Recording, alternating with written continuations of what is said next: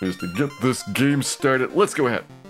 Jump back in to our Solo Thief no class change. Already in progress.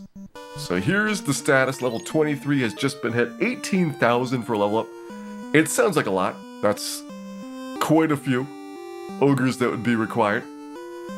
86 to be exact. But when you're in this part of the world, you're getting like 3 to 6 ogres per battle. And it doesn't take that long to do the fights. Yeah, we gotta skip the cobras and the scorpions, and we probably should skip the peds. They just run away too often at this point. But we can get a decent chunk of experience from all the trolls, bulls, and giants, and we should be much better at taking them down now that we've got 3 attacks per round. Avon Chaos, welcome into you. Hope you're having a wonderful day.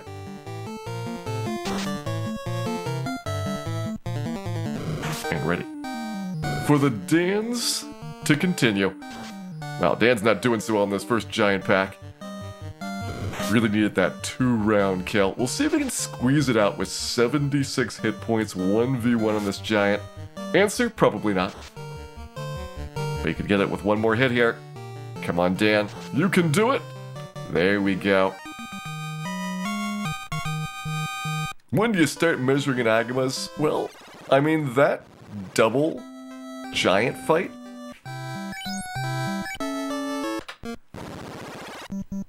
I mean, we're already talking about 3/4 of an Agama.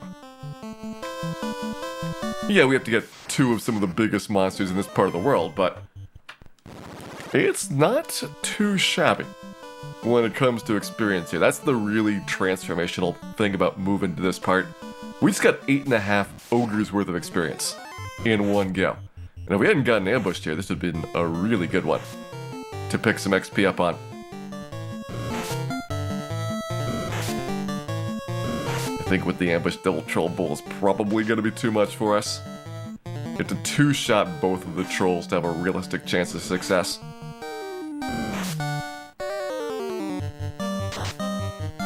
Didn't get the first one, missed the last hit of that triple. Alright, now he's down. But you can see we're starting this with less than 100 hit points for Troll Bull. That's pretty much out of it. So Dan's gonna need some serious dodges. Those were not serious dodges, Dan. That was standing right in place while the monster hit you about the face.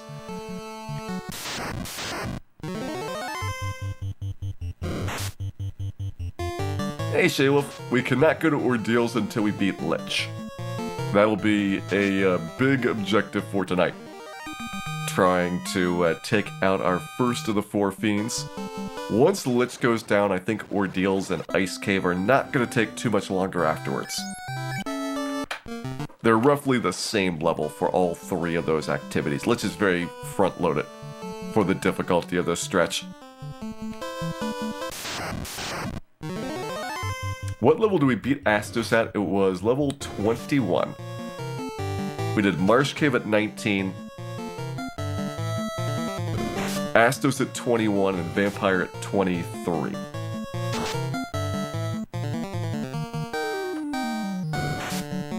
Yeah, Lich blocks the canoe. You cannot get the item from the old man until Lich is dead. Just like you can't get the rod until the vampire is dead. So they're very serialized at this part of the game. And this is the last bit where that's true. Once you get past Lich, the game opens up a bit. And you can choose between Ordeals, Ice, and Gurgu. So you got 3 different areas to get to. And if you pick the Ice Cave, then it opens up pretty much the entire rest of the game. What is with these ambushes? Ruining some really good fights. What sword is this? This is the Rune Sword. The Rune and Dragon are the only 2 swords worth talking about for the Thief. The Dragon does very slightly more base damage. The Rune has a better critical hit rate. And I picked the critical hits because those are really driving a lot of my damage at this point. Look at that, one-shotting a bull. I am so proud of you, Dan.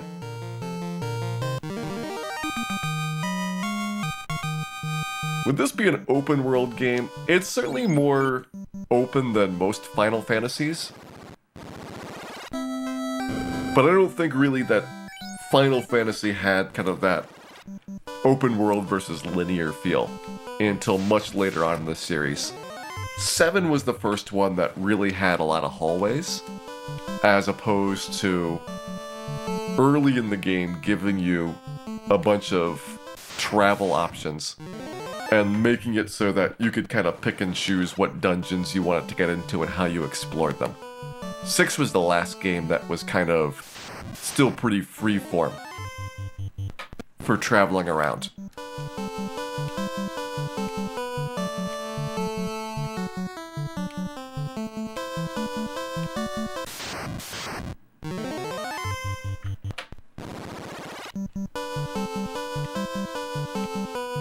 Yeah, 7, the Midgar section, like the first third of the game, being completely sequential, was a big difference.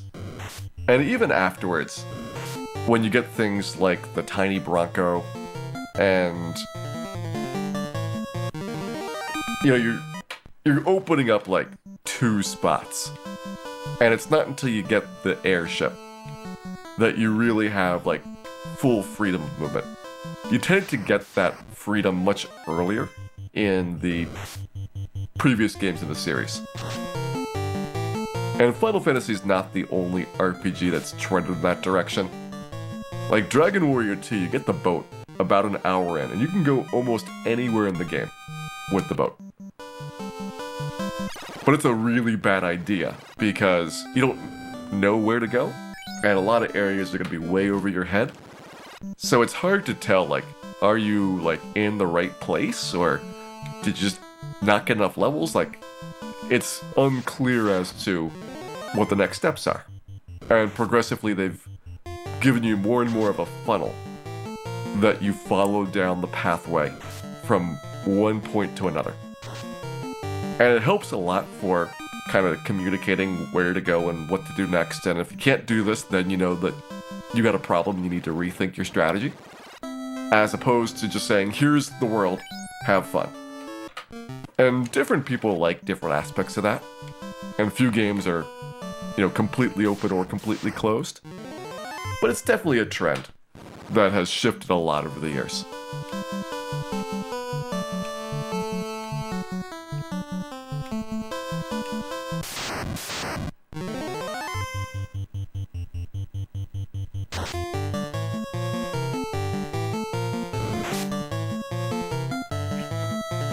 Yeah, I don't think we're gonna even bother with peds. They are too skittish. Stick to the trolls, bulls, and giants.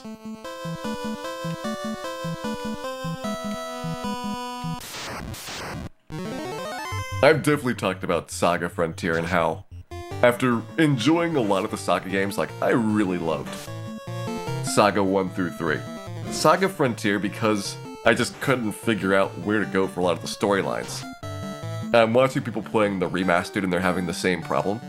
Like, they're fighting bosses and they're like, I'm getting destroyed on this boss. I don't even know if I should be here. And that's an example of, even though it's a much later game than the ones that we're talking about, communication of, like, what your objectives are and what the options are and where it's reasonable to go still is pretty important. I think Saga Frontier 1 and 2 really hurt the Saga series for me a lot because of that. I thought Romancing Saga, even though it's got its own issues, did a lot better of a job at kind of directing you at where you need it to be.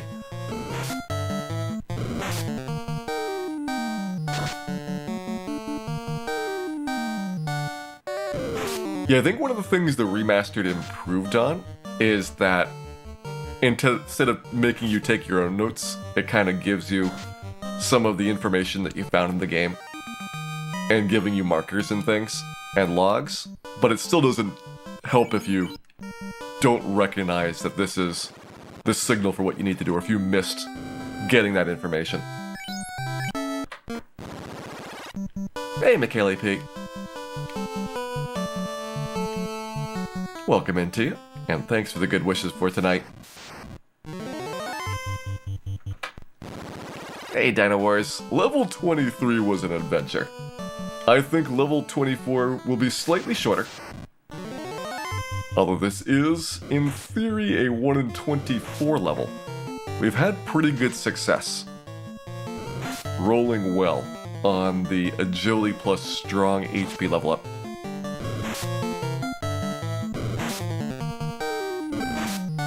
Why not Peninsula Power? Because the fights are much tougher there. And there's no easy way to recover. And you can see I'm still getting crushed pretty hard by some of these battles.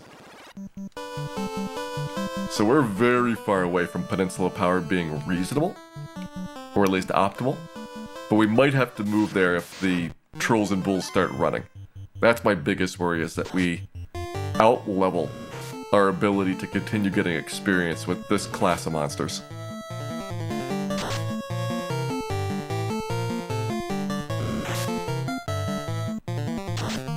Morrowind was really good at taking notes. Morrowind, I think the advantage there was that you didn't have to follow the quests if you didn't want to. It was possible to take the package you're given at the start of the game, put it down, never start the main quest at all, and still beat the game.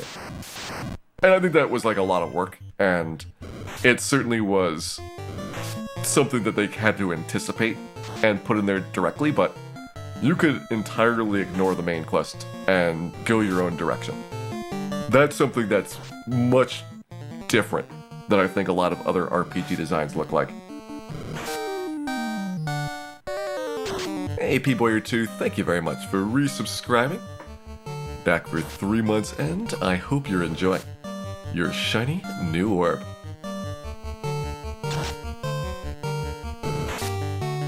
Ooh, that one did not go well for Dan. Needs a big hit here. Got it.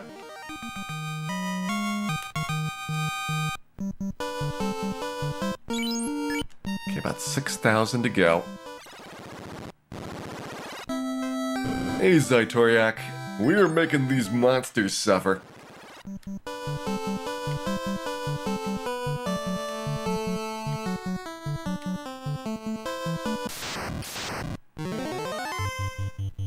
Taking out the giants, the trolls, the bulls.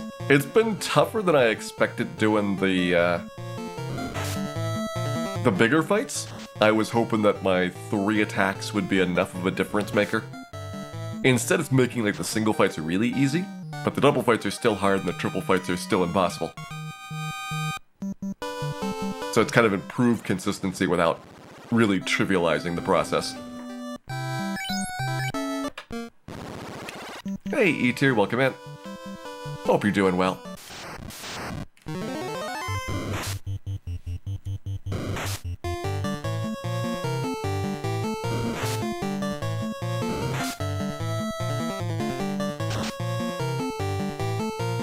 I think Morrowind kind of funnels you into the Chosen One path when you go to like the Neverrain quests. Up until that point when you're just kind of, you know, joining the guilds and interacting well with the factions.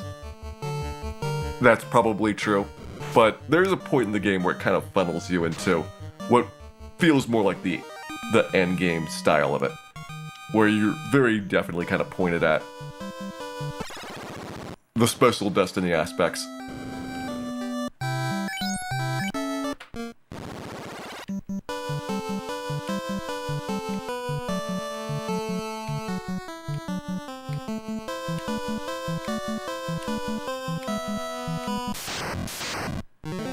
Hey, Writhing Virtue. Welcome in and thanks for the good wishes there. We'll see if your good wishes can weigh down these peds so they finally don't run away. Ooh, we got a ped. It's our first one in a while. They're starting to run like level 13, so 10 levels past that, and it's very tough to keep them in place long enough to kill them.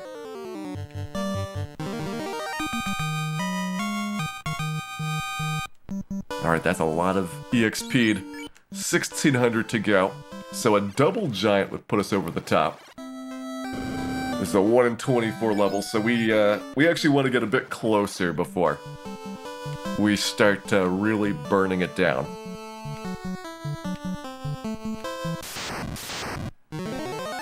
One giant's good.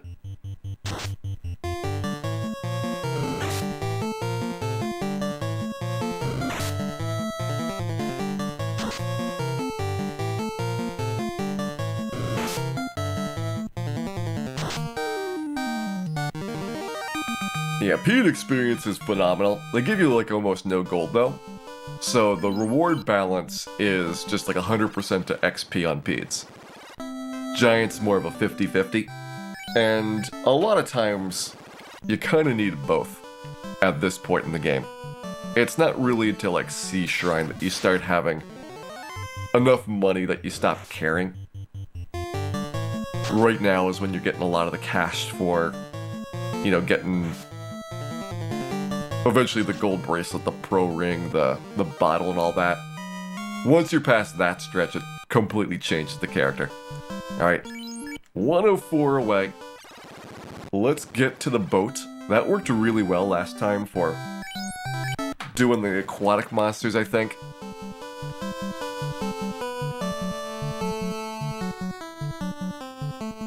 Hey, Conan 3. Welcome into you.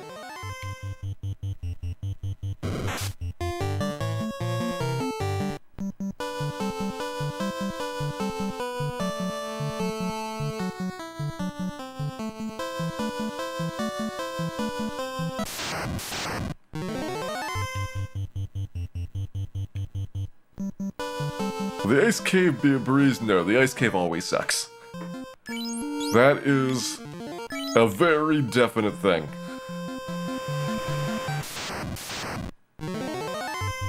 Alright, these are 30 apiece. We want to kill 3 if possible. Hey, Fury Fire. Welcome into you. Alright, got 1. Ran away.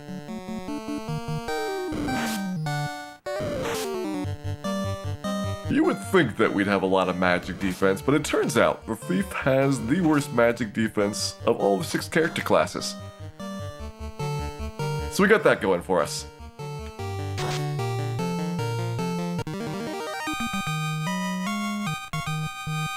Alright, 14 to go. Beautiful. Basically anything in here that we kill is enough XP.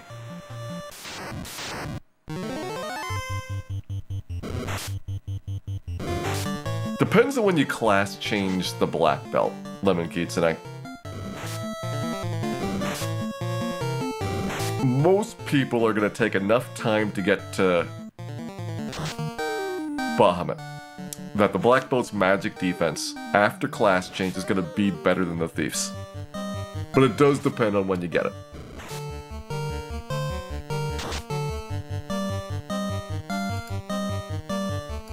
And let me go ahead and pose a question to you all. This is an agility point and a strong level up. So I'm wondering whether or not, and you'll need to get on this quickly, we get this before the 19-hour mark is passed. 1 in 24 being perfect, I'll probably take a -1A, which is a 1 in 12 chance of doing it. I think we've been pretty successful at getting these in less than 15 minutes. But you saw what happened at level 23. Things can happen that are challenging. So again, put your predictions in, and we will see what the outcome is going to be.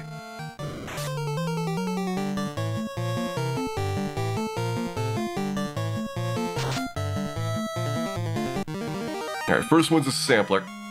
Just want to see what it looks like. It's a 425, no A. And planning-wise, I think 425 might be maximum. This should be 6 from the Vitality.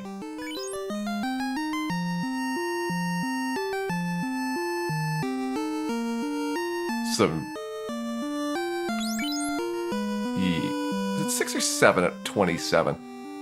Because you're going to get your 7th point of HP bonus then. think it might be 425A, what we're looking for.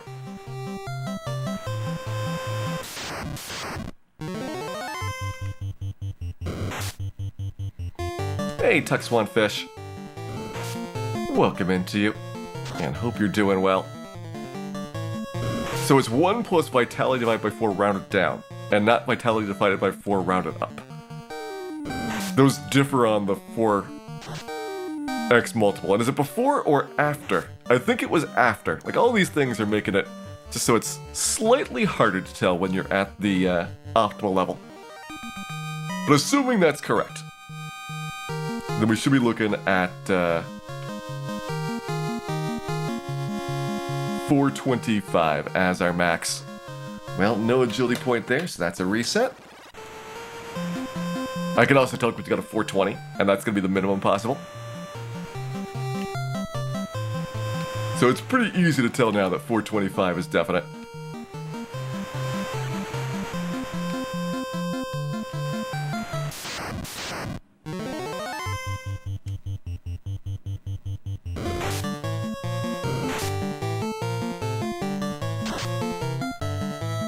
Last 10 to 15 points took 3 hours. I mean, it took us 2 hours for 1 point. It was outstanding yesterday. 425, no A.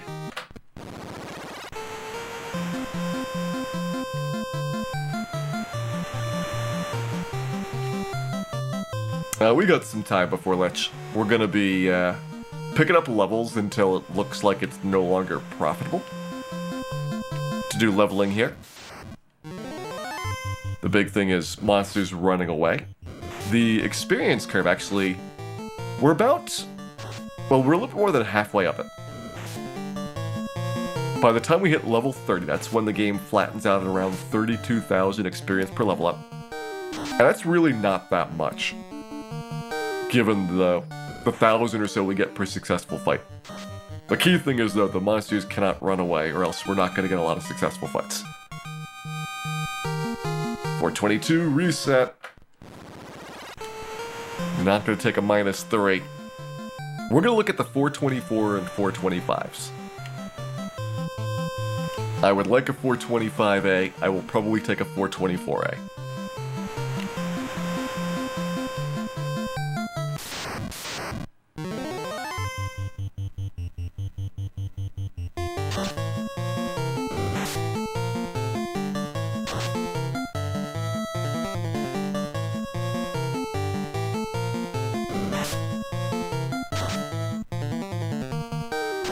Nice that Dan can now shrug off those gazes semi-reliably.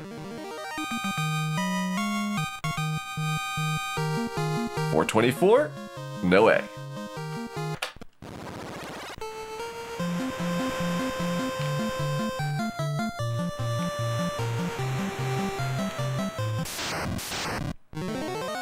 Basically, Mr. Holmes, we need to get 42 out of the 49 agility points.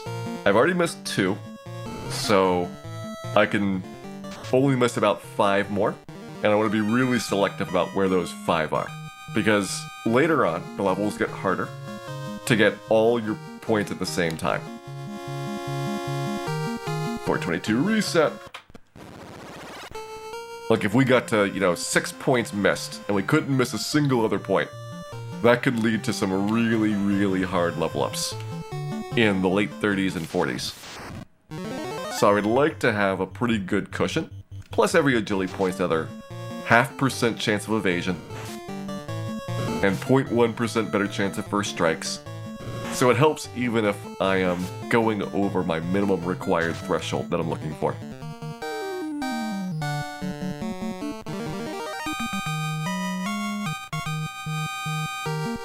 $424? No way. What happens at 42 out of 49 points? That gives me enough evasion that with my planned endgame armor, casting Ruse twice will be at maximum evasion.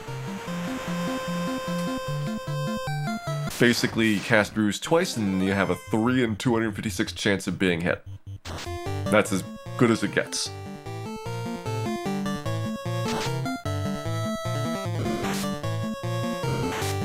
On the other characters where I didn't have that much agility, I have to use the defense sword 3 times. And so you're spending an extra round in battles.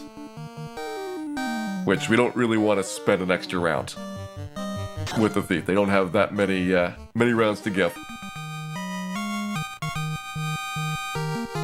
425. No way. Why are we doing the boat instead of the imps? The imps are going to run away too much now. I want fights that are very fast, and I can one-shot the things here. I need to kill one thing to get the level up. We got our level so close XP-wise, but even a tiny amount of experience is enough. But I need them to not run away.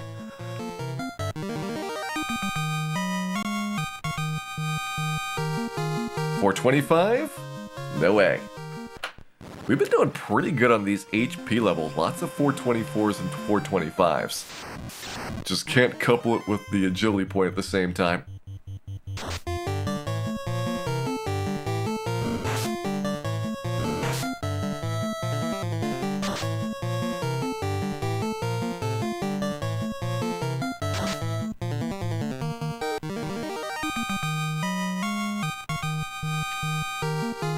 $421, no thank you.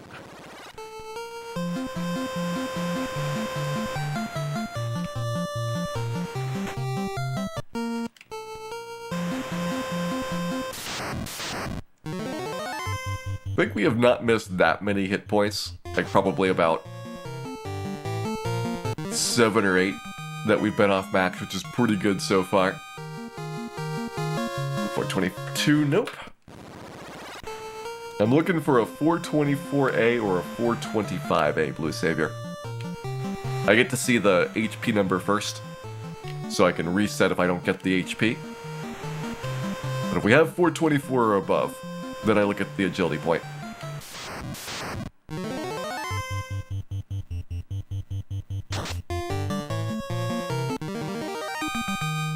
Hey, Kenny Star 76, welcome in. 421, nope.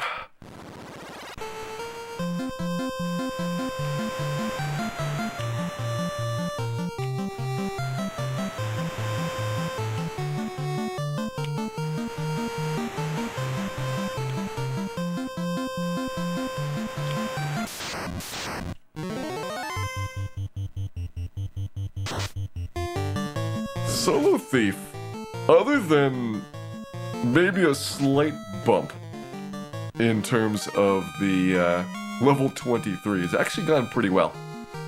420, nope. Yeah, 425 is possible to count, we've seen it. We've actually had a lot of 425s and a couple of 424s so far. We know exactly what the range is for the HP. So these aren't surprises for what the maximum is. It's just a question of how much we want to go after it.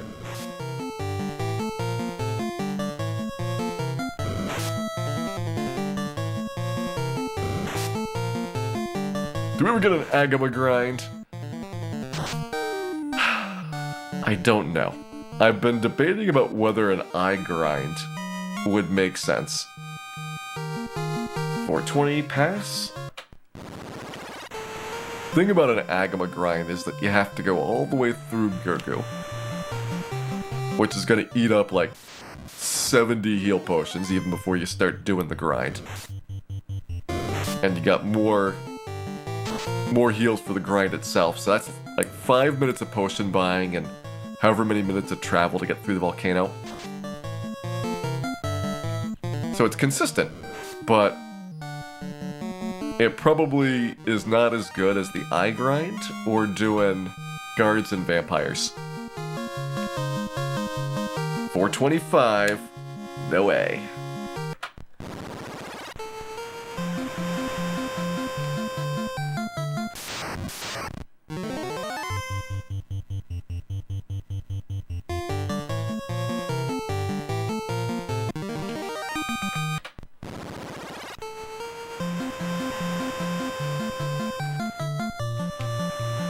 You can see the boat monsters pretty aggressively running at this point.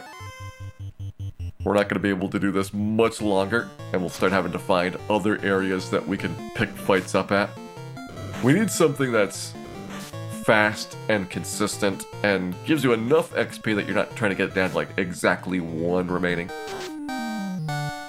So there's a balance that goes into figuring out how you actually spin these levels as quickly as possible.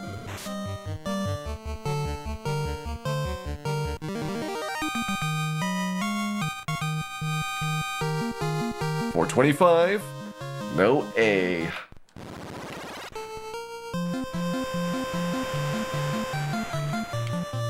I mean, if you're looking for a way to help you sleep in Zelda, I'm sorry to say that Solo Thief No Class Change may be the most exciting adventure on Twitch right now.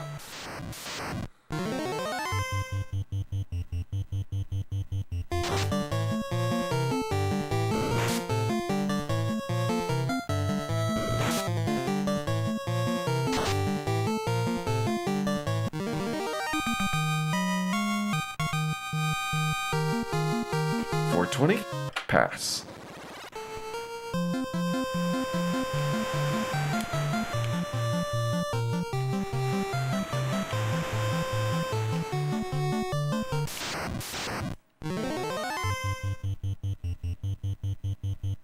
Yeah, if you end up class changing, the end of the game is very different.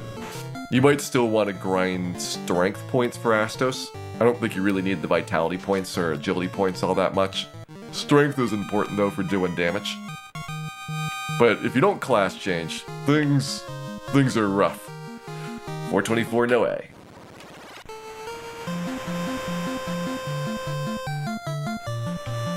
Hey NicoCat, glad you've been enjoying the show.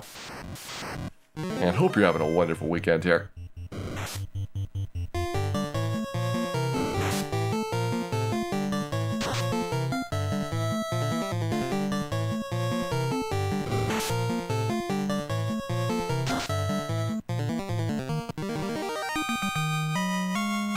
S&V guaranteed, yes.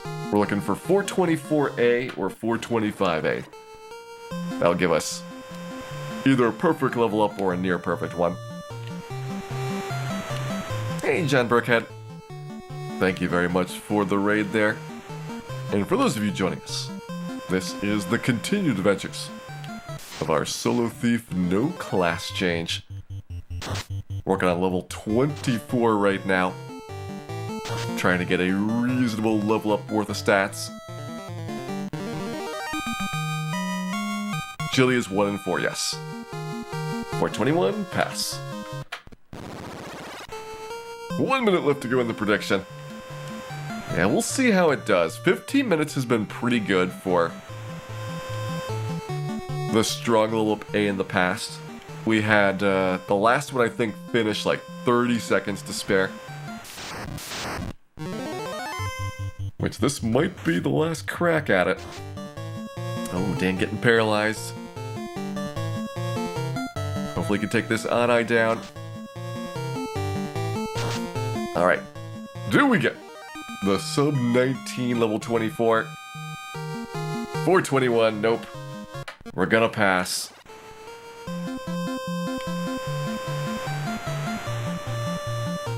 Oh well. Let's keep going, still looking for a 424A or a 425A. I don't think I'm willing to bend to a 423 or lower. Like, this should be reasonable enough for the probability that it's not going to take nearly as many hours as level 23 did.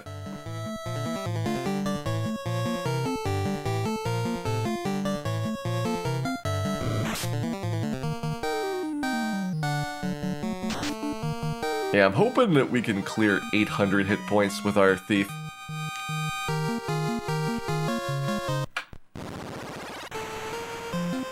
That's kind of my soft goal. I don't know if we're gonna beat it, but that's about where I'm looking to be at. And we aren't gonna get every single hit point, since that is tough to really kind of funnel that much into it when you also need the strength, vitality, agility points. But we're trying to get as much as we can.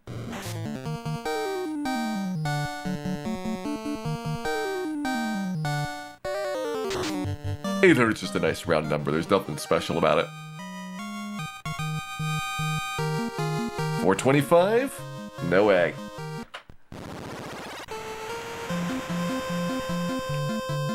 Once you're well past what the individual moves are going to look like, it's more about just having as much HP as you can. And that's why I'm willing to give up 1 or 2 hit points for agility. I'd rather have the slight chance of just outright dodging a physical attack over the very incremental improvement that 1 hit point is going to bring you.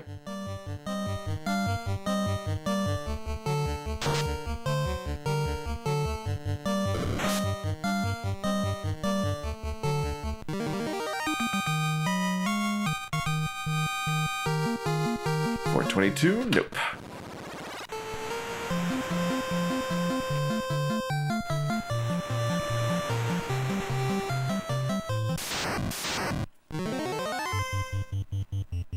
I have noticed that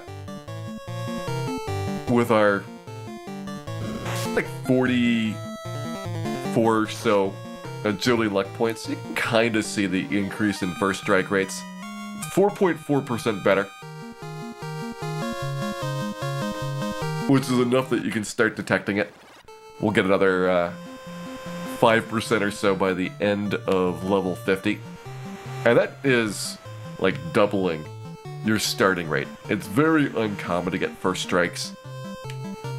So having that get shifted over to be significantly more likely is really nice in Temple of Fiends.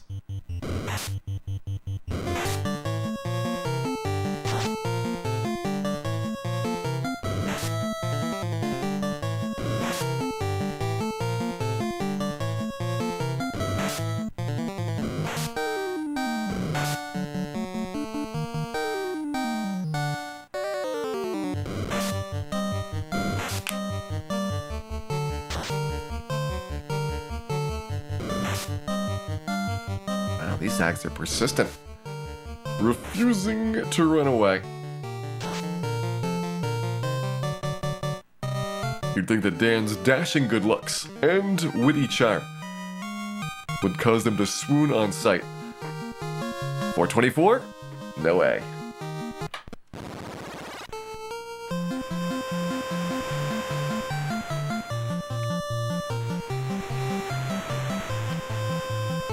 We'll basically have this pattern for a little bit, where we have an agility point plus a strong level up.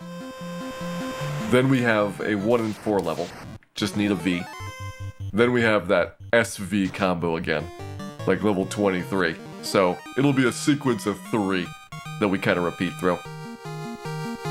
423 I'm gonna pass.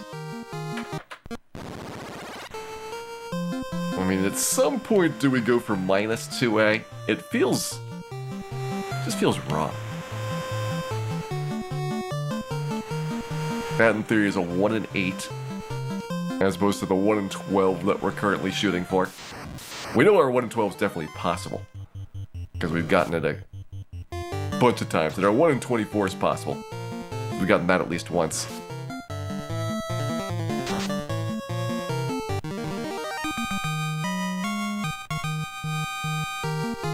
.425? And the A. There we go. Level 24 is done. We got the maximum possible level up there. A perfect level 24 complete, and we're gonna start working on level 25.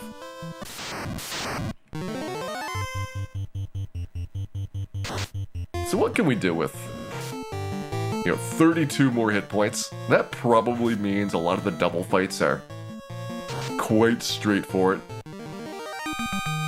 You can take an extra hit versus a troll or giant or bull to make those be less stressful 1v1s. 25 is going to be less significant. We'll have, I think, just 9 hit points gained, but every bit helps. And of course, there's strength going up. 3 attacks per round means that, on average, a strength point is worth 4.5 additional damage. And I guess the critical hit rate being like maybe a quarter or so, you could probably throw another point or two on top of that. Ooh, Dan in critical territory. Good thing. He is taking out these trolls, no problem. When we're taking a shot at Lich, I'm planning to do it once I start seeing trolls and bulls run away. Because that's when it's going to get really tough to do these levels. Up until then, it's not really that much more challenging. Like, this time we need 20k experience. So we're looking at, 3 or 4 more fights than we had last time. But it's not a huge difference for, the total number of successful battles we need. And the worst case is going to be 32,000. That's the final amount of experience you need, from level 30 all the way to level 50. 32k, plus or minus a couple hundred. So we're at not that far away from the maximum experience a level up takes.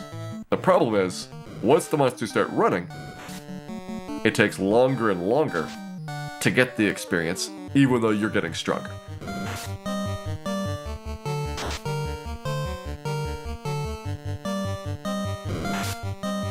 Yeah, you can't get the canoe until Lich. Otherwise, we'd definitely be getting the Zeus Gauntlet and making really quick work of a lot of the battles.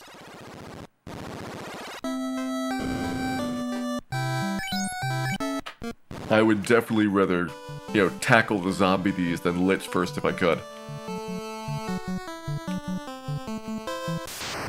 Yeah, Peds run away very early. They actually start running around level 13 or 14. Another double troll bull ambush. We have not been successful on this battle, and I'm gonna say that's probably not worth paying much attention to. We have a neutral start. I'd feel better about those.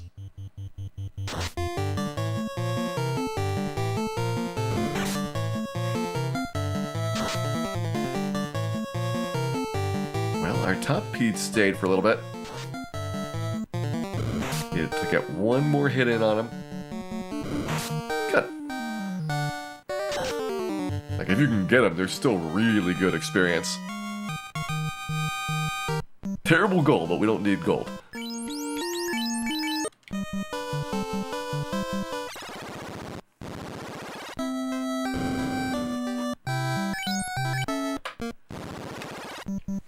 Yeah, I had the same problem with the Ogre's Kenny Star. Like, we got up to level 19, we did the Marsh Cave, and the Ogres are already running a little bit. But they're getting finickier and finickier, and so what I had to do was break out the Melmon Peninsula of Power. Which, super awkward to use, but it got me Grogers and Hyenas. And I was able to use that to get to level 21.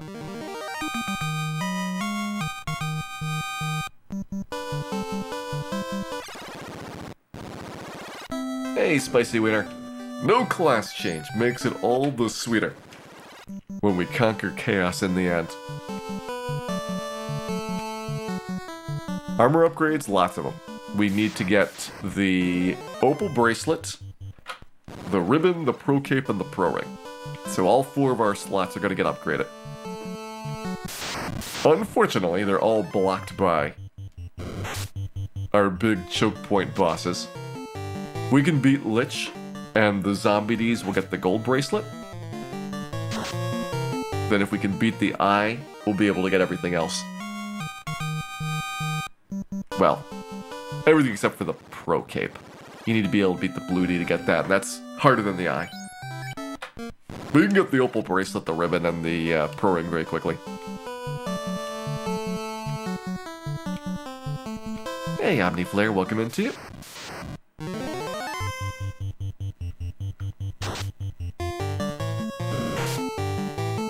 Difference between the Dragon Sword and the Rune Sword is the Dragon Sword has 1 better attack power, and the Rune Sword has about 4% better critical hit rate.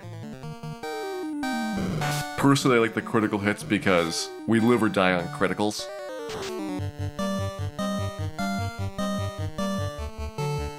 And I'd rather just go for the big swings and hope that we get, high rolls and things. Melmon Peninsula Power is a single square by Astos' castle. It's off to the southwest a bit, which, like the real Peninsula Power, has encounters from a more difficult zone. And what you get is the area that's around the south of Melmon, down around to the entrance of the Earth Cave. There's a lot of shadows and ghouls and geists that you don't want to fight. But it also has the Groger Ogre battle, and the Ogre Hyena battle, and the Tiger fight. We actually got surprisingly good at Tigers, but they're not my favorite. Hyenas are the best, but they're also pretty uncommon.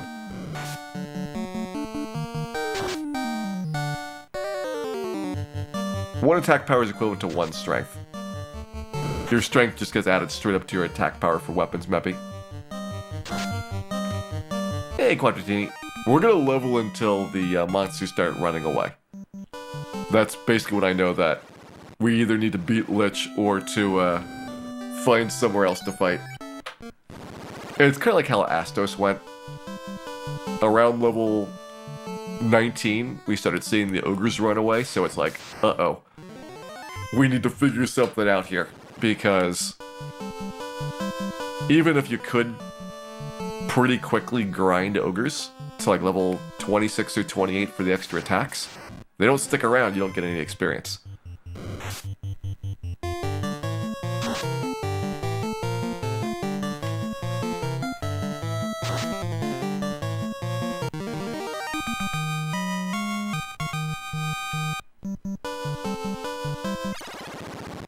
Hey, Catalina Wine Mixer. Welcome into you.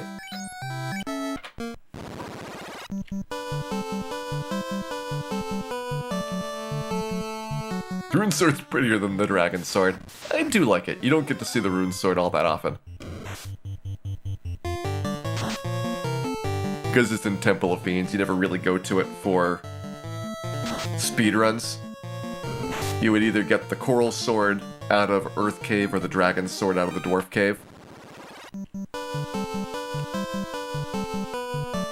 Well, I think for some reason we tended to get the Coral Sword more often. I guess because the Dragon Sword gets sold before you get to the Earth Cave, and then you need to pick up another weapon to use as your backup, because you want to get the silver swords for the fighters, if possible, or long swords if not.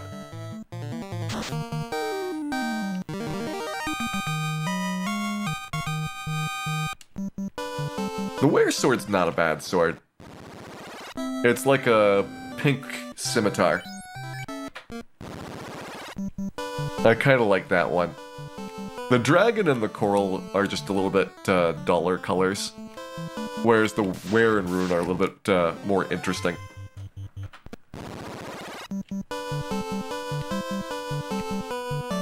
Hey Fred, welcome in. We in fact have arrived at our destination, which is called Grind Central.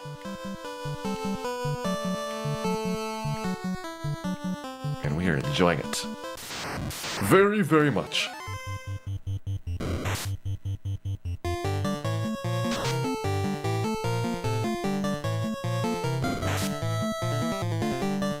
Do any of the attributes work on weapons in the base game? No. Everything is broken for weapon damage. It's fixed in the randomizer and in the remakes, but the amount is very small. So you're talking about, I think, like a 10% bonus, and that's hard to really notice unless you're at the threshold of damage-breaking monsters. So other than the Excalibur, which gets like a bonus to every single monster that has a weakness, it's not really worth the upgrade time for things. Like the Ice Sword is going to be still like strictly better than the Flame Sword. The Flame Sword is going to still be strictly better than the Giant Sword. Like the difference in damage does not outweigh the base stats of the weapons.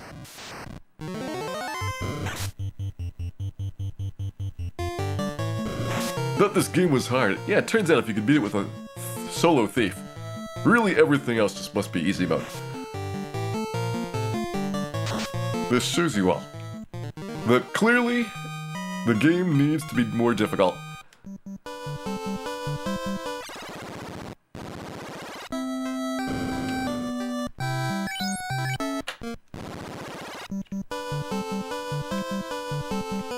Is the end game going to take as long as the early mid game? It's going to be different.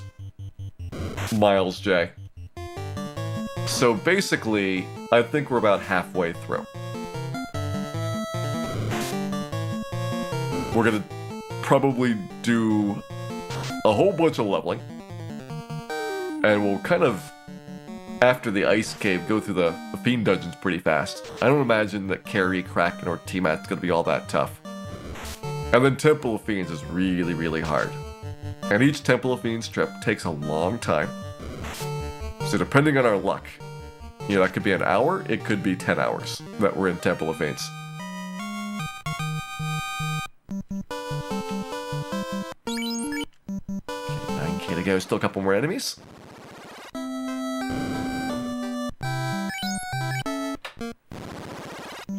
Hey, Empty Eye. 3 hits per round was our prize for getting that level 23 done last night. We spent a while working on level 23. We'll hopefully spend less time here working on level 25. Let me see if I can get another prediction up for this one. Got a bit of time before level 25 starts. But this is going to be one that is just a vitality point. There's no strong level up. There's only one stat point up, so in theory, level 25 is going to be a 1 in 4.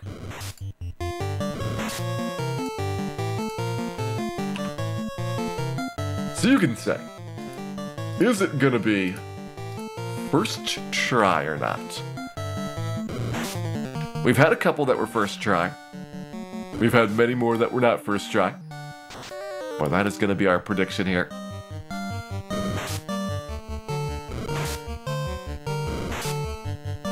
Okay, looking a little bit rough. We're still really hurting from the ambushes we're getting on these.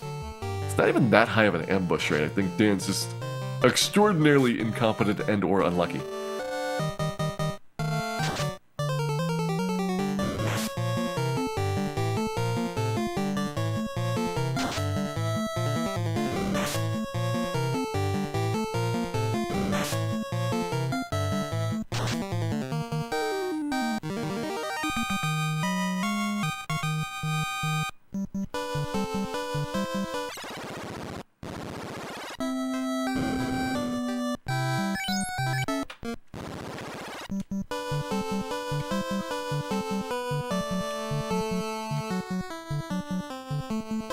At some point, we're due for some more first tries, given our difficulties on a couple level ups.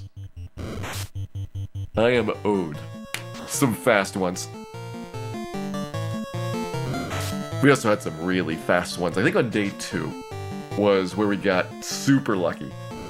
That's how we got 9 level ups done in one day. We just kind of blazed through it.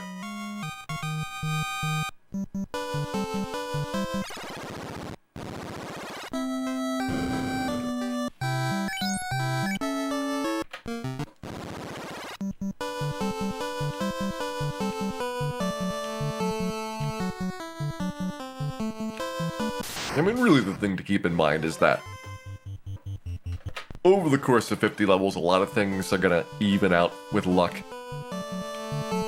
It's not gonna be as true for the boss fights.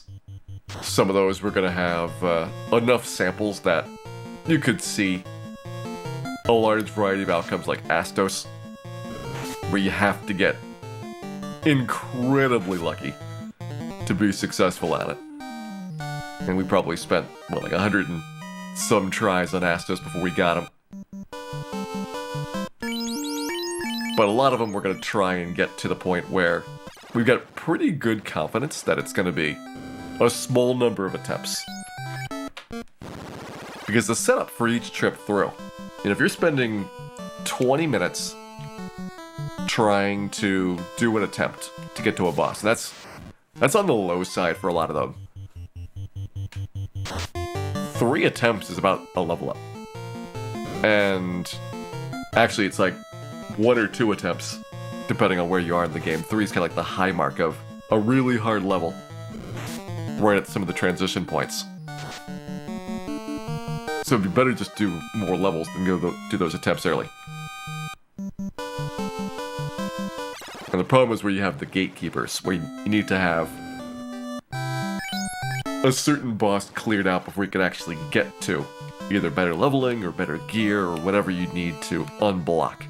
So our last gatekeeper is the Ice Cave. That stretch of 3 bosses coming up is going to unblock us extremely well. Got lucky with the Astos in 10 times. Yeah, the last Astos session, we did him at level 21. We got the really good one.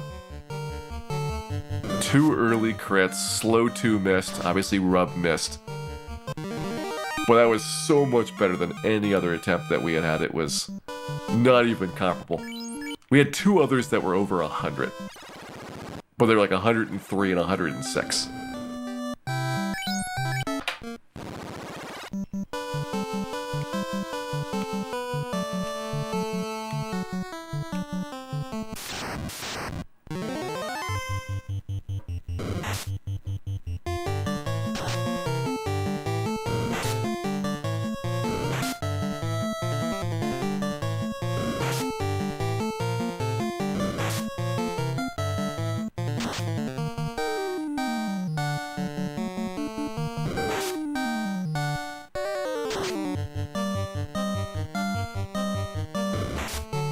Second Pete sticking around. I don't know if we can actually take 2 Pete's worth of experience.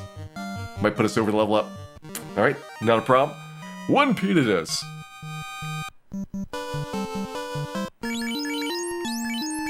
Okay, we could have taken the second Pete. 1436 to go. Fastest solo is the fighter.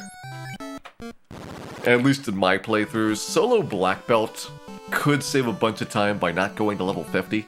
I think the fighter also doesn't have to go to level 50, but the fighter's just so much faster in the early game that if you can shave off levels at the end, the fighter is probably not going to lose that much. Because the last 5 levels for the fighter is slower than the last 5 levels for the black belt. The black belt gets to the point where they just one-shot everything. You punch it and it explodes. Lazyland777, thank you very much. Coming back for 39 months. Thought we would never get to this run. I've been talking about this for a couple years. Solo Thief has always been someday. And we have made that day now.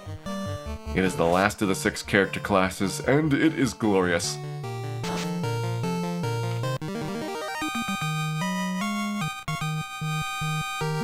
Alright, first crack at it. We got the S, of course. The A, of course. We got the I, and I think the I is guaranteed. Do we have the V? First try, full Savile. There you go. If you said yes, you are getting some big points.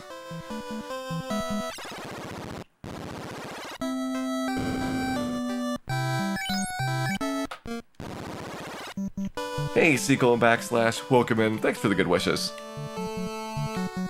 We just got a huge level up right there. First try, level 25. Yeah, it was only a 1 in 4. But I'm still happy with it. So next level, that's the hard one. Next level is the 1 in 16. And last night, this same level up was what took us 2 hours. So we know it is not easy for these 1 in 16s. Kenny Star 76. What is going on with you here? 100 gift subs, Kenny Star. Thank you very much for that. It is very appreciated, and I think people are getting overwhelmed. but I'm very glad that you've been enjoying these shows. And I hope you enjoy many more for the future to come.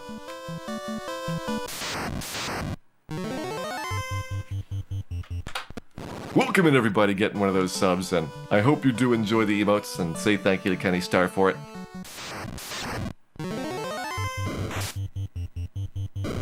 Soulshade84, thank you as well for gifting out a bunch of gift subs there. I mean, at this point, if you don't have a subscription, really, how are you dodging all of these? It seems physically impossible.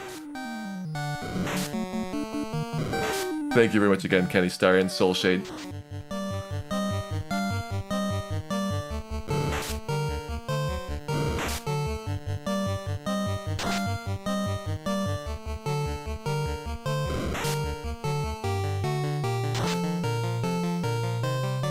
We will hopefully have many good level ups in the future. Cooper, thank you as well for resubscribing. Coming back for 2 months. Hope you're having a wonderful day and enjoy our solo thief adventures. I gotta admit, I wasn't sure how this was gonna be in terms of enjoyment when I first started it.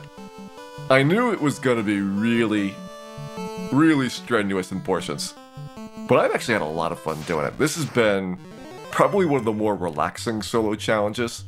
Just knowing that there is so much that you have to get perfect means that I don't have to think as much about, am I willing to accept compromises? It's like, no compromises.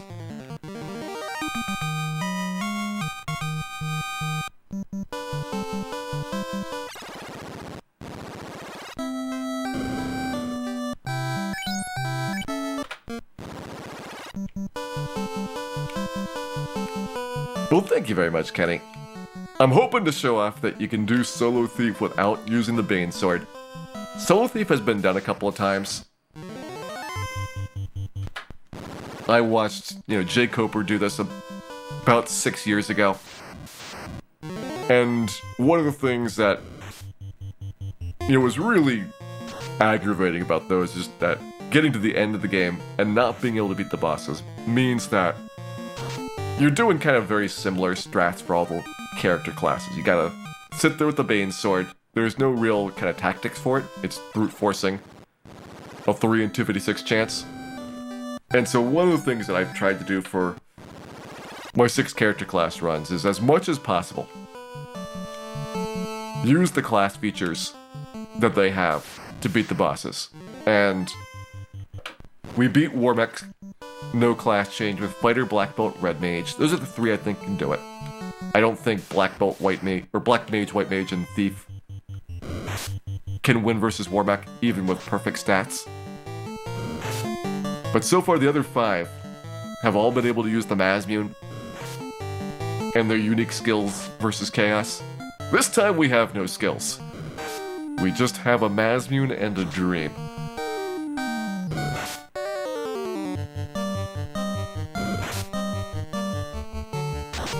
The Thief has several class features, such as Failure and Incompetence. Also Cowardice. It also has an uncanny ability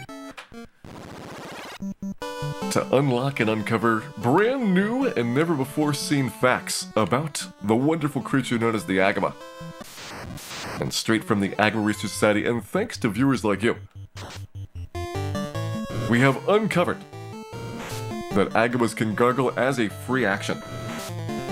Yet more strange and definitely true information that you need in your lives.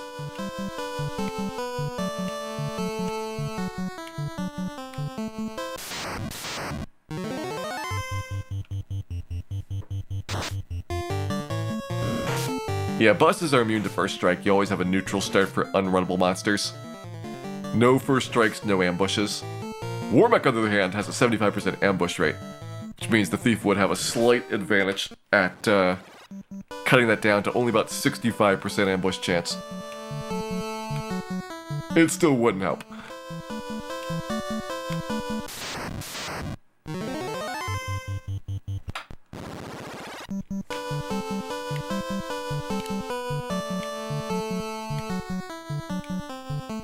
How many agamas is a peed? A peed's about a half agama.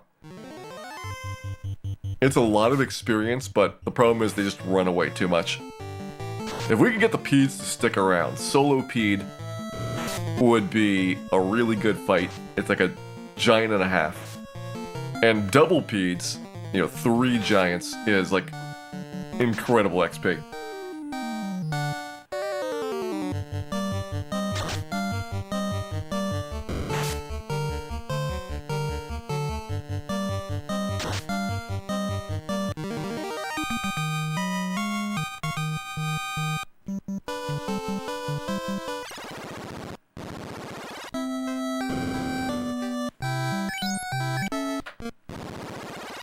Other experience-heavy monsters, it depends a lot on what tactics you have available to you. Like, the reason people go after Zombles at Peninsula Power is that Zombles give you really good experience. And they're weak to fire and they're weak to harm. So you have access to pretty early game abilities that are going to do a lot of damage to them. You can also go with bulk. So things like the Whiz Mummy fights, or the Sea Shrine Pile of Pain. Individually, they're like a third to a half of an agama, but they show up in such large quantities and so consistently that those become fights that the Whiz Mummies are worth, you know, on average about an agama and 3/4, Sea Shrine Pile of Pain over 3 agamas, that you can get some really good value out of them.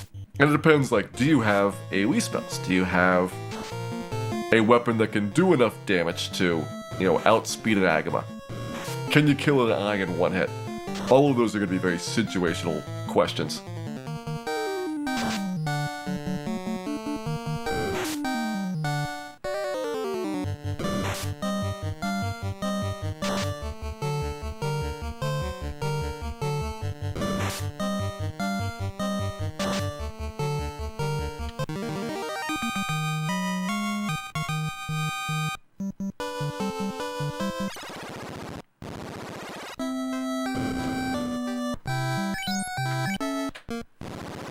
Our agama is only a thing in Final Fantasy NES. There are other Final Fantasies that do contain agamas. I've been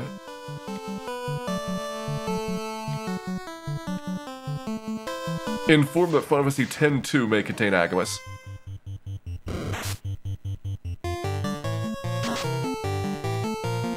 And I thought Final Fantasy IX had them as well, but people seem to dispute that.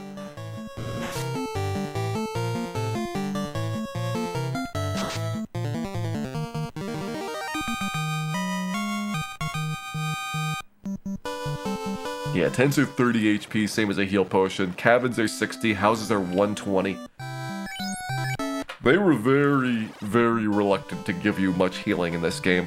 Something that very much contributes to making Temple of Fiends a horrible place. If you could at some point get even just high potions, 100 HP recovery, they still probably wouldn't do that much in battle. Be a bit nicer. That's about what a Cure 3 does. But you could carry so much more healing with you that you wouldn't run out of supplies trying to get through Temple of Fiends.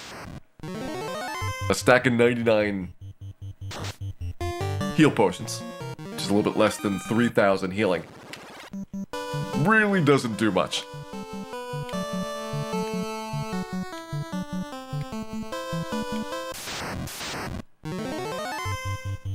Hey, Risen Flow. Dan is currently level 25. We're working on level 26 here.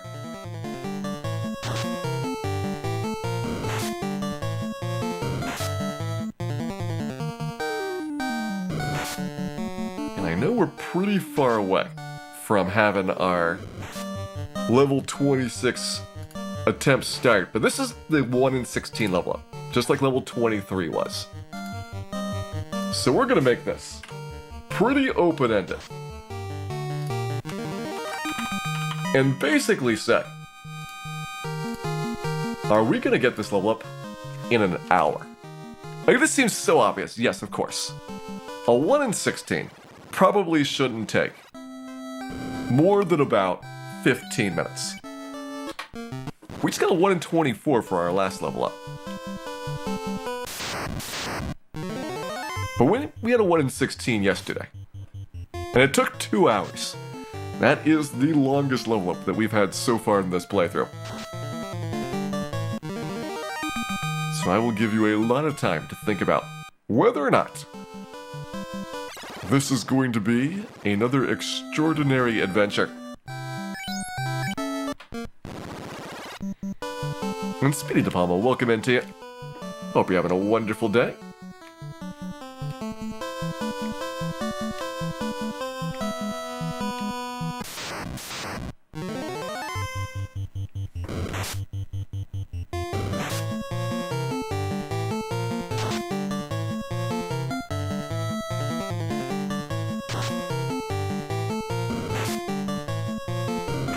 What level is needed for Lich? We're not going to worry about need. We're basically going until the monsters here start running away. Because at that point it becomes impractical to push the level up much higher. Once we start seeing trolls run away, for example, or giants, it gets really tough to get more than 1 or 2 more levels at that stage of the game. And we better hope that when that happens, Lich is easy enough that we are not going to get brick-walled by him. It's something I do worry about. Lich has got a lot more toughness than the vampire did. And so I'm pretty concerned at when the thief really hits the ceiling on Crescent Lake grinding. Are we going to be ready for that fight? Okay, under 10k to go.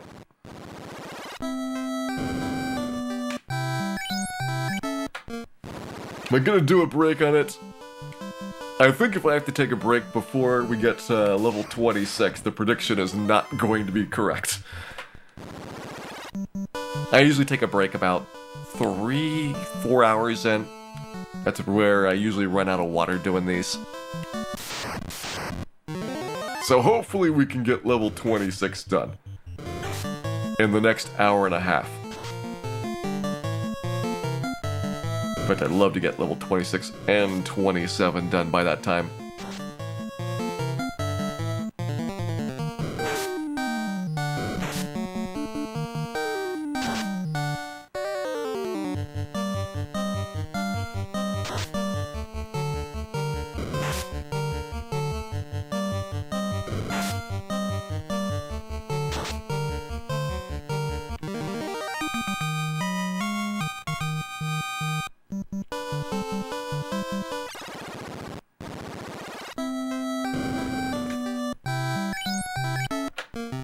Can I say how pleased I am that everybody has been infected by seeing that the dead thieves look like snails?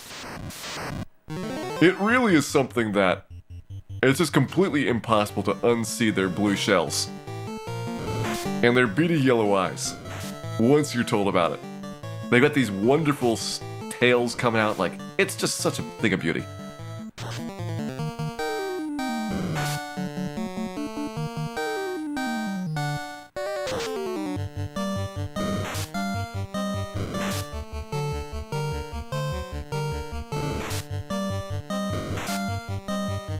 Alright, we're doing really good up until then. The bull does less damage than the troll,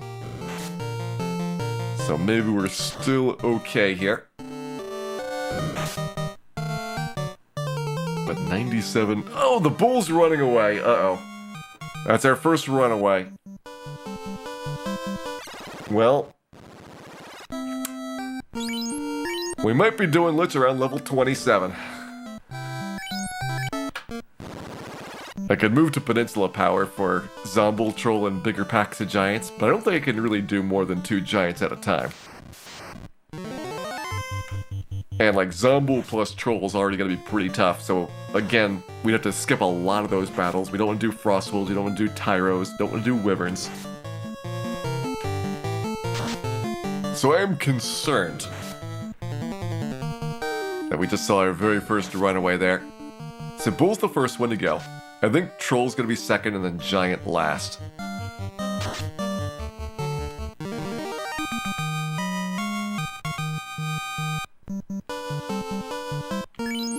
Okay, 5,000 left. We got a pretty far way into this level. Bulls are not that common here.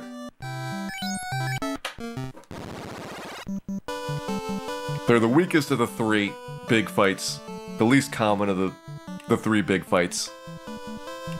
So I'll get really panicked when Trolls run. That'll be the very uh-oh moment.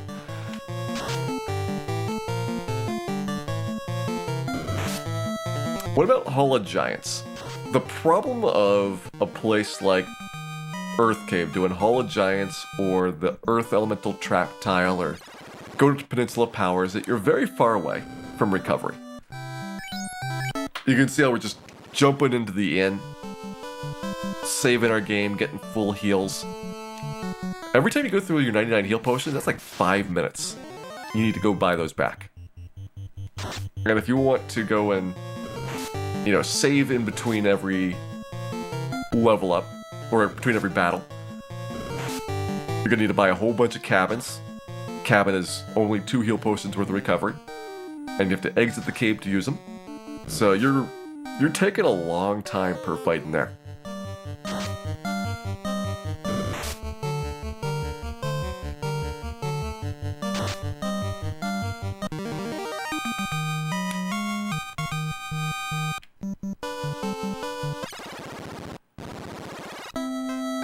In some of the past ones, we've tried Hall of Giants and we've tried Earth Elementals.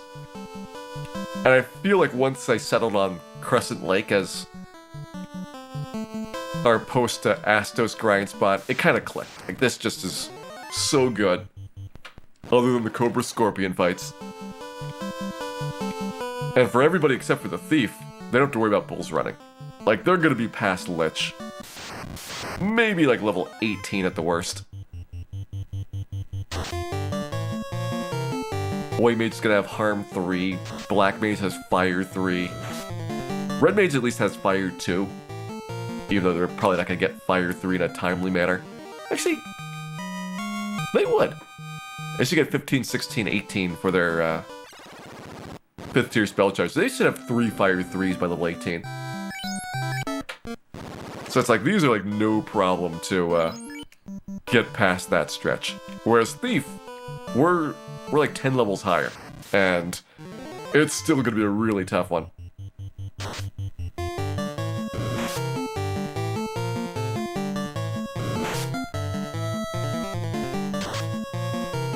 The good news, Dalphin, is that we don't have to worry about party members dying with solo playthroughs.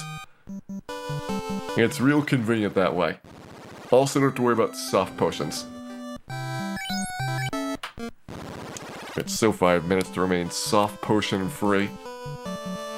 Last time I did solo Red Mage, I accidentally grabbed a soft potion in Cardi, and I felt so bad about it.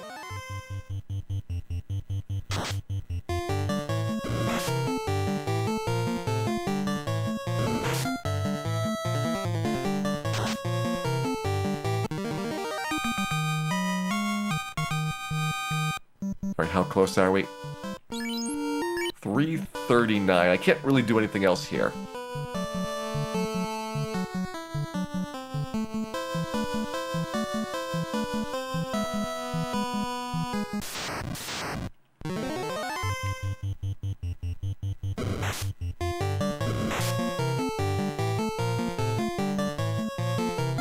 Probably would have been slightly better if you gotten a giant rather than a troll. That's hard to get that picky. Like the 164 Bull Scorpion encounter. Which means we're at 128 battles so far today. That's a very rare encounter. The first time you see it is 128 battles after power on. So I know exactly where we are in the encounter cycle once I get that to pop up. Okay, I'm 339. We can take a bunch of fights and try and make this get closer and closer to our XP target here.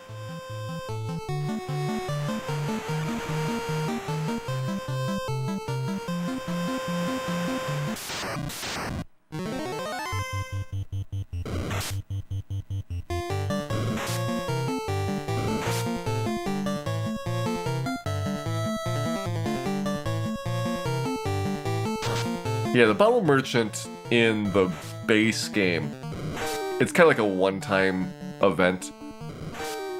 So once you've cleared the event, then you don't have anything else to do there. In the remakes, they actually put a second shop behind him. So once you buy the bottle, it turns into a different vendor starting in GBA that sells you these items called tonics. And they're basically one battle buffs. Like you can buff your maximum HP or your maximum MP or your strength, or get an effect that's pretty similar to casting certain buff spells.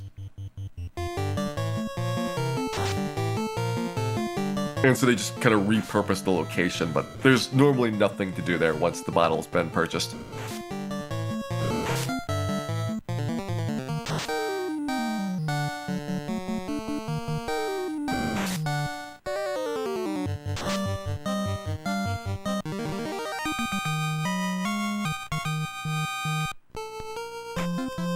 Okay, 189, getting closer. So we need to kill a little bit more than 6 Sahags. And we're using this stretch because we're able to get some kills in pretty reliably. So rather than taking a long time trying to get a troll or a giant or a bull, we'll very quickly, almost every battle, get just a little bit of experience. Alright, here we go, first try, no S.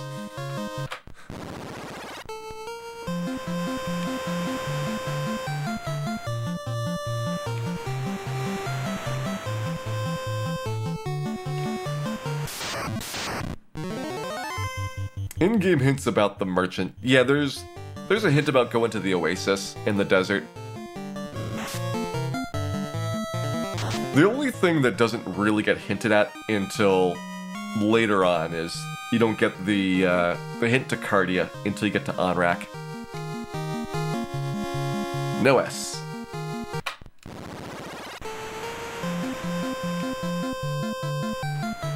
Level 26 for Lich, okay. Well, this is level 26 for us. I'm probably gonna go further because we're still fighting trolls and giants pretty reliably. I don't see a reason that we have to go right away to Lich here.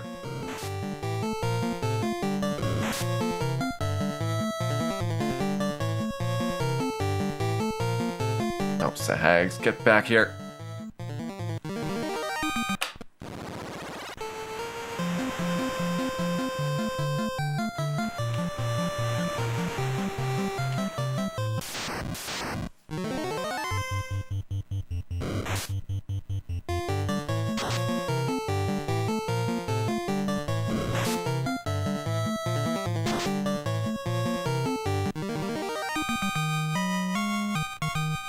Next try.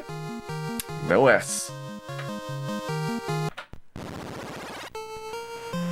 We did level 23. We got a lot of sals and a lot of sales. But it took a long time to get the Savile. We got the S, the A, and a Sal. First S, unsuccessful.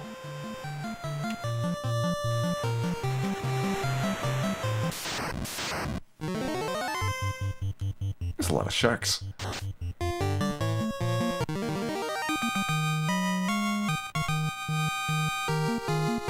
No S.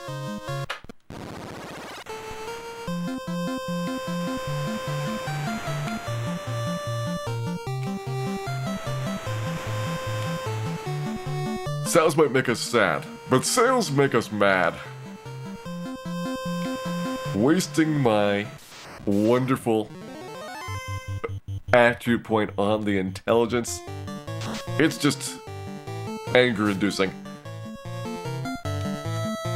A and L are guaranteed. So we're looking for SAVL.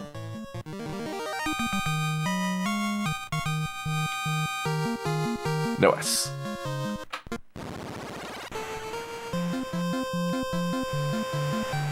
Hey, Kyle Lady, welcome in.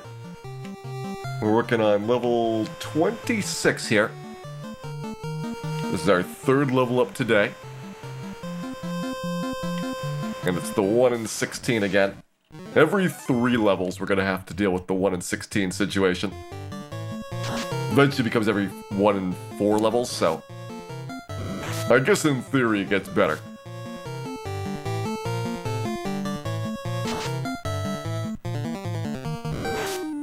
Hey, Clear Mind, welcome in. We will have more Solo Thief for a while. I'm not streaming on Tuesday, but I imagine that Wednesday, Saturday, and Sunday coming up are all going to be Solo Thief. Nice, 24. That is 1 Sahag to go. So anything that we fight here on the sea will give us more than 24 experience. 30 being the minimum that you can get.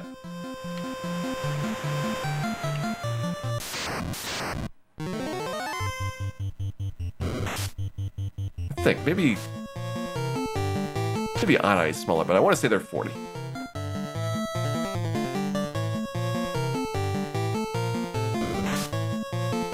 Can only see the ice cream cone going south. Yeah, the boat's another thing where I feel a lot of people's visual perception has been ruined by being told about these observations. Ooh, we got the S. A.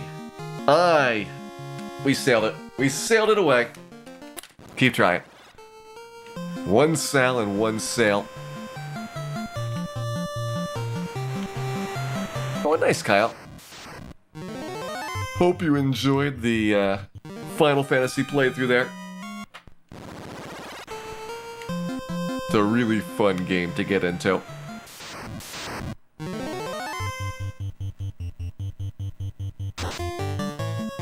We also had Spoonie drop by yesterday. She's been doing a whole lot of Final Fantasy IV recently.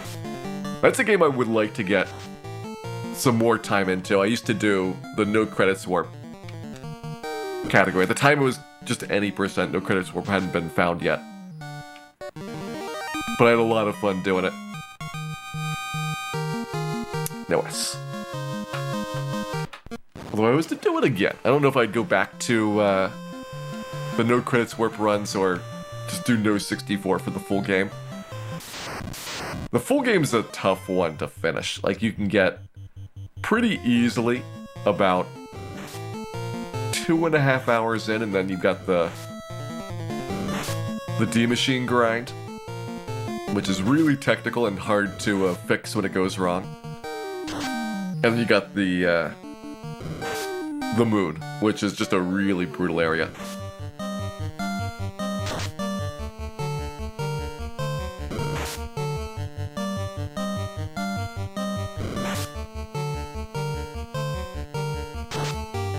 One of the nice things about no credits warp is that you're stopping early enough before a lot of the super complicated things are required. No S. Why are we resetting? We're trying to min-max our level ups. And there are 2 particular stats that we want to have increased here. Strength and Vitality. Both are a 1 in 4 chance. So in theory it's a 1 in 16 chance to get the level up that we want. In practice, it turns out that it's actually worse odds than that, because the game's random number generator is not really even in terms of the result outcomes. So I can tell right away, since strength is the first stat, did I get the strength point? And if there's no S, then we reset. If we get it, then we get to see if the vitality point is there. So far, our 2 strength points have not been successful at getting vitality.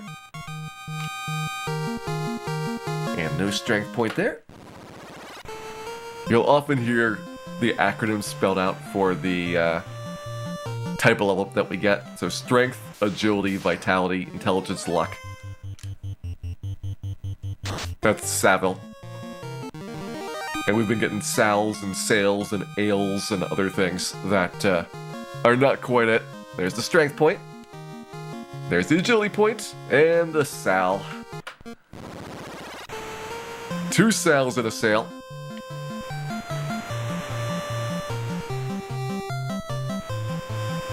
Yeah, technically intelligence is third, but I put it fourth because it's not very good.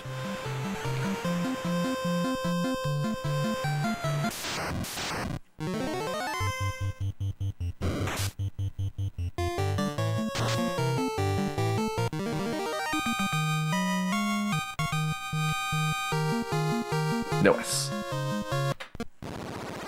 Is the original assembly code documented online anywhere? Yes. There is a disassembly that was done by Dish, D-I-S-C-H. And that is the resource that you'll see most commonly referenced for an annotated look at the assembly code for the game. It doesn't have every single part of the ROM file fully documented, but it's got very large chunks.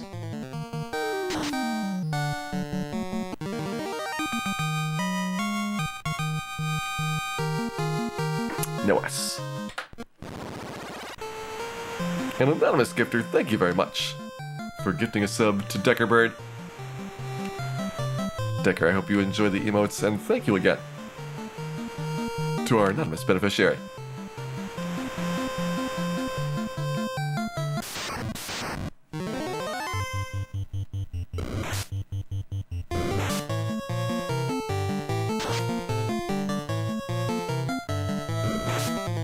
Yeah, it turns out, because of the way the random number generator works, is that combinations that are at fixed offsets from each other, so something like S and V being separated by, 2 stat point gains, are going to be wildly off what the expected probability is.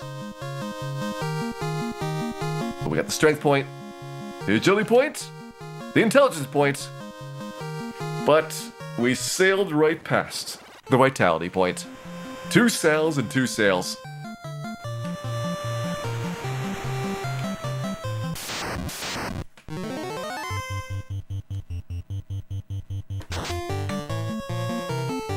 I think last night, for a similar level up, we got to something like 10 sals and 6 sales before we got the Savile. It was pretty brutal. And I'm worried that we're gonna get similar results here. So we either have to get really lucky, or hope that conditions have changed slightly. No S.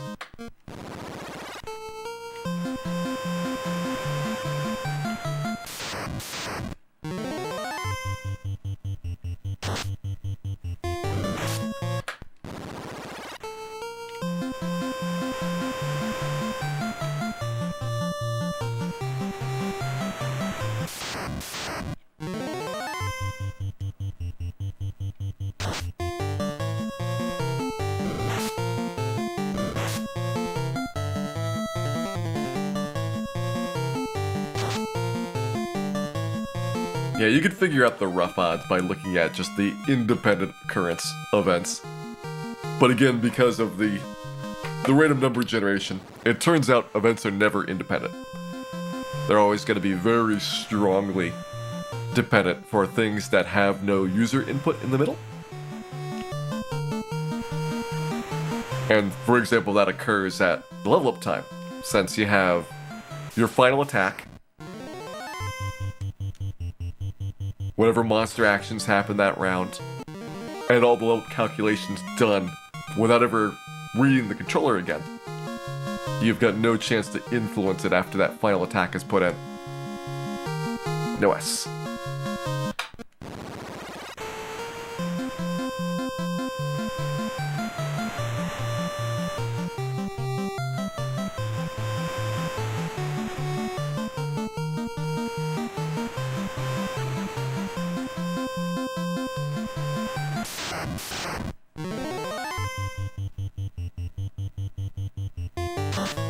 My eye ran away.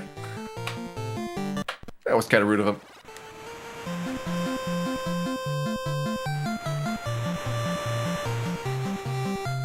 Do we do the character dances? So, doing things like buffering in the commands really is just a way to get a fixed amount of delay.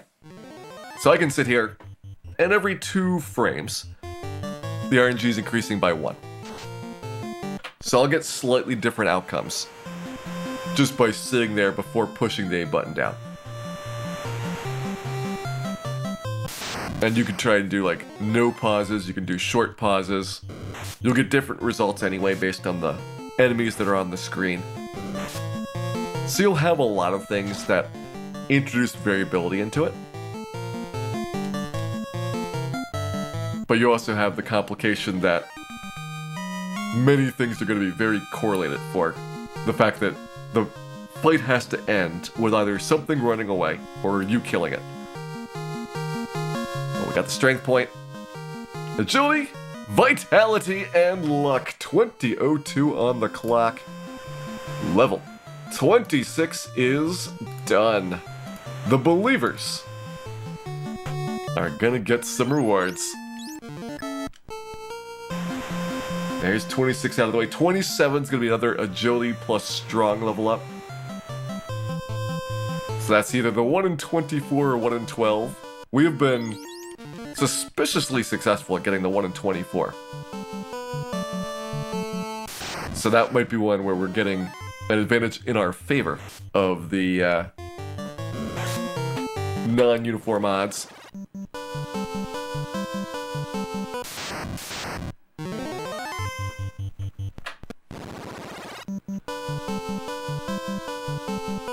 Hey there, straight out of Melmont.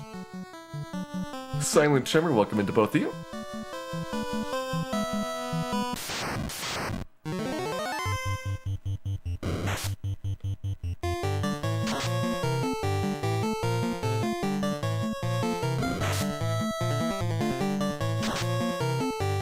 Empty Eye, if you're not excited for an agility point, really what stirs your cold heart?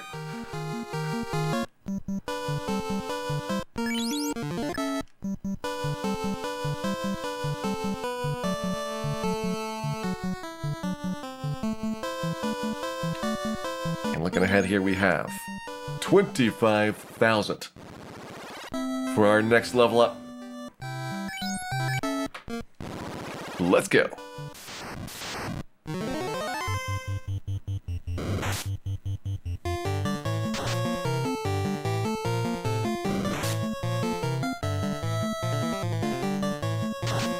Hey, Scientist Sag. It's going pretty good. We've gotten 4 level ups today.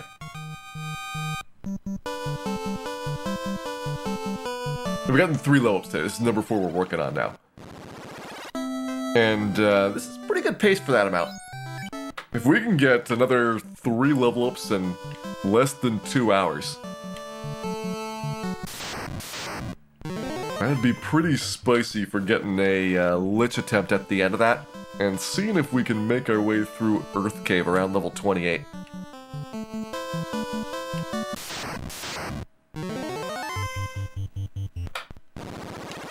I know 27's nice with the extra HP that we're going to get from the strong level up.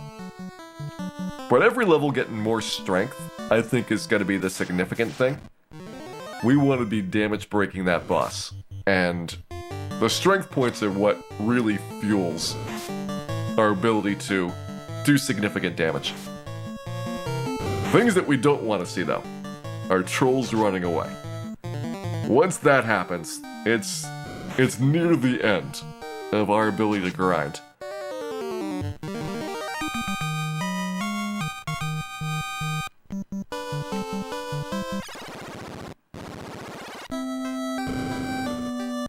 Agility is a 0.5% better chance to dodge attacks, and a 0.1% better chance to get first strikes. So it's actually like a pretty good stat. Luck is just the 0.1% better chance of first strikes, it does nothing else. So agility is definitely the better of the two. But in terms of priority, my number 1 is strength. My number 2 is vitality. The only reason it's number 2 is because at the end of the game, you start getting diminishing returns of vitality. So once you're like level 45, they're not very important anymore. Whereas strength continues to be important all the way through. And agility we're putting at number 3. I've decided to rank it ahead of HP. I'd rather have an extra 0.5% dodge chance than an extra hit point. But you kind of have to balance all 4 of those big factors for getting a really good thief. And you know what? The thief is never going to be really good.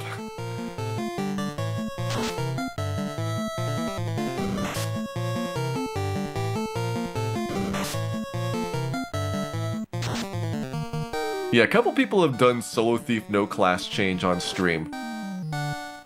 But it's always been resorting to using the Bane Sword, which is a 3 in 256 chance. And it takes like 45-50 minutes to get to Chaos for each try, so if you get down there, and it's maybe like a 1 in 4, 1 in 6 chance of getting past the 4 fiends, like in the first place, like just getting to Chaos is really hard. So you could spend 3 hours to reach Chaos once. And then you got a 3 in 256. Sure, you might try a couple times during the fight, but you're probably going to need a dozen trips down there to have a decent chance of success. And I want to have a playthrough where, like we did with the other 5 character classes, we can hopefully do 2 defense swords and hack away at the Masby and hope that he doesn't tear through his spells, hope he doesn't hit us with slow 2. And try to get him in like 2 or 3 tries.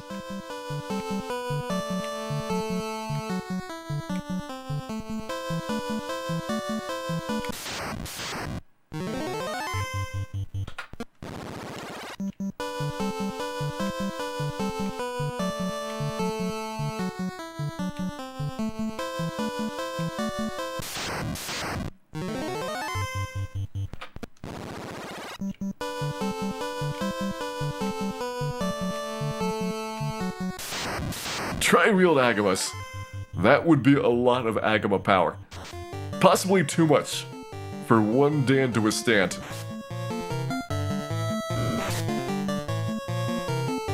Alright, our Pede's still there. You get one more really solid whack on him. Oh, he ran away.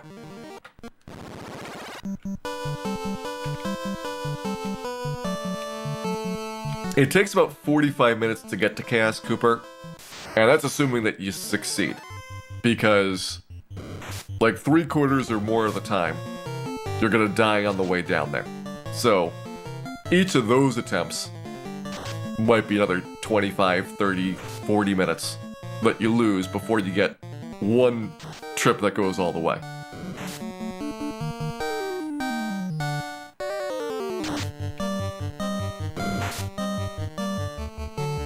What time for Lich? So I am basically basing Lich off of when the trolls start to run away.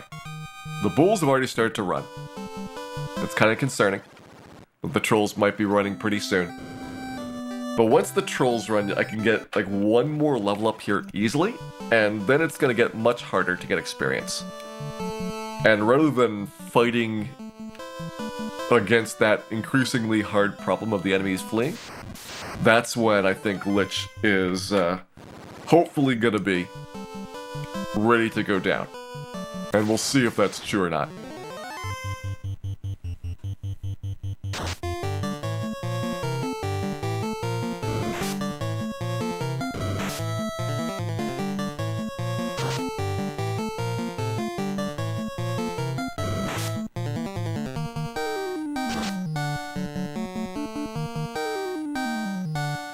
Yeah, I think Kenny Star, you were using the marathon route for Temple of Fiends to get rid of the Gasties. I think when Joe did it, like he just reset on Gasties all the time until he finally got through the top of Temple of Fiends. Because he was working on that for weeks.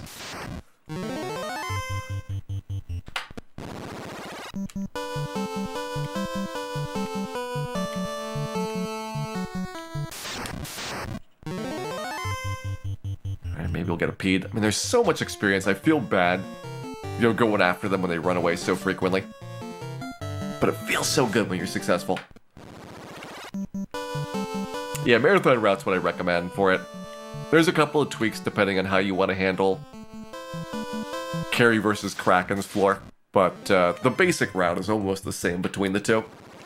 The biggest change that I did when I did the solo red mage, and I think I may have done it for the solo white and black mages, is that I realized the sorcerer fights are actually not that dangerous. Because by the time you're level 50, sorcerers are going to run away almost all the time. And so rather than delaying a whole bunch to dodge sorcerers, you can kind of plow through them. And that lets you get the Masvian and walk back to Tiamat before a huge amount of battles take place. Really saves a lot of resources not having to skip through, like 10 or 12 fights.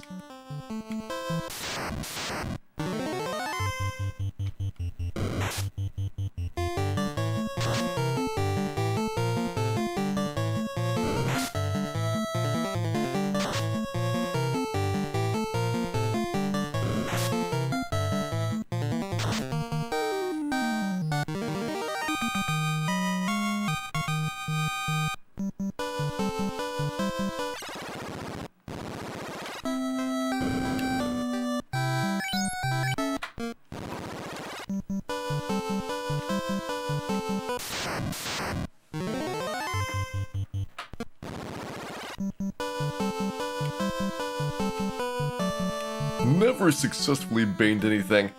Should definitely talk to Dan. He's baned himself several times.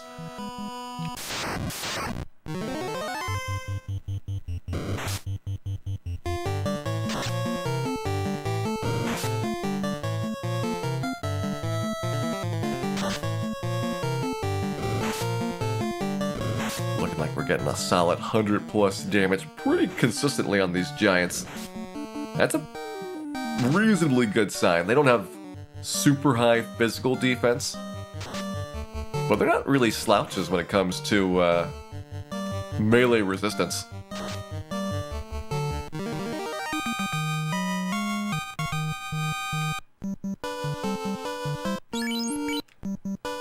Right under 12k, so about halfway through level 27 here. Hey, Mark 50. We're working on our 4th level up here today. My prediction is that 28 is where we're going to see trolls start to run away. I don't know for certain what their morale score is, but I kind of remember them starting to run very late in the game when we do randomizers. And especially with 3 character parties getting up to around level 29-30. I feel like that would be potentially where they would start panicking.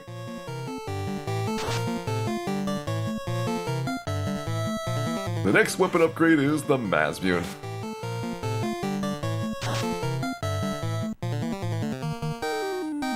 We've got a lot of armor upgrades. Once we can get past Lich, we'll get a gold bracelet. Once we get past the eye, we get opal bracelet, pro ring, and ribbon. And once we can get past blue D twice, we can get the pro cape.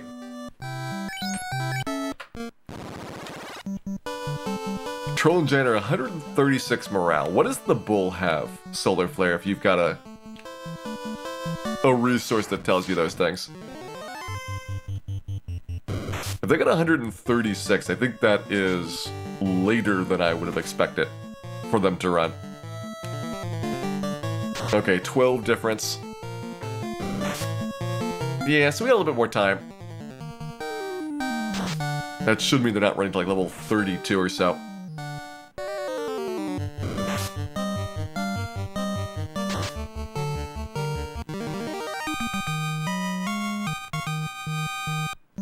Is handy information. It means that we probably can beat Lich prior to Troll and Giant running away. It's level 27, more hit points. 28's a pretty easy level up. I'm gonna say 28 is where we give Lich a first crack at it. There's some hard level ups after that. 29 and 30 are both pretty tough. 30, I think, is where we get one of the really bad ones again.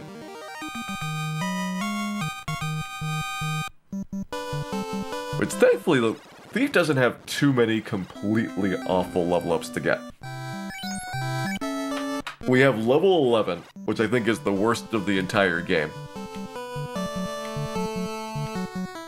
And there's actually a really good stretch in the 30s that are very strong.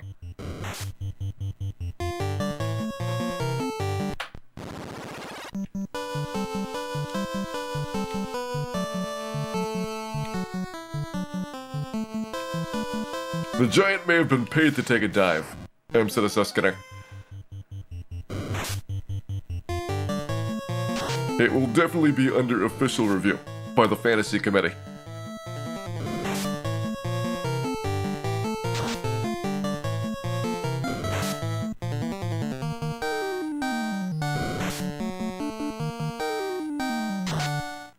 We're gonna grind Agabus. Unfortunately, no, I don't think the Agabus makes sense.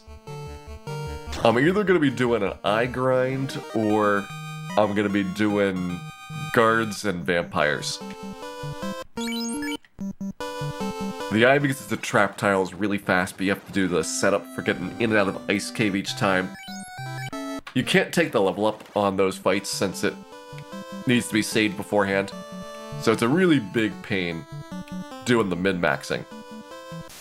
If you're just trying to get level ups, then an eye grind would actually be really effective for the Thief to do.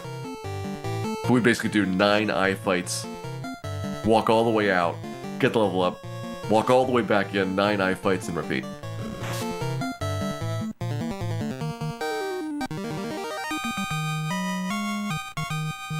Hey Koya, welcome in. Hope you're having a wonderful day here.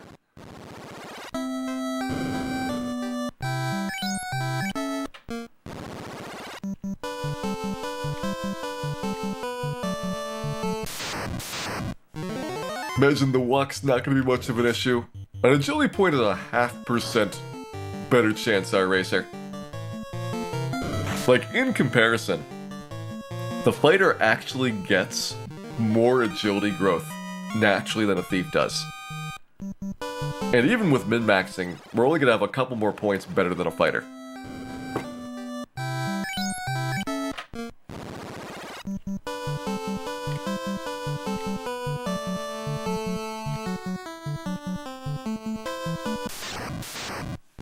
It's the amazingly astounding fact that the Thief is terrible in so many ways. More than you'd even possibly believe could exist. That makes them so wonderful. Ah, the bull ran. Yeah, the bull's pretty consistently being sketchy here.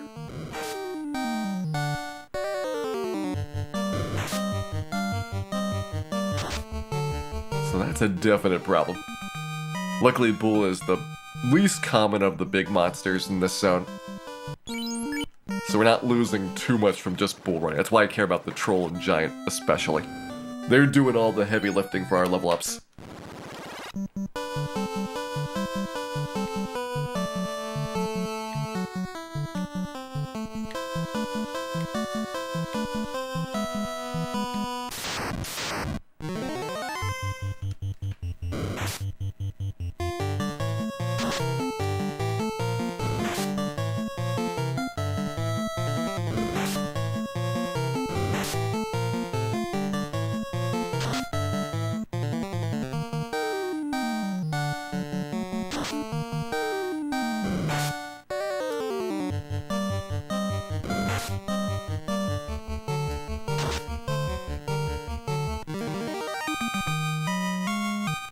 Alright, where are we? A little bit less than 3k to go. So last couple of hits to get in. We are doing level 27 here. Which is the agility point and the strong level up. And I think what we want to know.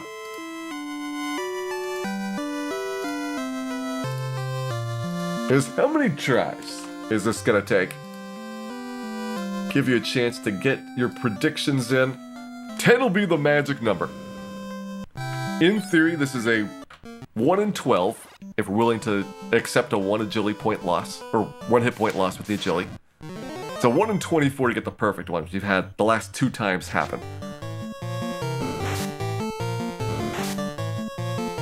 So you can decide. I'm willing to lose 1 hit point here, but I'm not willing to lose more.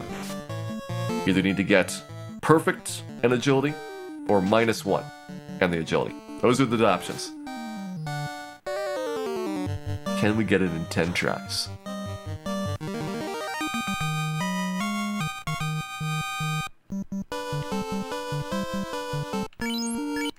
I think Toad and NES Cardinale both did ninja playthroughs MTI. It's a very different experience with class change because all the min-maxing goes out the window then. It's so much better. You still have to do up through Astos. Like, it's a very serious thing through that part of it. But at least you can take the back half off a bit. And MTI, have a great night. Hope you're doing well and pleasant dreams to you. 900 left. Can try and squeeze in a Troller Giant, as long as they're solo.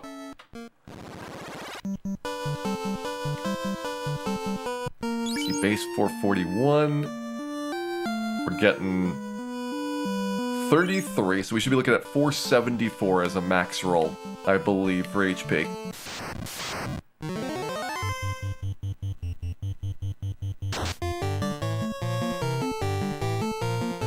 Always surprises me how quickly that number goes up. Every 3 levels, we're doing these, and that's basically a full vitality point gain by then.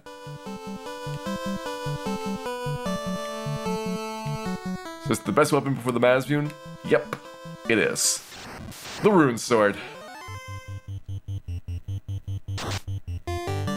It will ruin all of your dreams.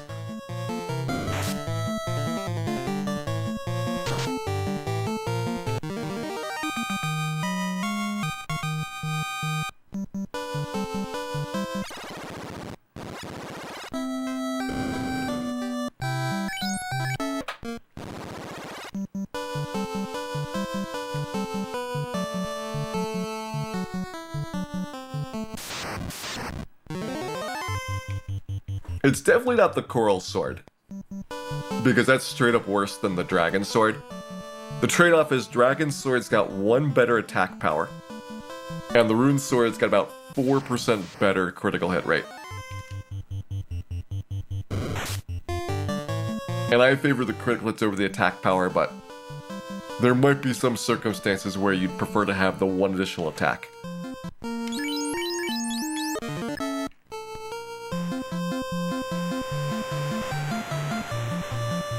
Hey Will, welcome back.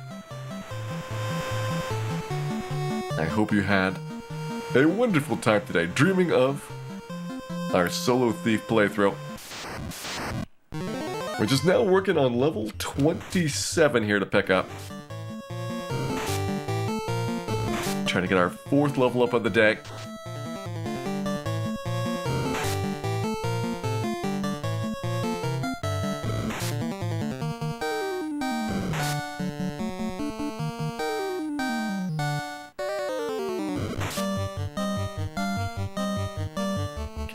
Here's the hags.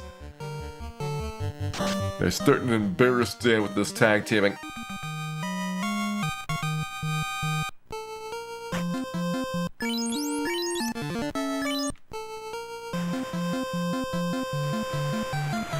I've thrown the Vorpal Sword many places.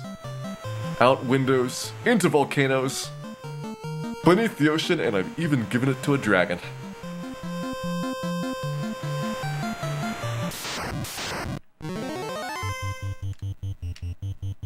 Yeah, 3 hits is going to be as good as it gets until level 39. That's when we'll get our 4th attack per round.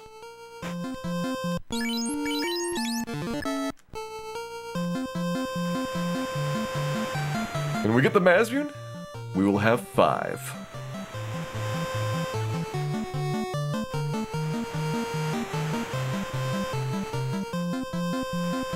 I only put it in the pots once. it caused problems.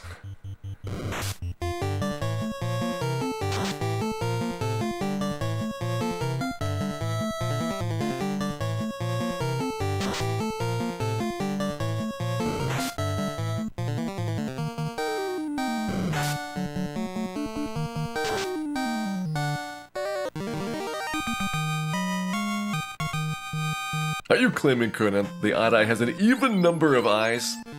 Gonna have to investigate this. Yet more suspicious graphical oddities being noted here. We've got the snail thieves, the ice cream boat, and claims of scandalous eye counting.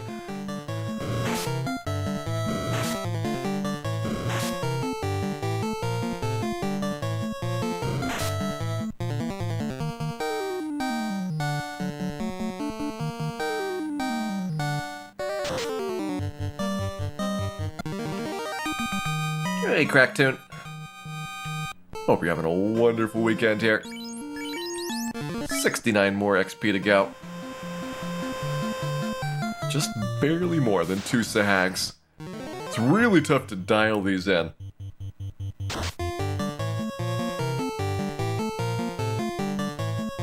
But I basically want to get as close as possible to the level up so that we can very quickly keep making tries at things.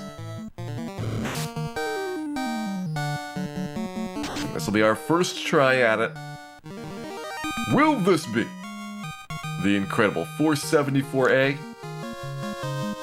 470, I'm not taking that. Reset. Yeah, it should be 474 max, and then 473 would be acceptable.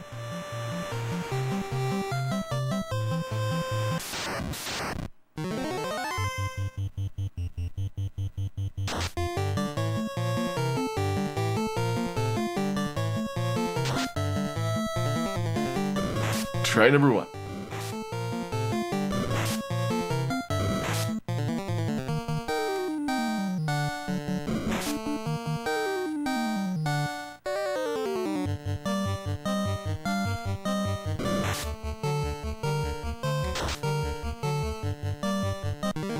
Alright, try number 2. 470. Nope.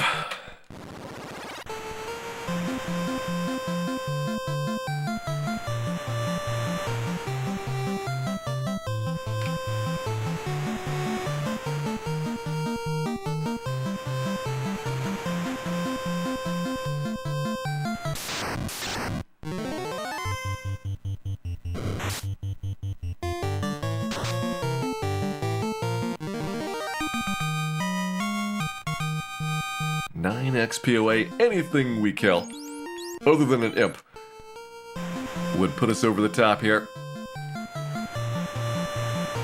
Now we can very quickly focus on just getting one monster before the rest of them run away.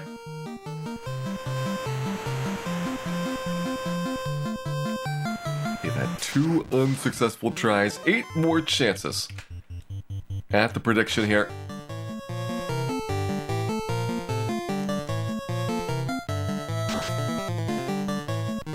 Do we get it?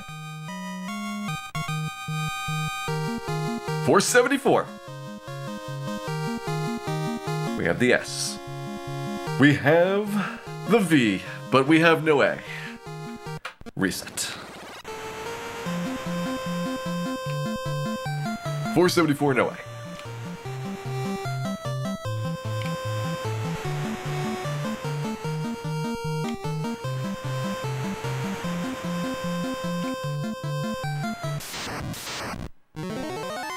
Ooh, the Devil Shark Triple R Sahag. Biggest and the baddest fights that you can possibly get on the boat here. This would be a scary battle unless you had lit too.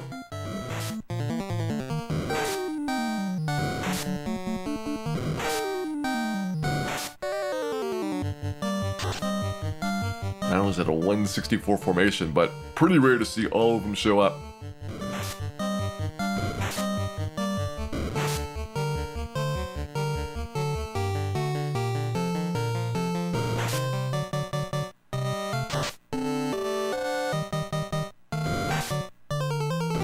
The only thing Dan fears is missing his agility points. Something that I will not permit to happen.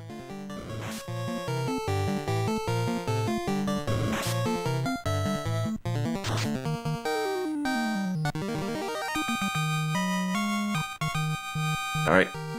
HP? 469, nope. That's a -5. Not taking that.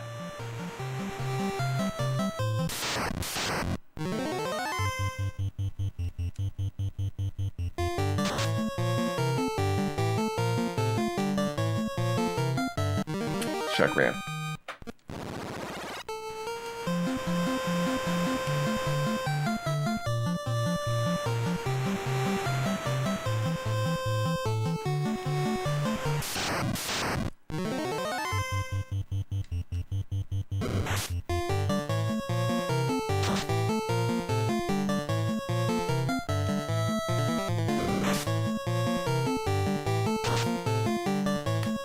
Another try at it. 469 again. Alright, we've used half of our tries up. If you said yes to the prediction, you might want to start sweating a little bit.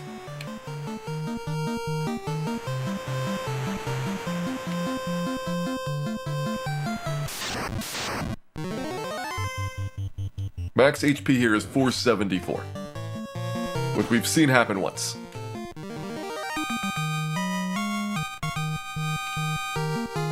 .471 pass. I'd have to get really desperate for a -3. Like at some point I might settle for a -2A, but hopefully that point is not yet here. Because we're gonna have to settle a bit for some of the later level ups coming.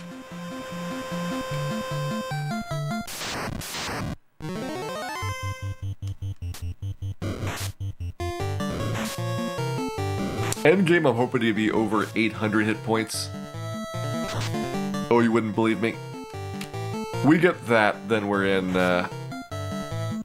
superior territory for the Common Thief.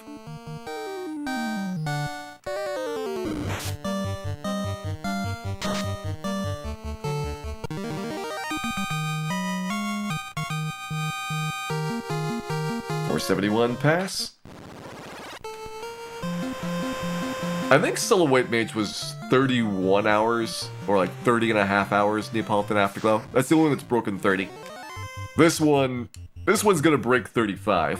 Hopefully it doesn't break 40. That's my desire. We can keep it under 40 hours, that would be nice.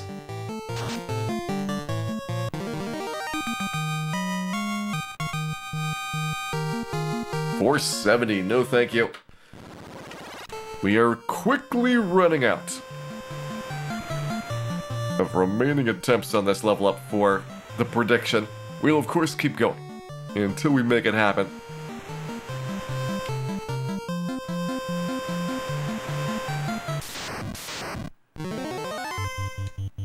Suck that Solo Thief isn't twice as bad. The important thing to remember, Neapolitan Afterglow, is the fewer thieves the better. Which means this is almost ideal for the possible outcomes. .472. Wouldn't have had an A anyway.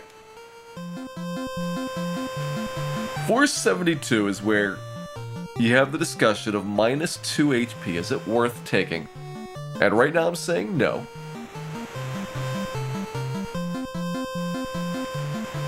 But basically I'm looking for 0 or -1.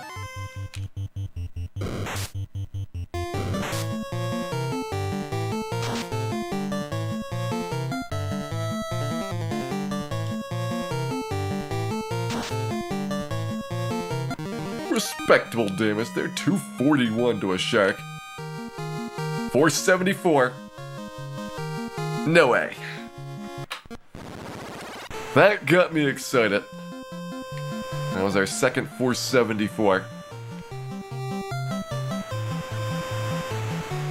Still haven't seen any .473s yet. So I think HP is done first. That would make sense because the vitality point doesn't count towards the level up. I'm looking for a 474A low haggle, and a 473A I'd be willing to accept.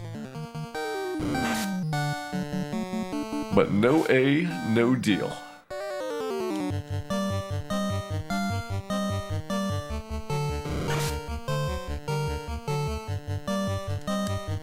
Alright, long pause there. Let's see if we get some new parts of the random number generation. 471. Not good parts.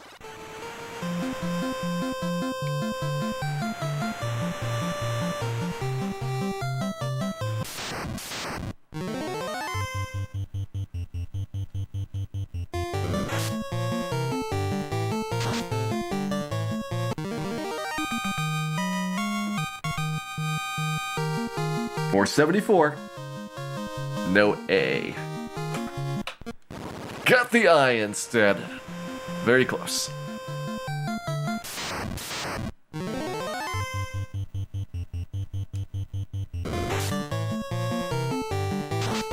It's our third 474.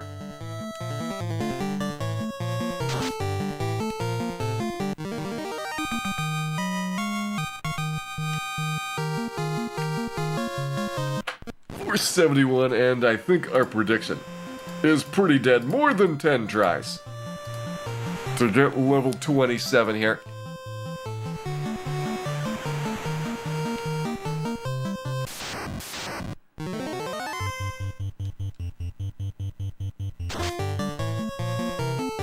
Yeah, we want every strength point.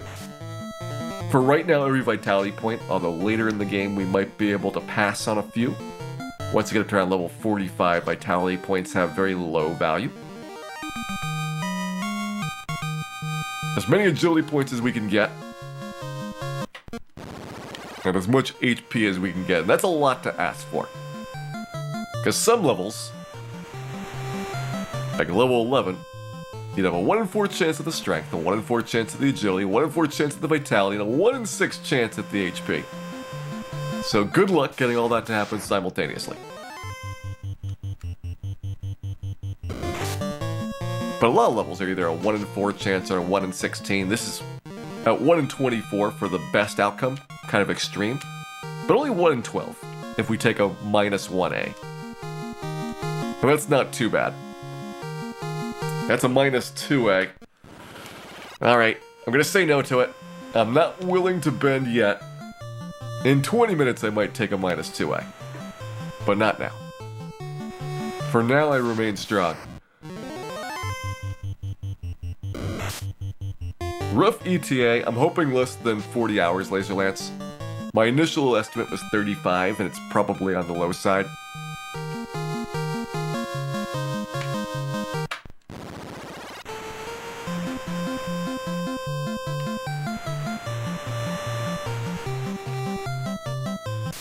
Didn't question the 620,000 cost.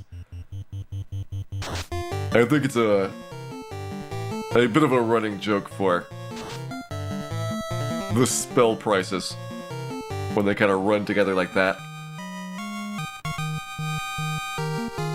474. No way.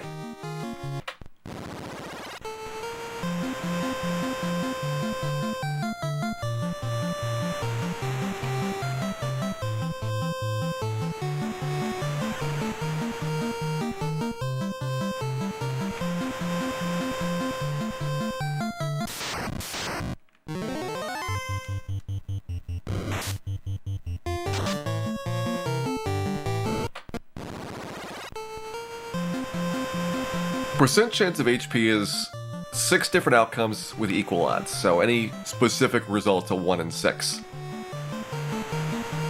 For the computations there, Plabo.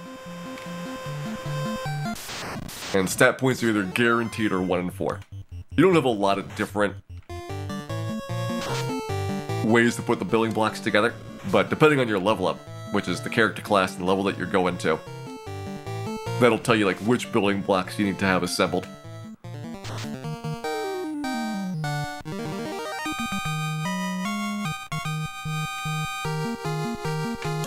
470, nope. Estimating longer than a Final Fantasy season. Yeah, I've managed to figure out a lot of improvements, but it's still really long. Like, this is basically gonna be 2 weeks to be able to do. And it's probably about as long or slightly longer than a lot of the season intermissions have been recently. So it's definitely gonna take up a lot of time, but once it's done, we'll be able to bask in the glory of our Solo Thief playthrough forevermore.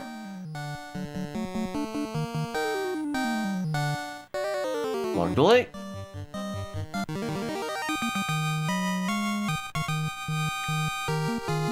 $473. We got a -1A. I'm taking it. I am taking the -1. It's a 1 in 12 chance. I don't need to push the 1 in 24. Level 27's done. Level 28. Coming up. 28's a 1 in 4 chance, so the easiest level up that we have for most typical purposes.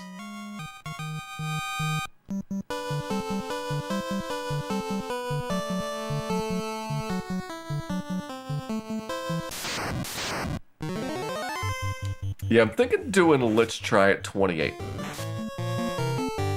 Based on what I've been told about the morale scores, it seems like we can go to 32 without having to worry about the trolls running away and the giants, but I don't know if we need to go to that length prior to Lich. I think that high 20s should have a reasonable chance of success.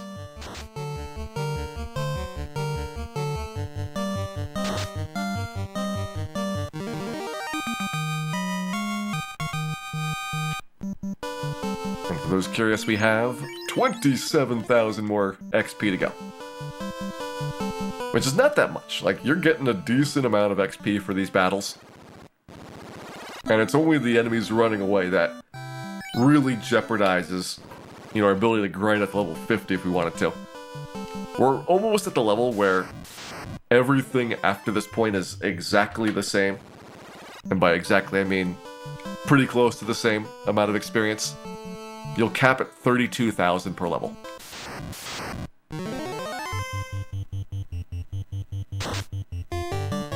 So what we're doing right now is barely any different than going from 49 to 50.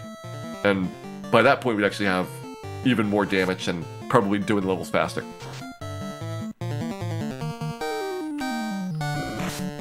Yeah, next attack is level 39, so don't worry about it.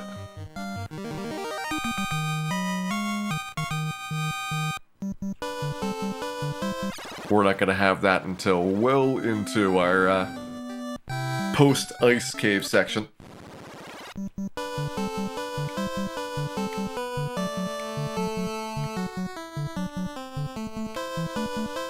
He projected out the thief wouldn't get a 5th attack with the Ruined Sword until level 55.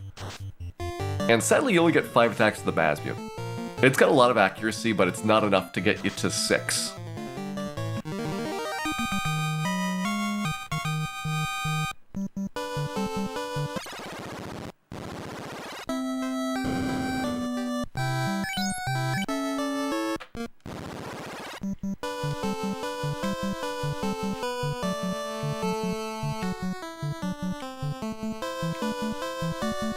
It'd be really nice if you get the canoe now. Like, it's pretty much coming down to the zombie Ds are really not that much more difficult now than they would be 4 levels from now. Whereas Lich continues to be a big pain point. So I'd love to do ordeals before Earth Cave. Grab that Zeus Gauntlet gold bracelet.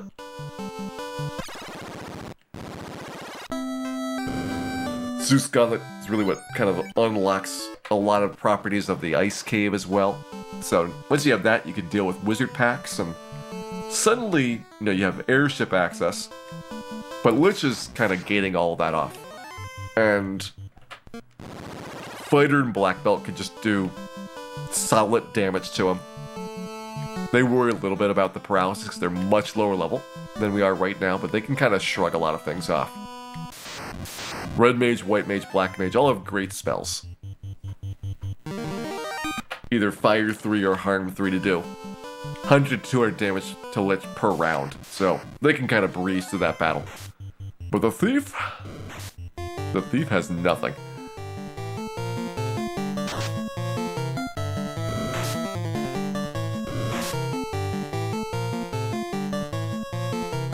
Yeah, the wizards will run away pretty close to where we are right now.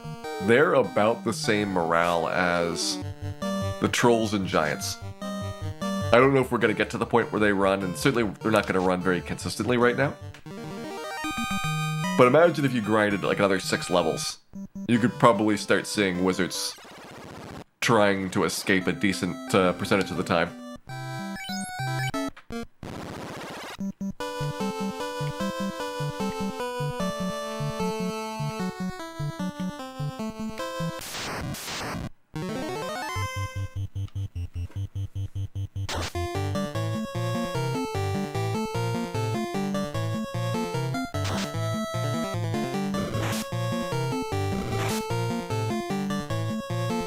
Alright, our Pete's still here. Nice, go another 1100 experience. Pete's start running at 13. So we are a comfortable amount past that. And you can see that they're probably more than 50% running away. It takes a long time before the enemies are completely panicked from the time that they start running. But definitely noticeable how quickly it kind of progresses.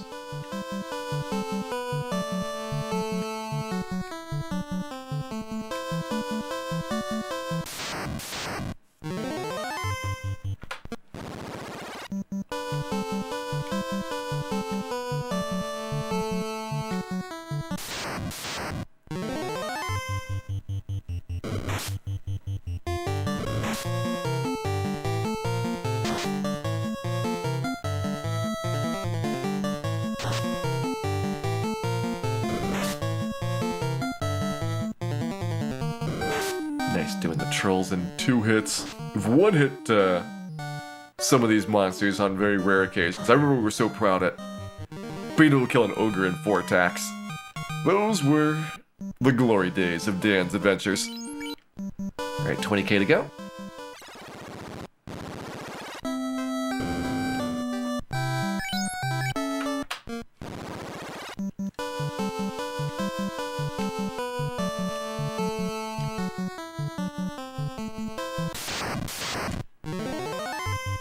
Nice, love these double giant fights.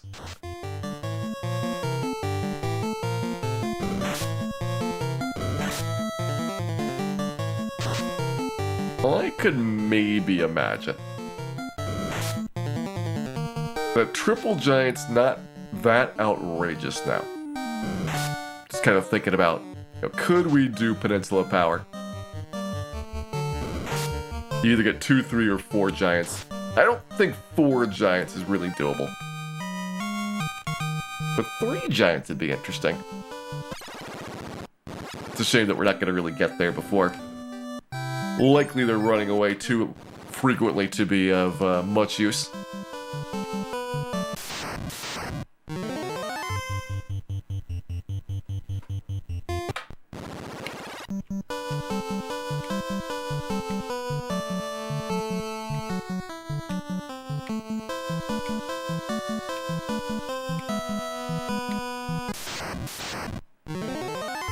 Alright, that's a lot of peds.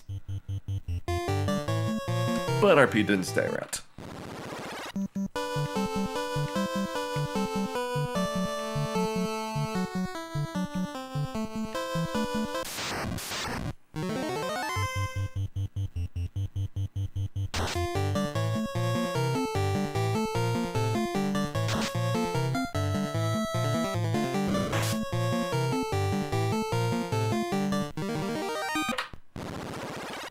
What the impediment? Hopefully we can get back to some trolls and giants soon. There we go. Twice the giant love.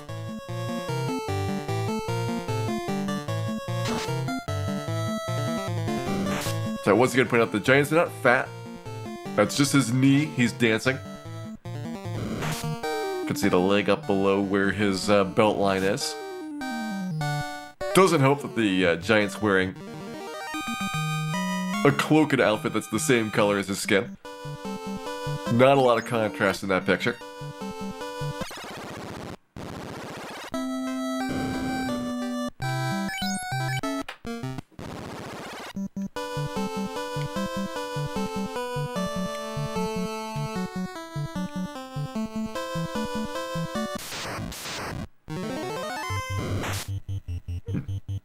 Alright, Bull, you want to stick around?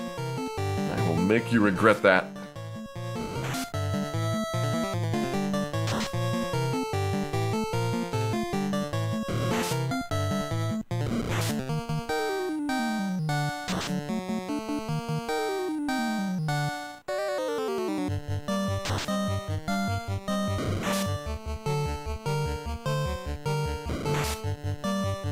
I mean, it might not be dancing, it might be some type of ritual thief sacrifice, but in any case, the important thing is the giant is not obese. Which is what I always thought from the picture. It just looked like he had a really big belly. And seeing the monsters with such clarity gives you all kinds of new details.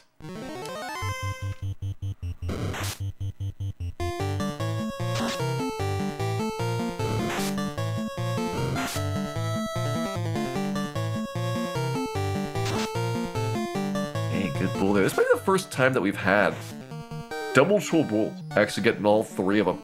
We used to just get crushed by this formation. Like, not even close to surviving it. We have made a lot of progress today.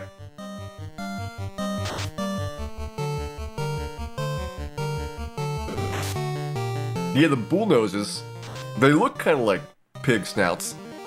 That's another one that I noticed is kind of weird looking. It's like, what's going on there? It's some hybrid between delicious hamburgers and tasty bacon.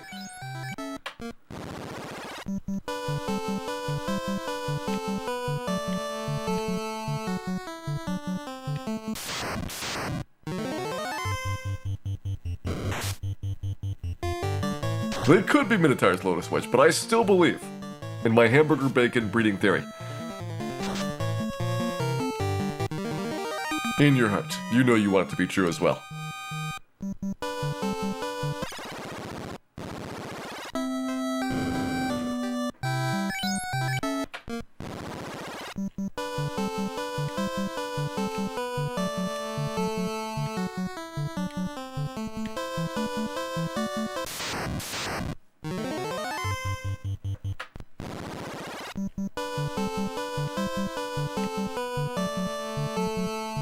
Yeah, they actually comment on the trolls having headaches in one of the remake dungeons. I think it's available in GBA. It's definitely available in PSP. But one of the dungeons you go into this town level and you have the spirits of monsters you defeat it. They all have like a little quote that they say. And the troll talks about his headache. So it's kind of a famous thing. Even back in the day for what people thought was going on with this picture.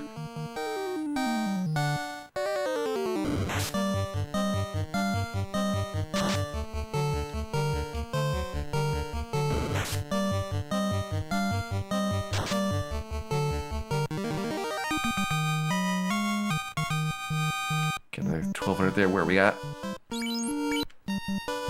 Less than 12k to go. I'll do another couple and figure out what our prediction's gonna be. Level 28 here is a 1 in 4. We have a guaranteed sale. We're just looking for the V to show up. Last time we were in this spot, I believe we got it first try.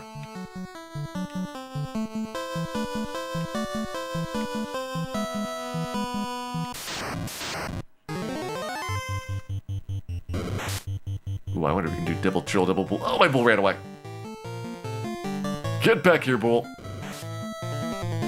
Wasn't done eating you yet.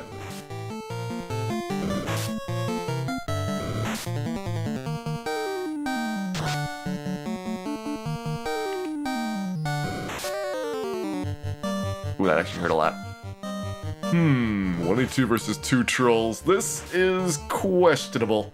99 versus 2. You know what? Maybe we will just pretend that we didn't see that fight. Nothing going on here. Oh, the bologna. Now you're making me really hungry.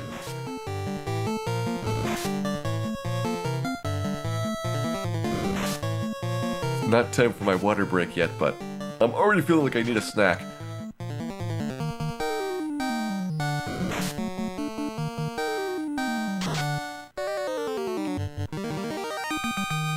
Beautiful one shot there. Okay, that should be under 10k to go. Almost under 10k to go.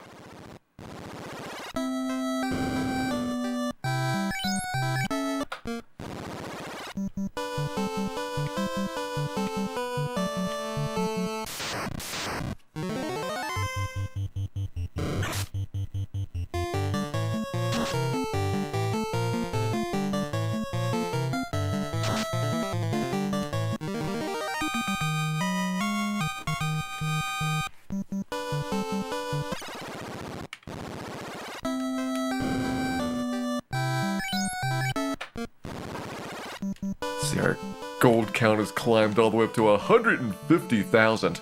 I think we were at like 40,000 at the start of today. This is just incredibly lucrative doing this part of the world compared to where we were fighting previously. As good as those ogres were.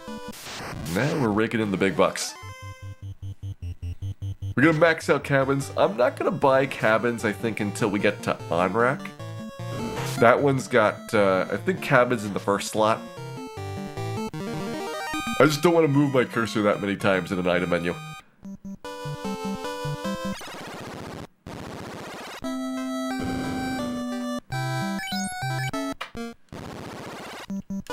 I can get heal potions very quickly. I can get pure potions pretty quickly, and get tents pretty quickly. But cabins always require like 2 cursor movements until you get to later in the game. Hey, Runner Jeff. I know, we were super proud Astos only took 15 hours. I was worried it was going to be like 18 or 20. But we managed to take him out at level 21.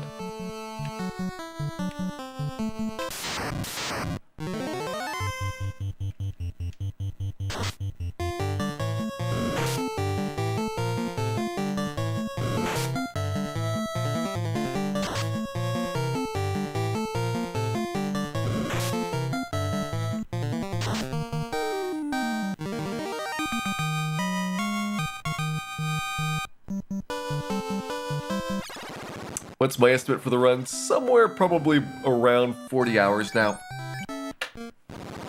My initial guess was 35. I feel like we're definitely past the halfway point. But it's hard to predict how Temple of Fiends is gonna go. And if we get like a very fast chaos, it could be 35. Probably more likely 40 for doing a couple of attempts at it. And a big part of that's going to come down to what we have success rate wise. Swinging that Masbean and doing damage.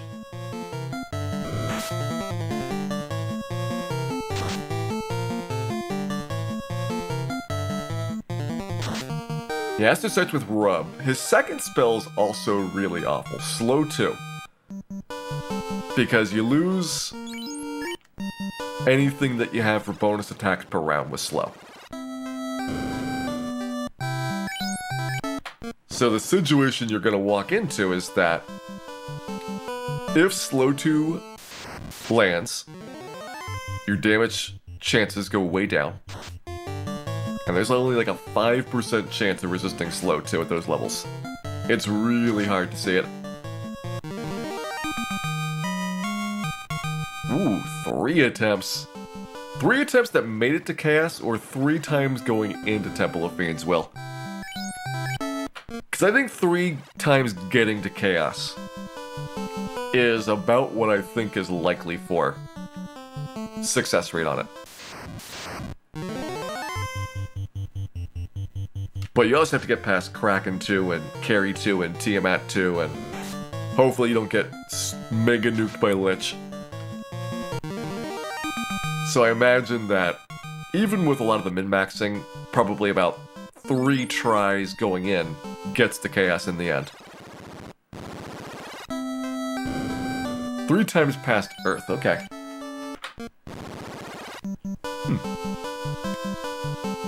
Better than I would have expected.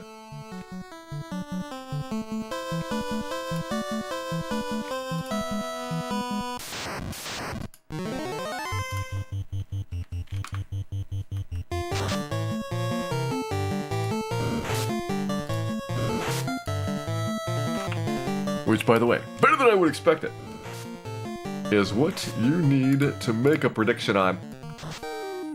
Will level 28 be a first try? It's a 1 in 4 chance, and we got a first try the last time that we're in these circumstances. Could it possibly happen? Twice in a row.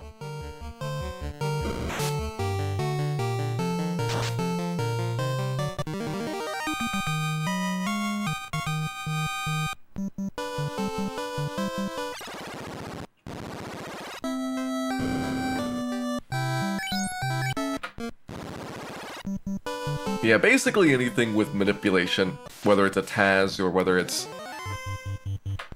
something that you're trying to do as a proof of concept, generally reduces down to just, oh, 3 and 256 kills anything. And that's one of the things I'm explicitly trying to avoid with these solo character challenges. We have, to this point, with the other 5 character classes, killed Chaos, never relying on the Bane Sword to do so. And 3 of them killed Warmech. That was the Fighter, the Black Belt, and the Red Mage. Without, Bane Sword shenanigans.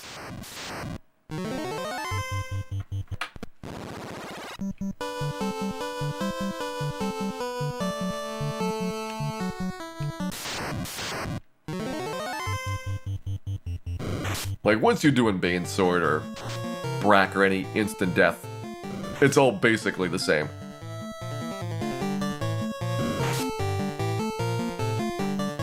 Pete ran away. Well, and Kenny Star, thank you very much for gifting a sub there to Hot Toddies. Once again, the support is very much appreciated, and I'm glad you're enjoying our Solo Thief Challenge. Hey, Cutison. Welcome into you.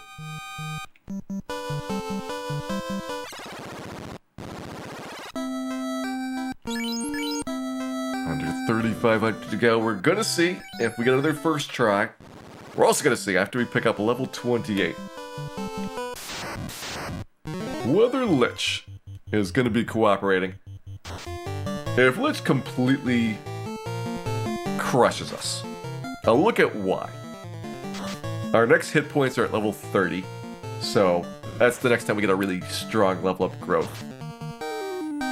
We do get strength and agility all the time, so that magic defense very slowly improves, level by level. But it's not like we have a lot of things to really work on. There's no better weapons, no better armor. There's no spells that we can use in this game, no items. And our stats are about as good as a thief is gonna get here.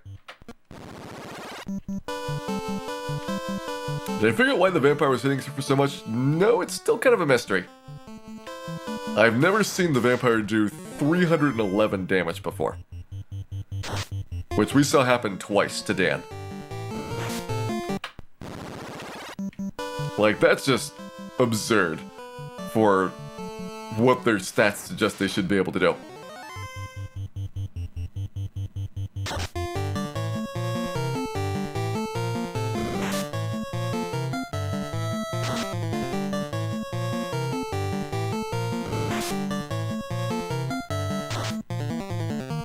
We haven't tried Lich yet, Will.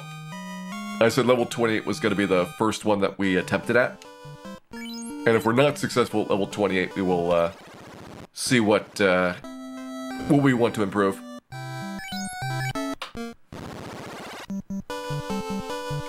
Yeah, I can't figure out how 311 is even possible. Like, that's where it's weird. It's more than his maximum theoretical damage. And we have armor on. Like, we've got a silver bracelet, we've got a buckler, a cap, a gloves. So that's 19 absorb.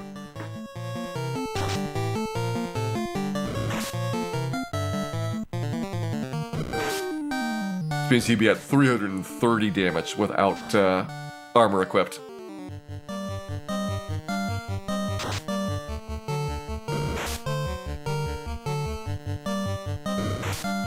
On the plus side, we may have discovered a brand new bug.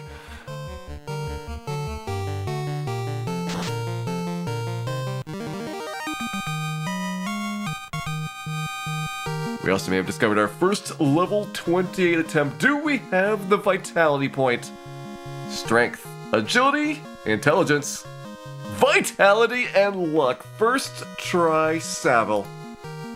We did it! Level 28, first try.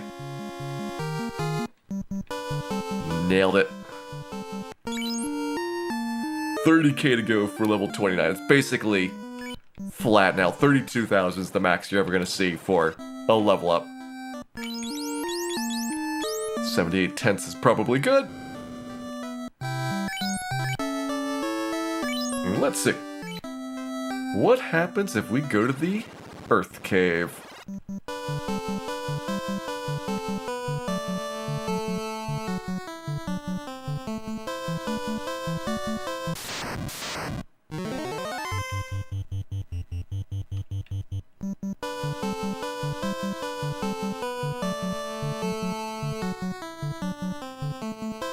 How good is 481 hit points? It's a lot more than you're normally going to have at this point in the game.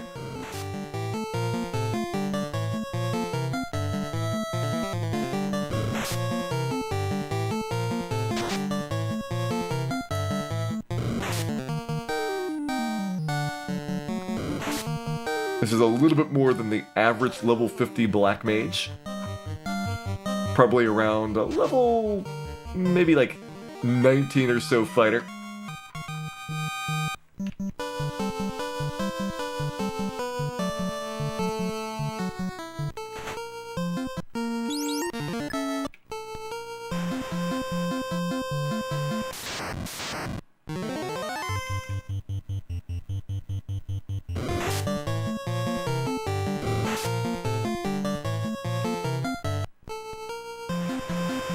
Yeah, we only have to worry about HP randomness on strong level ups, which right now is every 3 levels. Eventually it's going to turn into every 4 levels.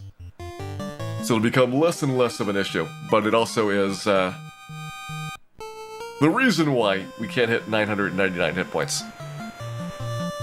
It'd be very nice to have, you know, max HP at the end of the game, and max stats and real weapons and armor, but sometimes you just have to take what the thief gives you.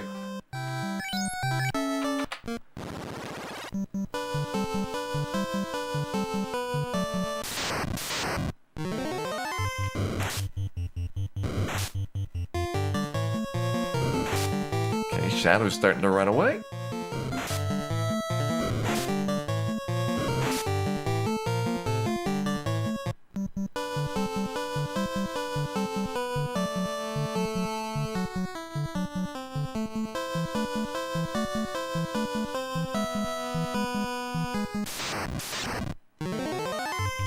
The triple tiger trouble. Tiger's running away.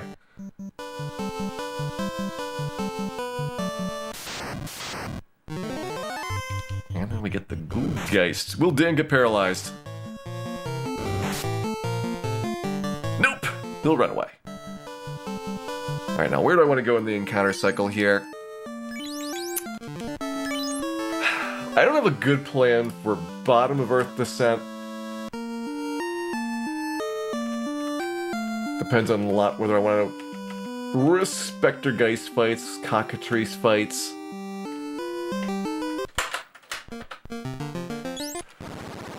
The marathon route, I skipped about 9 battles, which is going to take a while.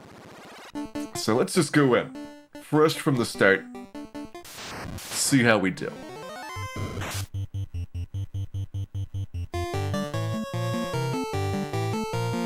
Hey, Soft Hands, thanks for the good wishes there.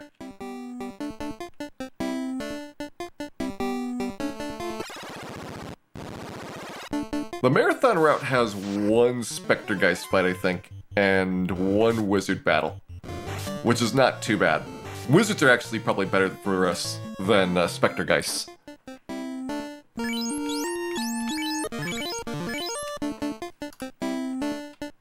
We also don't really want to see Cockatrices that much. We probably have enough magic defense that we're not going to get petrified all the time, but it's not something you really want to mess with too much. I'm pretty confident Spectres and Geists are not going to be running away at this point.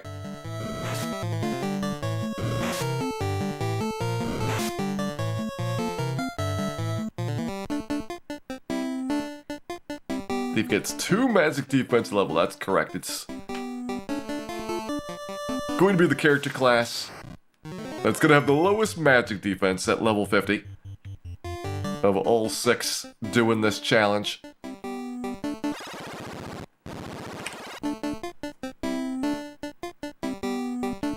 Because, and this should always be emphasized on a regular and repeated basis, the Thief is not very good.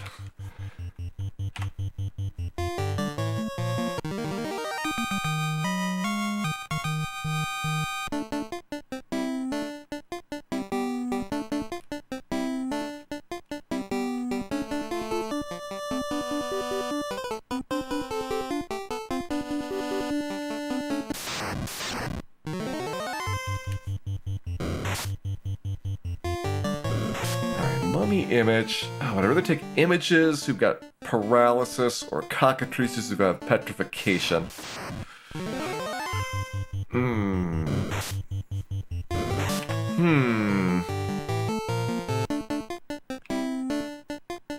Basically debate about whether I want to sprint or stroll downstairs.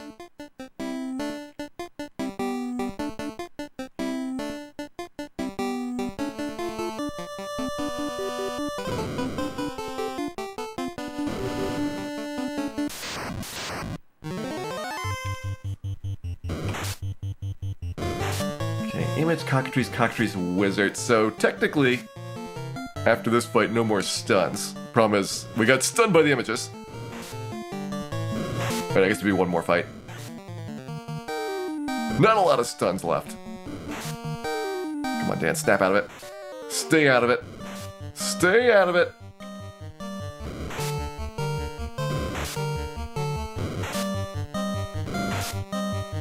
There you go.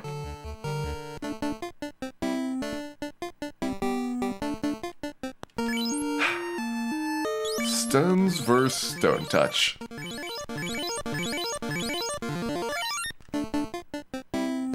I'm gonna take the Stone Touch, see what happens.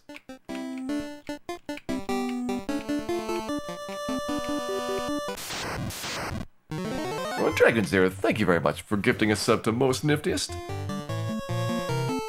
Most Niftiest, I hope you enjoy how scary Dan is. So terrifying that even wizards run away. And Dragon Zero, thank you very much for the support. It is much appreciated.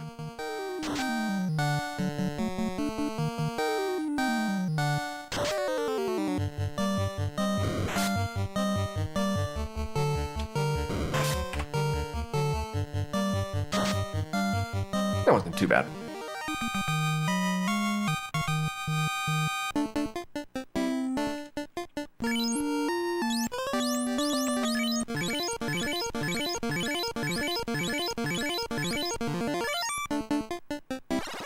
Down we go. First try on B4 here.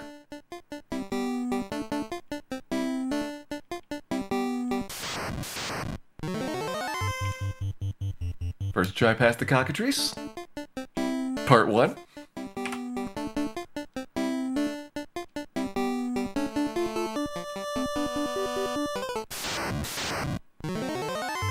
First try Cockatrice Part 2. We got super lucky there. That was not something you could expect to have happen all that often. Alright, 4 wizards again, so we got unlucky in the wizard battles. Both were force. Ooh, and that one didn't die in one hit. At least he ran away.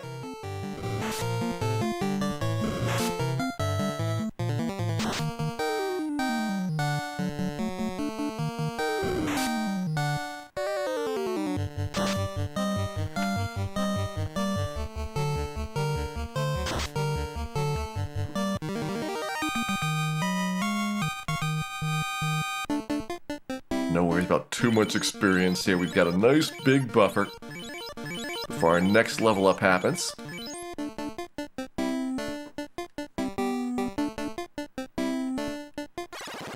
Down we go. Now I think we can make it to Lich before the image fight. That's what I'm kind of trying to do with speeding through here. But we'll find out. If I have to take images, it's kind of another icky, stun-locky battle.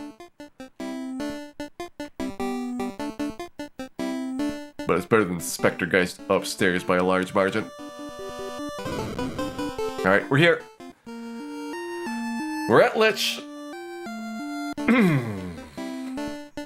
Let's go. Try number 1. Dan didn't get paralyzed, already a good start. 50 damage. Ooh, big hit right there. We resisted the ice 2 successfully. We fell asleep, that's a shame, losing a round. 260. No, he's paralyzed. Alright, can you get the hold on me? Well, I'm already paralyzed. So that we don't lose 2 rounds. Now, of course, you gotta punch. There's the lit 2. There's the hold, at least that didn't happen to do anything else. The fire 2, and Dan is in a lot of trouble. He's up, but he needs a really big hit here. And he dies. Dan! Too much paralysis time. Alright, at least the route down there didn't have too many really bad fights. 2 image fights, 2 cockatrice fights, and 2 wizard fights. Did really good damage. That's better than I expected. We had 260 and 3 hits.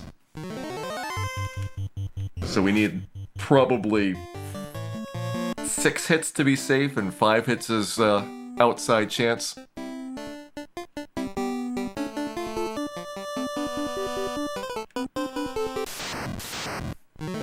Yeah, levels will very slightly improve the stun touch because you get more magic defense. Touch attacks, as well as all the spells, are going to be operating off of your magic defense score.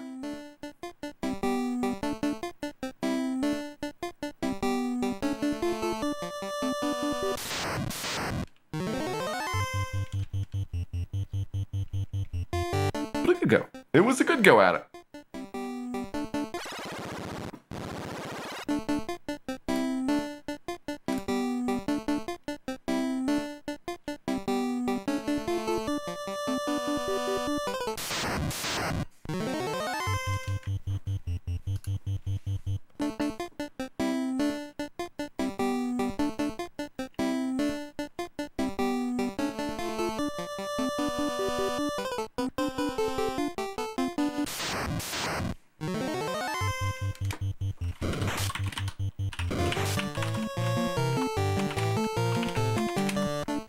And you know what? While I'm headed down here, why don't we go ahead?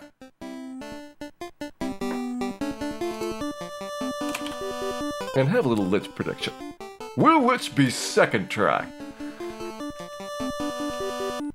Only counts for battles that actually get to him, so don't have to worry about the walk to Lich. Just whether the next time we're in that fight, do we come out successful?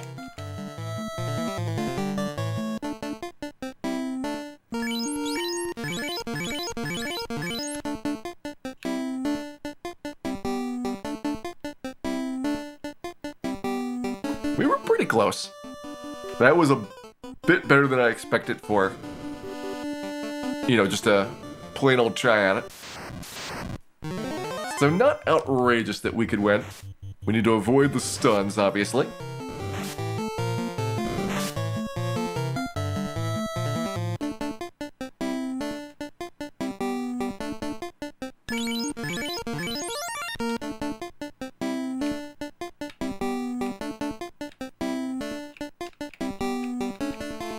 Taking them out on the square closest to the steps down. Another quad wizard fight. That's 3 in a row with quadruple wizards.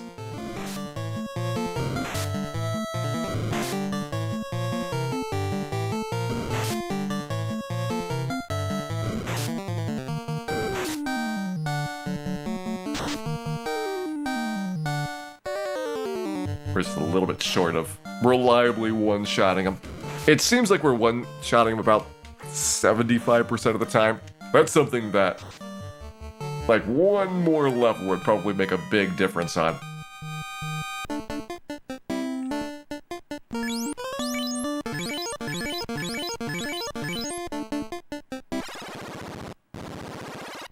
Hey, Reg, welcome in. We have gotten 5 level ups, and this is attempt number 2 now on Lich. We're nice past the first cockatrices. We were taking a really big gamble with those battles, but I think the faster trips down and the no Spectre Geist outweighs the cockatrice concerns.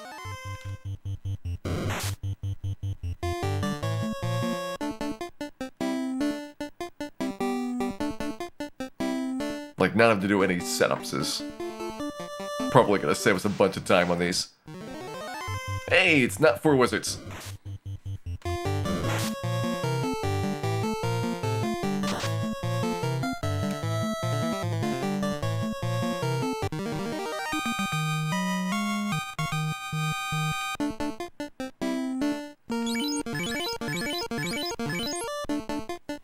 Yeah, cockatrice is also much faster. Don't have to worry about sitting through the 20 rounds of image stunlock. It's probably not 20 rounds, but 10 rounds of image stunlock.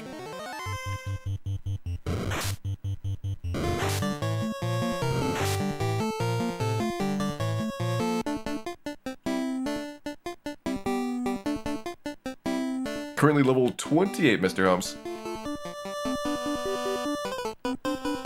I'm about to face Lich for the second time. Here we go, try number 2.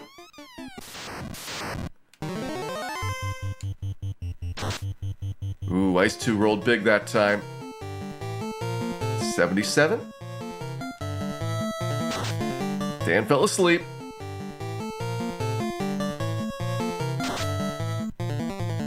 $98, bad roll there.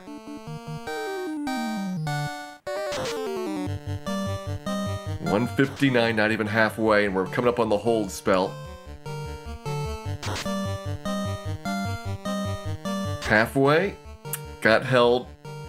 Come on, Dan, snap out of it. Another big Lich punch. Fire 2 puts us into pretty dangerous territory, and we can't take any more damage from here on out. Didn't get slowed, which is nice. But only 26 damage. Dan! This is your time to shine this stretch. 28. These are terrible rolls. And second try was not successful. He had a good chance. Like, he had 6 hits in, I think, that he got. And it was like 260 damage. Oh well. Dan will persevere. Lich has 400 health.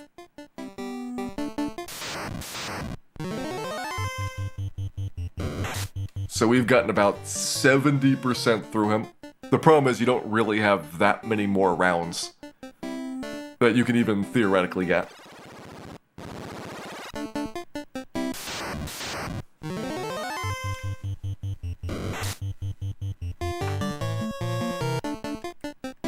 Looking at the outcome, so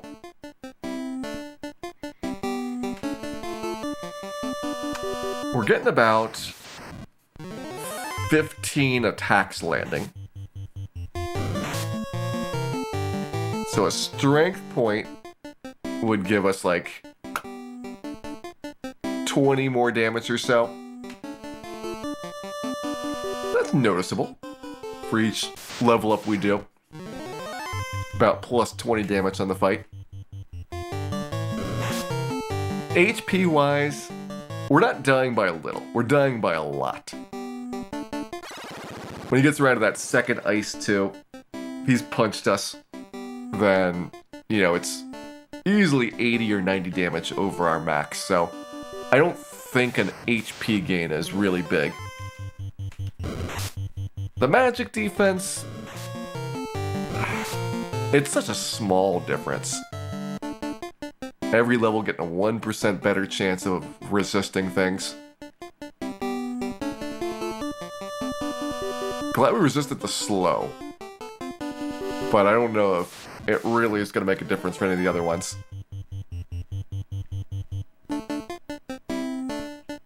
Just 2 crits away from victory. Well, you could have gotten those crits earlier in the fight.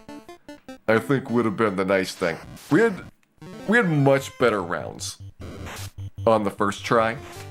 Just in terms of, you know, Dan did like a 130, he did 280s. He got paralyzed for a long time, but the 3 or 4 attacks he got in were really good. The second try, he got a whole bunch of really wimpy attacks in. Yeah, he was not slowed during that. He actually had like 3 attacks for 28 damage.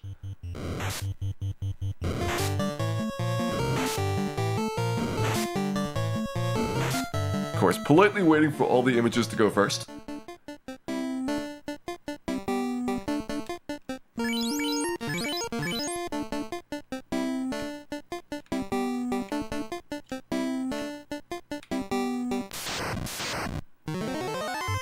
And another quad wizard. We are so good at getting quads.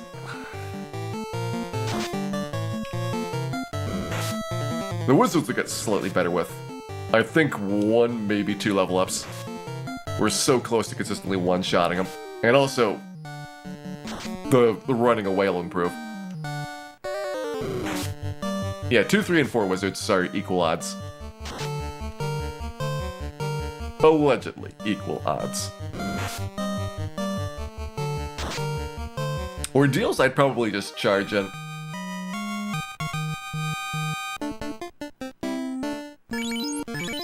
Well, I'd probably, like, do some battle manipulations and then just go for it. I wouldn't bother getting levels. Well, let me think about that.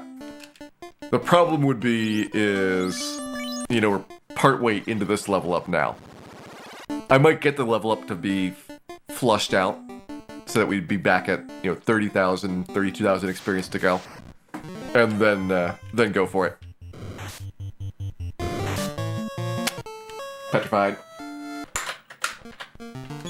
First time getting hit by cockatrices.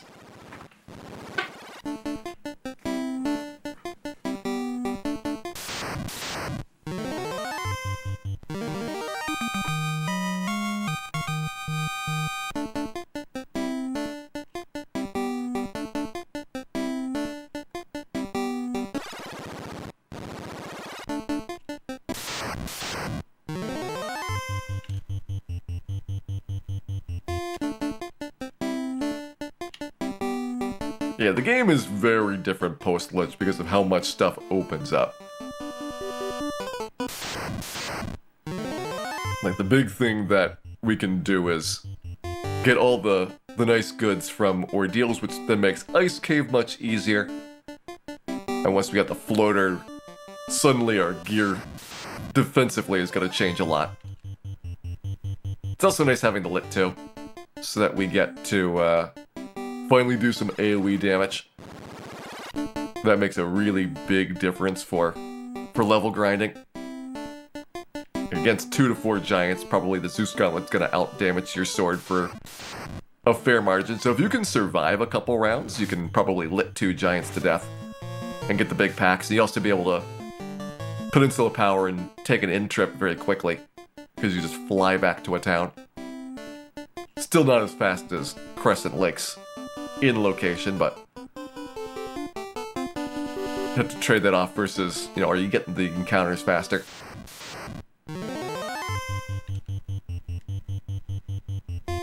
Alright, Omniflare. Have a good night, and pleasant dreams to you.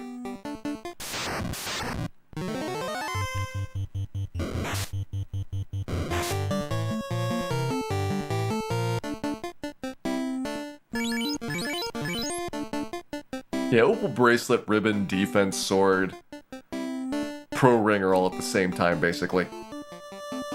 We don't have to do anything significant to get that group of items.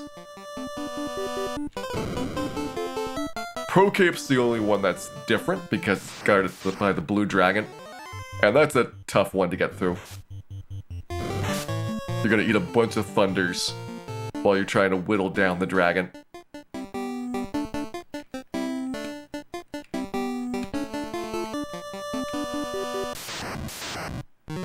Hey, nice. Quad Wizards.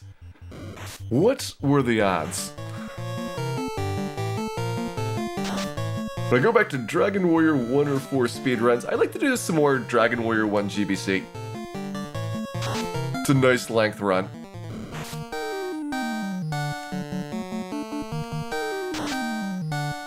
That's probably the one in the series that I'm most likely to pick up in a near future. Yeah, Dragon Warrior 1 NES is a little bit different. That's got more of a commitment to it.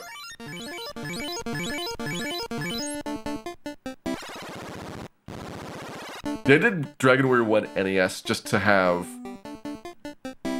one demonstration of a sub-6 time without having to do the low-level Dragon Lord fight. And once I got that, that was the objective I had to complete for it.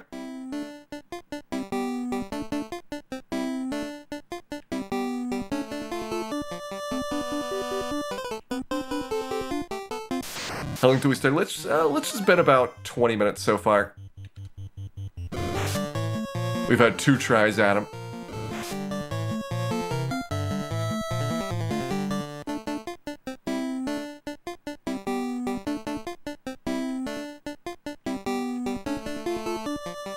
I try Legacy of the Wizard speedrunning. Legacy of the Wizard has some really technical parts to it.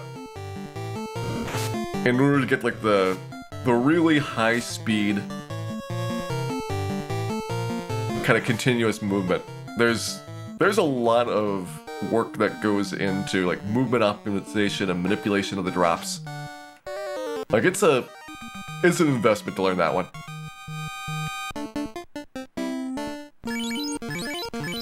Casual Final Fantasy Tactics Advance. I gave you ROM Scout yesterday. There's your Final Fantasy Tactics Advance.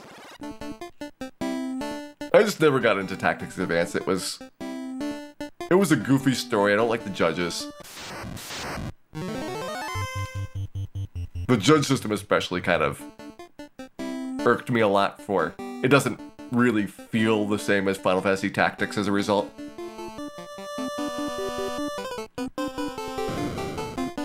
Alright, here we go. Try number 3.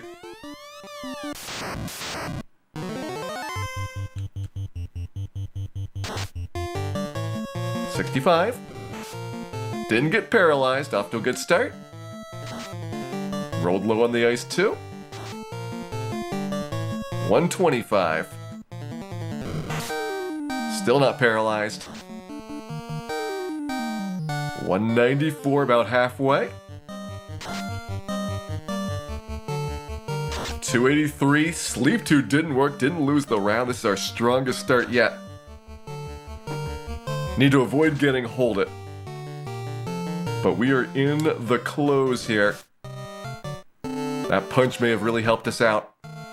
We need a bigger roll than that, Dan. We need a big roll here. Come on. We got him. Lich is down. 21, 36, 27 is our Lich time. Hopefully we don't have images, but just in case, I'm going to heal up. Good. Okay. Earth Cave's done. Yeah, I knew they were pretty close.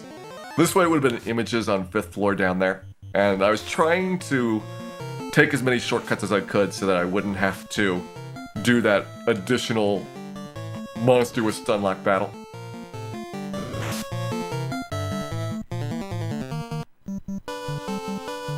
I'm gonna get a level up because, well, we're at 25,000 instead of 30,000. That's not that big of a difference. I was gonna say I want to get a level up because I don't want to risk getting a level up in the dungeon, but it looks like that's not really a problem.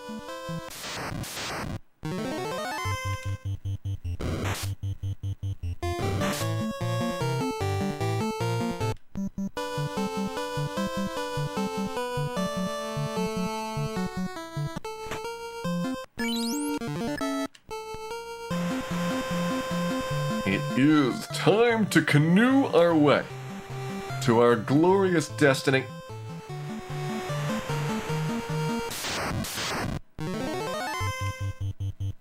Well, will the Black Mage take down Lich like, I don't know, 15?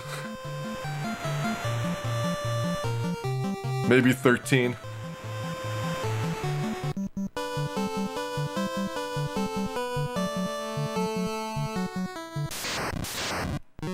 I'm not sure if you're aware of this, Dalvin, but the thief is not very good.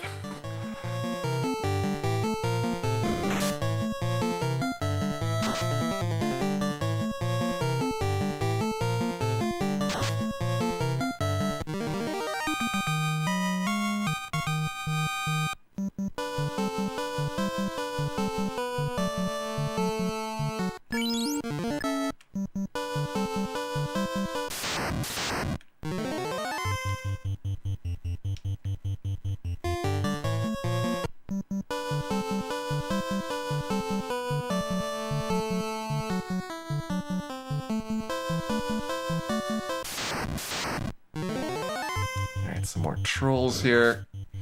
I know I'm kind of hurting my cause for going directly to ordeals by picking up these battles. I'm probably down to like 23,000 experience to work with. Thinking about what we got. Probably not gonna try and kill the Medusas. I'm probably not gonna try to kill the Whiz Mummies. I do have to kill one Zombo pack.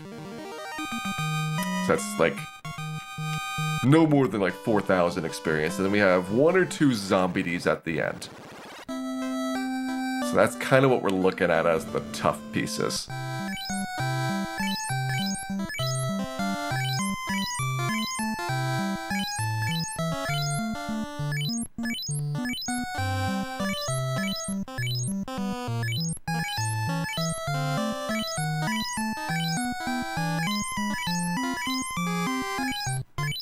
Black Belt had a long pirate grind. Once you can beat the pirates, you're like 2 levels away from beating Astos.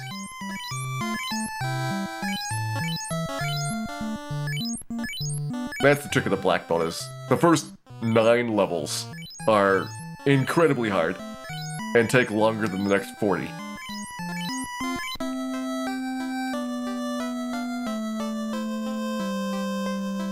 Because at level 10, the Black Belt gets their double attack bonus, so yeah, it's a lot sooner than the Thief did for doubling attacks per round, and then your strength bonus keeps going up very, very rapidly. So by like level 12 or 13, you're easily punching your way through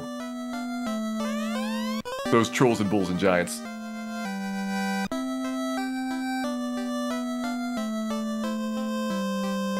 Alright, let's see the exact number we have to work with. 23,000.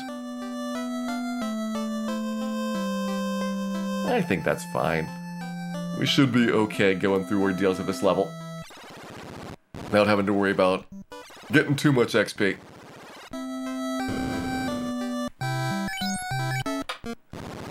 Save up and let's go over there. Lich was 3rd try. We did get more damage on the 2nd try, but it was kind of a sad fight. 3rd try we actually got pretty good damage rolls. And we also dodged the sleep too, so we saved around there.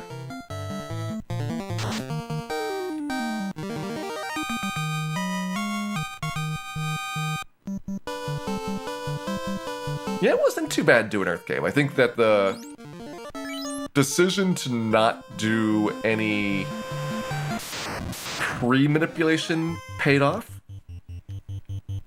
Because we had the one image fight, the two cockatrice battles, and we were getting through those pretty consistently. We had one time getting image stunned, one time getting cockatrice petrified. We always had 4 wizards, and we could easily do 4 wizards to this point, so it wasn't a big deal getting that encounter. And we didn't have to worry about Spectre Geist, which I think would have been way worse than Image overall.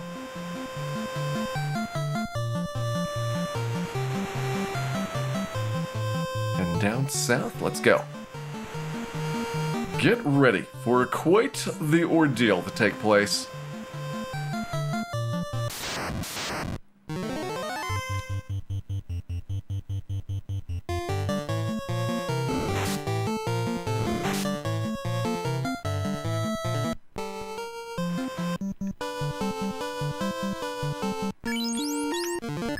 I think that was a 4-wizard fight, I'm so Skinner. The other one was just in the bathroom.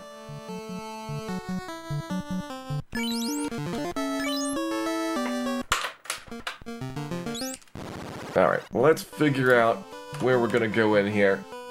So, we're gonna skip a bunch of encounters. Here's one. I think we skip about 12 encounters. This one I can't really do the, just charge in and try to do my best on it. You really have very few entry points that are worth even attempting.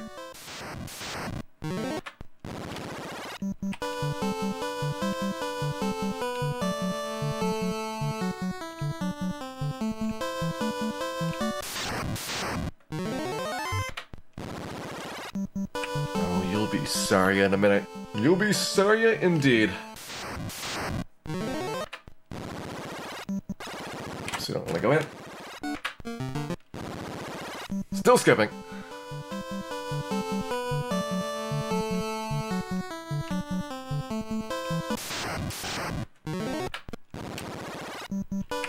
Yeah, fast works. So that's an upgrade. You get the katana instead of the rune sword.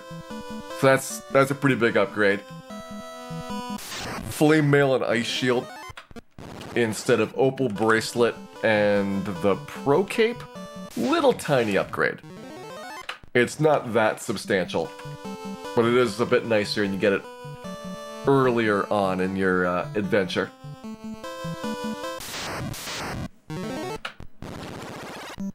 Hey, Kill. Yeah, we just finished defeating Lich. Trying to do ordeals right afterwards.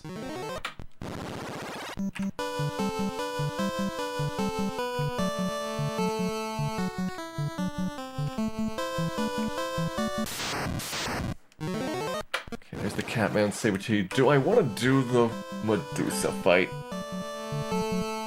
No. No, I do not. Do I want to do the short version of this? Maybe.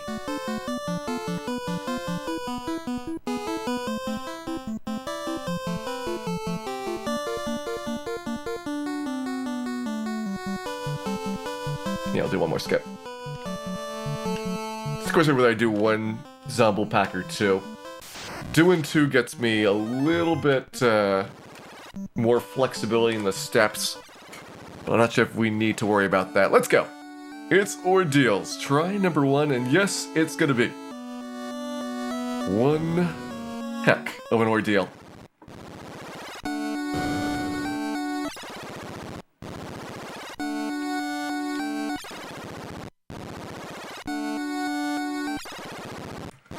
Good news, I know which pillar it is.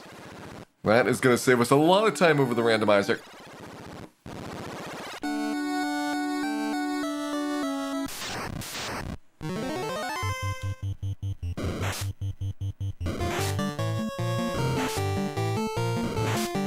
Then let's all the mummies go to be polite.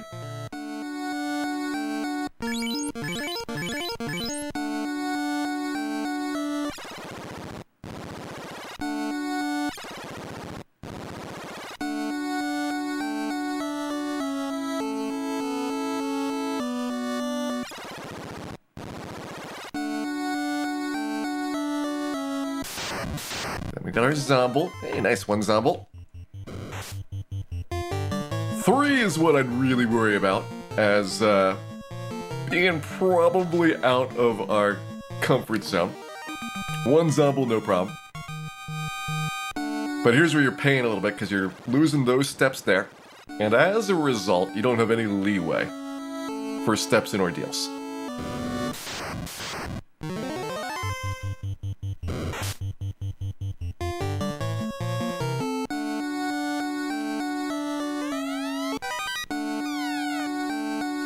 Grabbing the heal staff. Yet to fight the dragons, Daggett. You can't escape without them. But we don't need the tail, so that'll be the difference. Also don't need those, but I do need the gold bracelet there.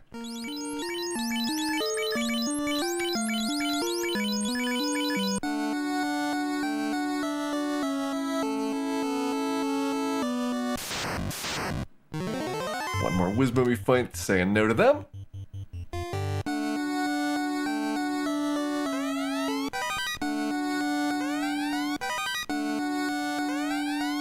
And saying yes to our big prize, the Zeus Gauntlet. First AoE item that we have access to. That's gonna... I'll put it for the cap instead of the gloves. It doesn't matter which of the two I use for the spot. Now we need to beat a Zombie D fight.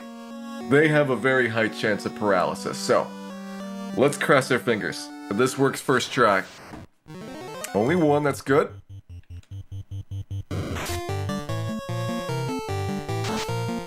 $47 with the lit 2. Let's see the sword. 67, alright, sword it is. Alright, 114. 181. Still not paralyzed, it's looking pretty good. We got him! The Zombie D has been defeated. Oh no, we forgot the tail. What a shame. What a shame.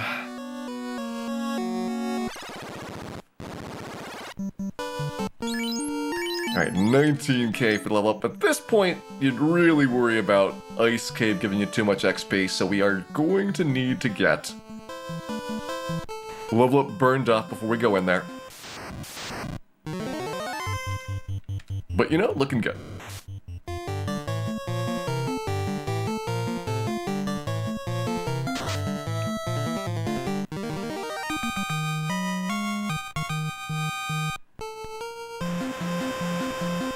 It is looking good. We did the easy stuff for today. The next one, it's at least as hard as Earth Cave is, so we'll probably put a little bit of effort into trying to at least get 1 level up. I might need more than 1, and I will almost certainly need more than 1 Ice Cave attempt to get the airship. But I'm feeling so good about how we've gotten some progress here.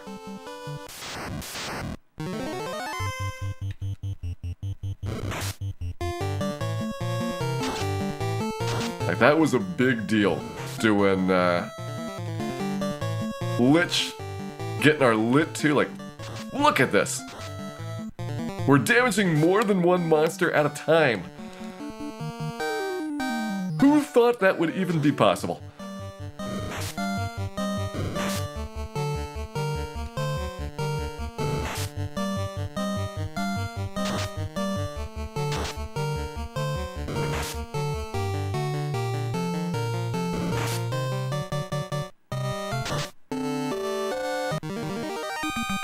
What is the plan? I mean, we're gonna get a lot of levels before we do any of the fiends. There's really no point to rushing the fiends. There is no items on the way through their critical paths that we care about. Carrie's got nothing in her dungeon. We can do the mermaids without having to go down to Kraken. Tiamat, we kind of want the pro cape, but the way I pitch it is that we go in there, once we get past the blue D, grab that, and we escape. Like, we don't try to kill Tiamat in that trip. But yeah, historically what we've done is we do intermediate fiends along the way. You know, we'll get 10 levels, we'll go and kill Carrie, get 10 levels, kill Kraken, get 10 levels, kill Tiamat, just so that we're breaking things up a little bit. I don't know if that's really as critical with Solo Thief, but we'll find out.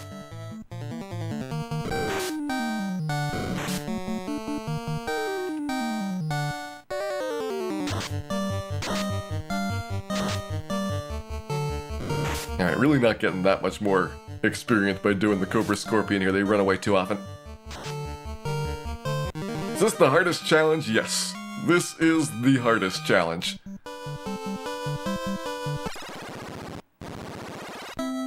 We've already done the other 5 character classes. Fighter would have been done about 14 hours ago. Black Belt and Red Mage about 11 hours ago, maybe 12. The Black Mage would be getting close to the end. Probably getting to about Temple of Fiends. White Mage would have a little bit more time. And the Thief is not even close. Man, my bull ran away. That was very rude of him. Loving this gold brace. You can see how much less damage we're taking.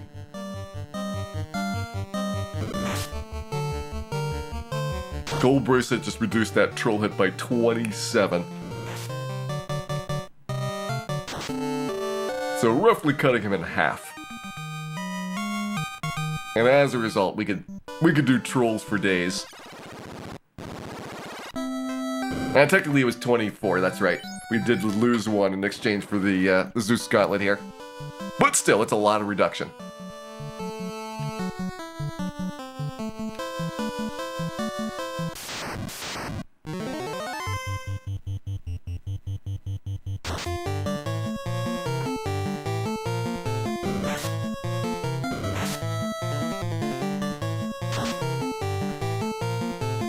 Yeah, right now Ninja would be putting on that ice sword that we just got. You would possibly do Gurgu Volcano a little bit first. Grab the Flame Mail. And the shield there. So you'd have some really big toys to play with. From a pretty easy dungeon die. Like Gurgu, if you're not finishing the boss, is quite simplistic. Like there's nothing really that you have to worry about being in there. And that would have made ordeals a kind of a breeze, and you would have been able to maybe think about. Let me think about that for a second. And you'd still do ordeals before the ice cave. I don't think that the ninja necessarily wants to hack away at wizards for 3 minutes.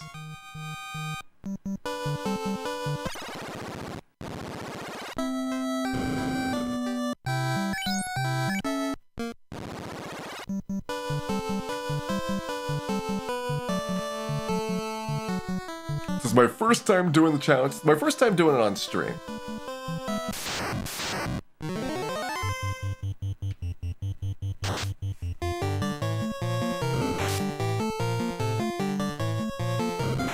And I think the big thing I'm enjoying about this one is gotten a lot of learning about the min-maxing of levels. You know, what stat points are really vital to get, and which ones we can pass on. That's helped a bit. Like, I used to think that vitality points were about equal to getting good, strong level up rolls. And it turns out that in the early game, the vitality point's actually way better. And there's no comparison. And that's like, oh, useful information because we were doing it wrong before. And you can pretty easily pick up another couple of HP with better optimization. I think in this playthrough, like, very early on we adapted by saying agility was more important than we previously thought. And that's probably helping out a little bit here and there as we go around having a little bit better evasion score. Means that some of the tough fights where you have to worry about stun touch or death touch or stone touch or what have you, some of those get a little bit better.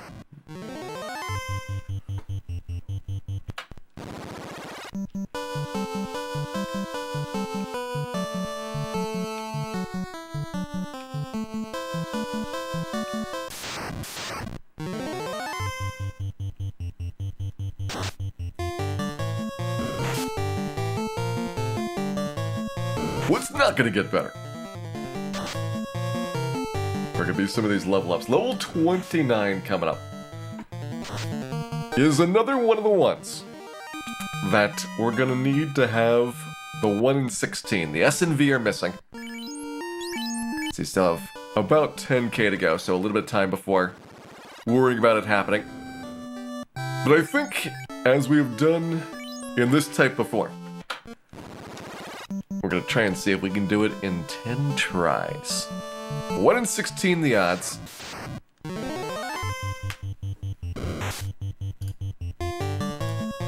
But can it be done faster than that?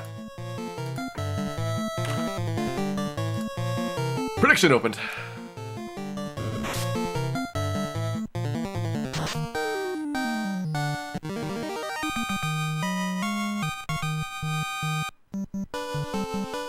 Yeah, I'd be doing it very differently if we could class change, because I wouldn't need to min-max super hard.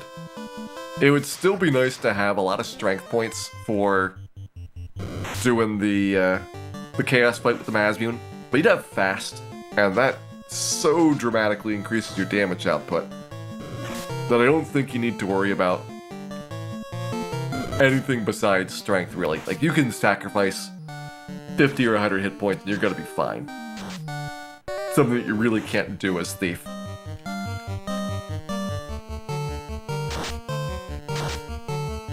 Now, what's with these lit 2 rolls? They're going down! I'm losing out on my ank eggs at this rate. Got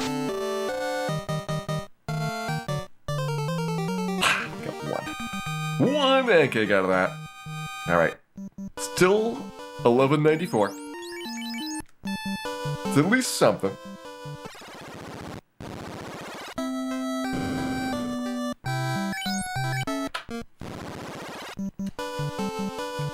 Well, I think the ninja speeds up because of gear. They don't speed up because of spells just yet. But since you can do Gurgu and pick up gear there, I think that gets you more benefit than you might think in terms of gains. There's another ice sword in Gurgu. There's really good armor and a shield there. And you're gonna be able to kind of plow through a lot of things very quickly once you have those upgrades. But pre-lit, like, yeah, nothing's different. Nothing at all.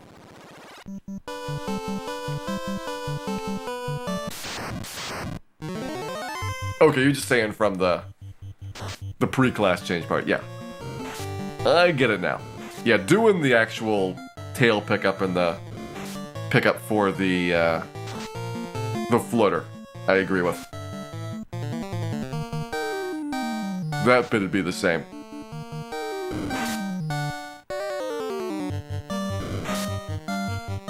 I thought you were talking about once you had that, where you would be going next, and whether there'd be anything that you could easily do as the ninja before you got your spell slot developed. First ribbon's in the waterfall. once you get there, you get the ribbon and the defense sword. If you want to have fun with care, you can get the wizard staff as well.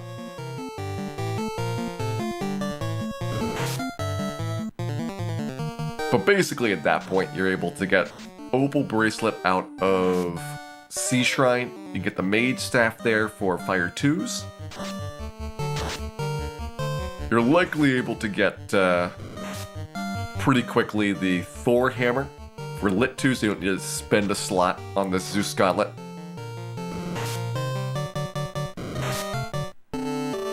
Speaking of which, wow, they're doing a number on me before this Gauntlet actually works. I feel like this is worse than just hitting them one at a time.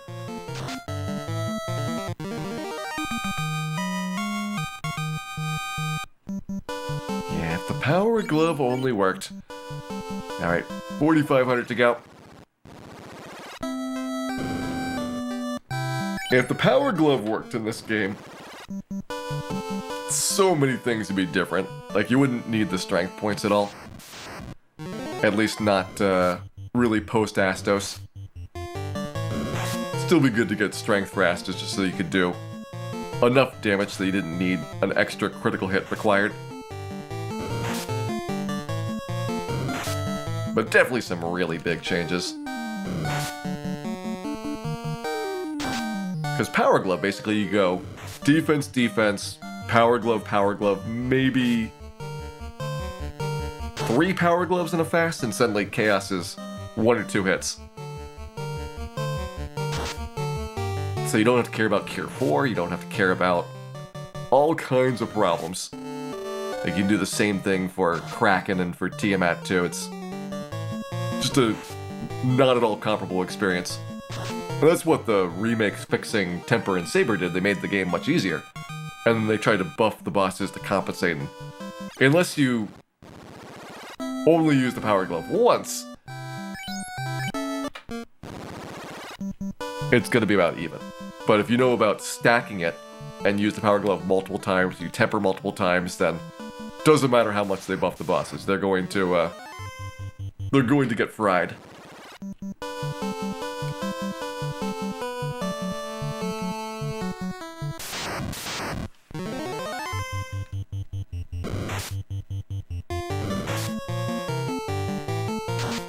Yeah, remakes also letting go up to 99 instead of 50 means that you can max out your HP and stats, or very nearly max them out, without having to do a whole bunch of really tedious min-maxing.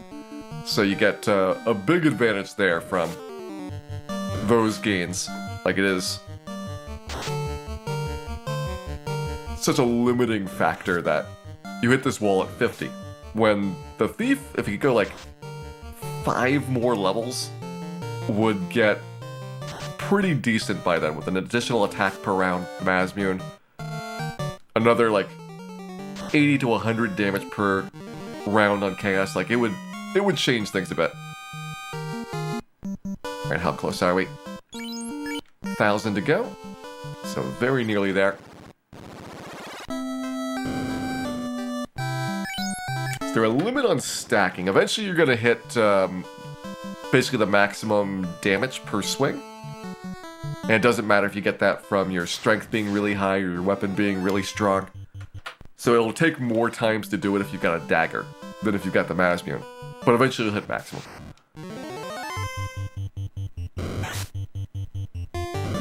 Alright, this is gonna be the first try at it. Double Trill puts us over the threshold. For level 29, actually would be a little bit closer for the real back-to-back attempts, but I'll take this try, see if we get it. Show me a strength point. No strength point. Reset.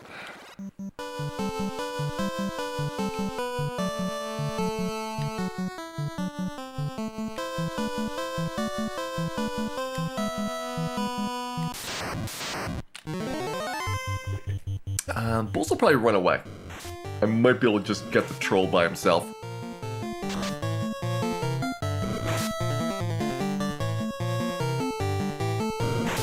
$99 is not the damage cap now. You can go into 4 digits pretty easily.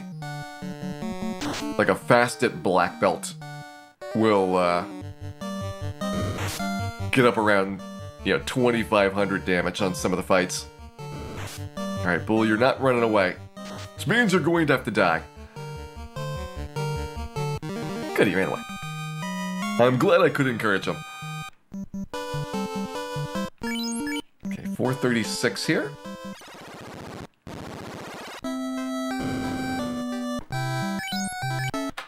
I might still be able to squeeze out some of those boat levels for a bit.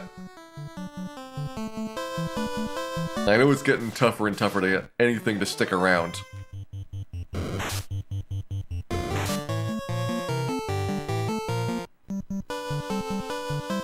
Wait, my boat's down south now. Somebody stole my boat! It must have been a thief.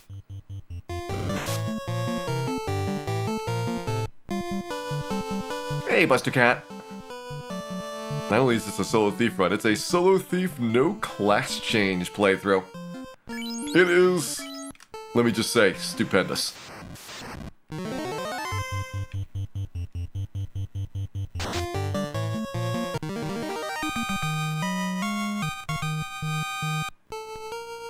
go to level 50 for the other ones, yes. We went to level 50 for everybody, but Fighter and Black Belt didn't really need it. Red Mage, White Mage, and Black Mage, they needed it.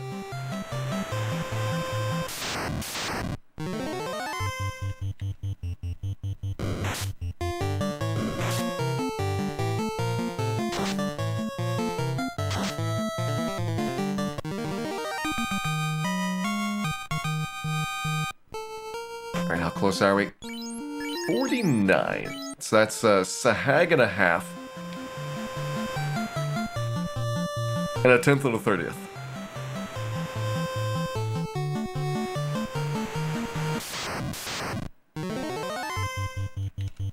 This should be more than that.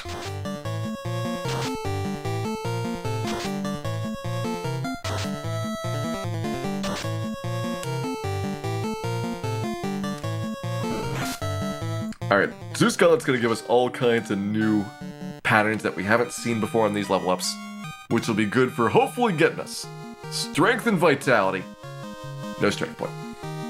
Reset. There's 2 tries.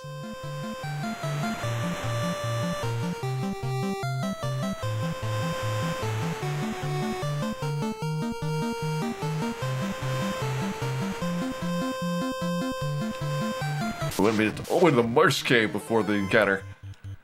That was a long gap in the encounter cycle.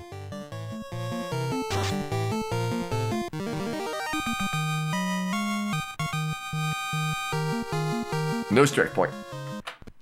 3 tries.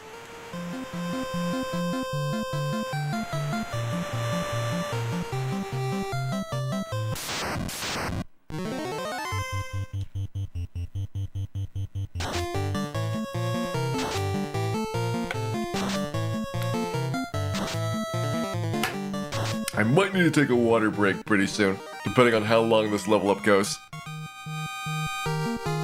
No strength point. I think this is the 3rd time that we've had to do this tonight, Rhythm Song. The first 2 actually went surprisingly well.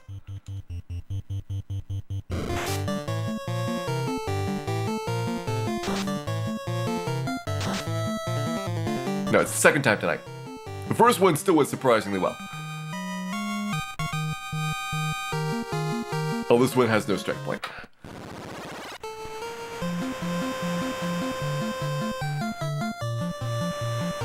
Yeah, we did, starting at 23. We're now trying to get level 29 picked up. And the good news is that once we're past level 30, there's a lot of great levels in a row for min-maxing. Come on, strength!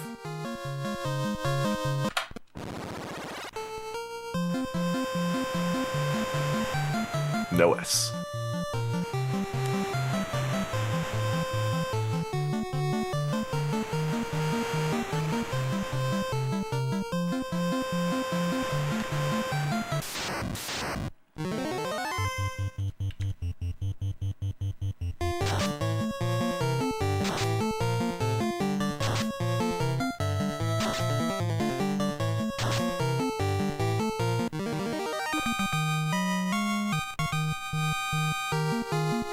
No S. It's a 1 in 4 chance of getting a strength point. And if we get that, then it's a 1 in 4 chance of getting vitality. So these are hard ones to get. Sometimes they can be elusive, as level 23 was yesterday. Hopefully, though, it's a little bit better than that.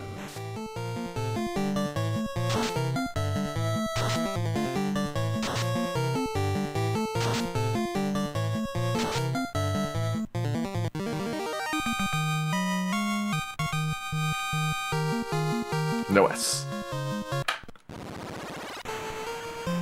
Starting to sweat about the prediction of 10.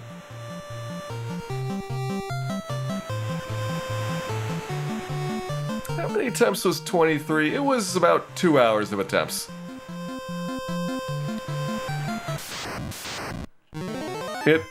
It took a while.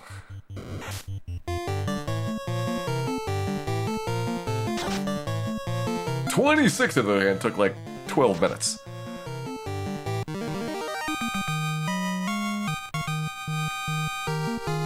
No S.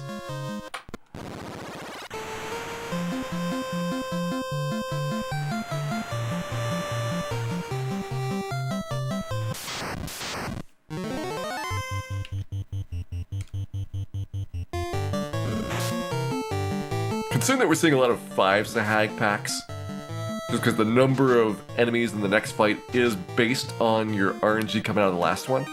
But we're getting different sets of moves during the round, so I think we're getting different outcomes here. All of those outcomes have no S's now. Well, your prediction is becoming grim.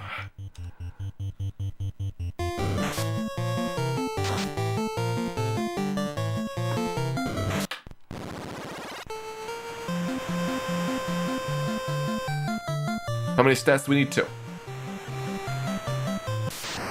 Which is easier than level 30 is gonna be. Which needs 2 plus a strong level up.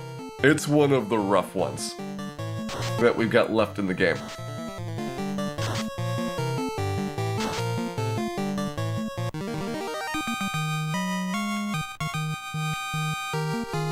No S.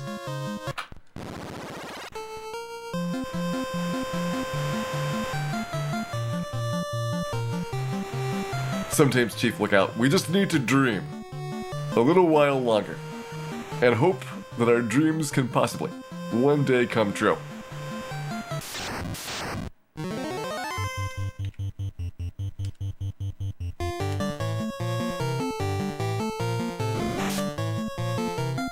Alright, pretty sure we have not seen this pattern yet.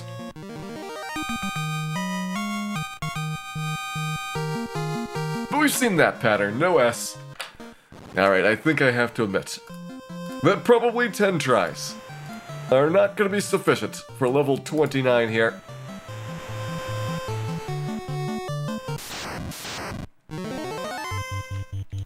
Is there a chart of guaranteed stats? Yes. If you go to Game Facts, the Final Fantasy Mechanics Guide has a table telling you which stats are guaranteed at each level for each character class. Oh, we got an S. There's the A. And we got a Sal.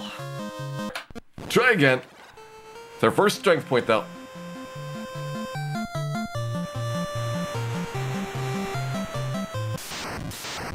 It proves that strength has not been patched out of the game. Yet.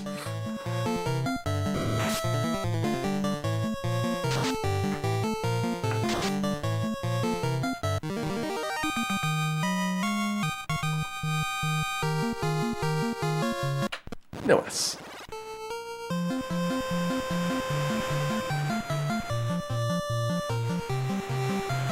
Via Sakurambu, vitality divided by 4. You get as a bonus every level up, strong or weak. So an early vitality point is worth basically, 12 or 13 hit points, whereas a late one might be worth 0. That's why vitality is diminishing returns and past, level 45 or so, we might not care.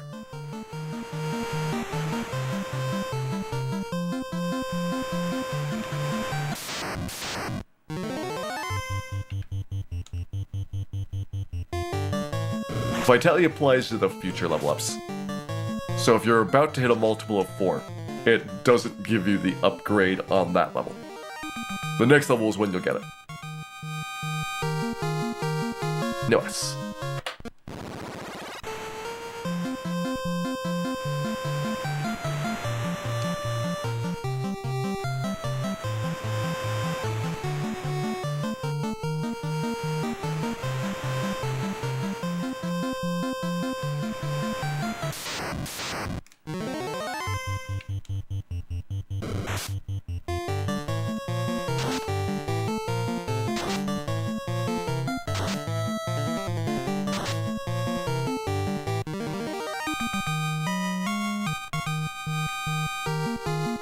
We got an S, the A, and another Sal.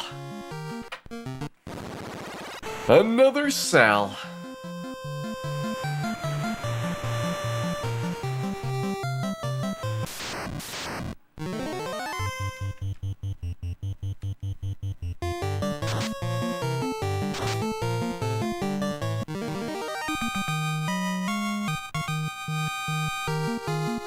There's another S. A. Back-to-back Sals. I feel better getting a Sal than a Sale. Sale means that we got an attribute point, but that it went to our intelligence score. And that just feels extra bad. No S.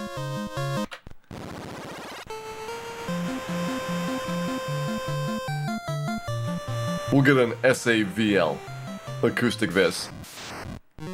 Or if we're slightly less lucky, an SAVIL.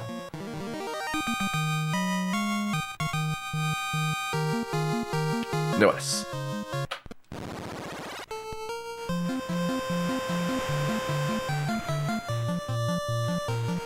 Actually, I'm not sure if we can get an SAVIL. That would be 3 consecutive stat points that need to happen, and I'm not certain if that ever comes up in the RNG table for back-to-back-to-back hits. That's where it gets questionable. We know that it can be hit, hit, miss, hit, because we got Savile on level 11. SAVL. And that just has a guaranteed luck point, so we hit right around the intelligence. But doing back-to-back-to-back may not be possible.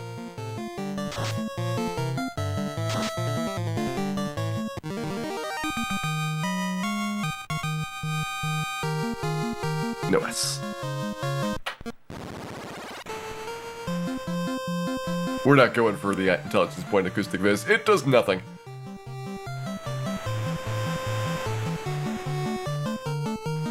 The level logic is the same across all versions. Not really, Sakurambo. If you play the remakes, you'll get very different stat growth.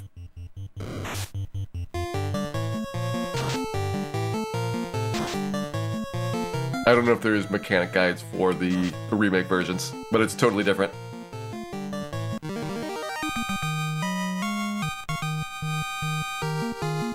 Nice.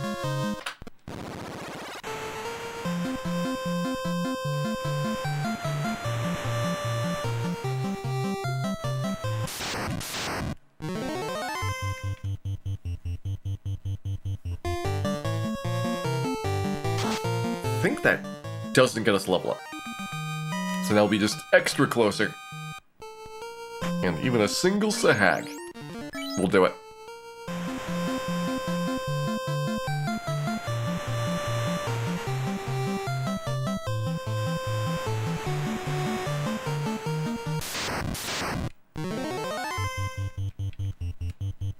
You can't really do an Agama grind because of exactly that reason, Team Marduk.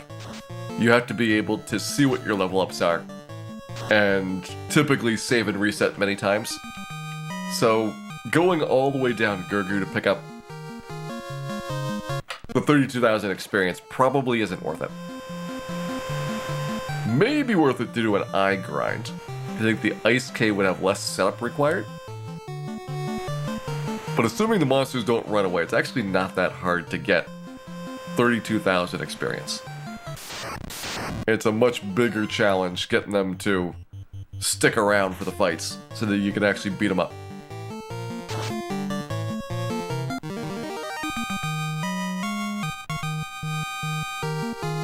No S.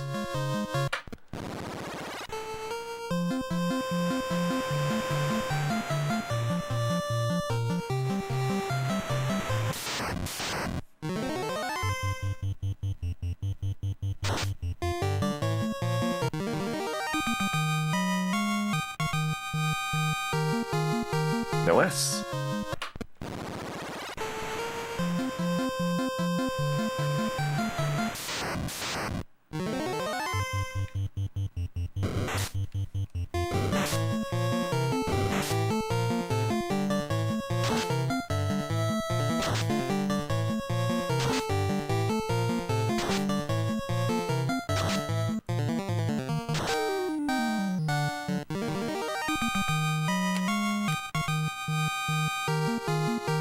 We got an S, an A, and another Sal. I think that's 4 Sals, maybe 5. But we've had no sales. Makes me feel a little bit better.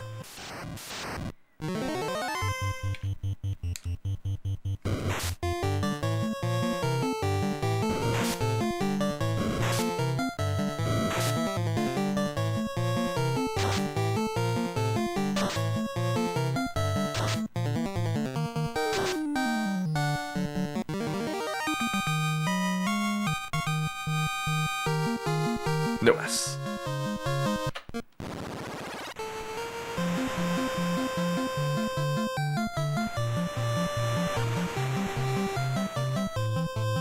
I think our ship has at least 6 sails on it, if not more. That should count.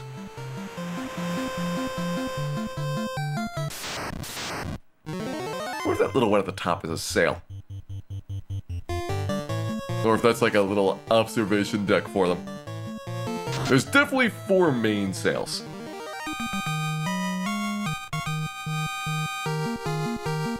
No S. If I'm gonna class change, would you wait after 30? It wouldn't make a difference. As long as you class change by level 42, you're okay. 42 is the last level you can do it without losing spell slots. So you're not really in a rush here.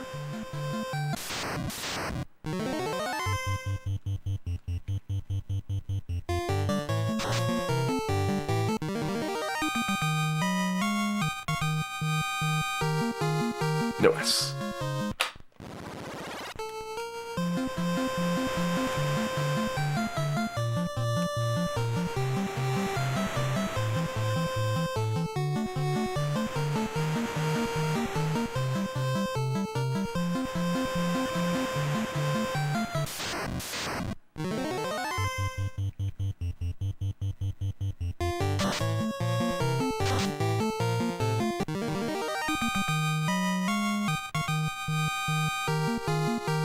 No S.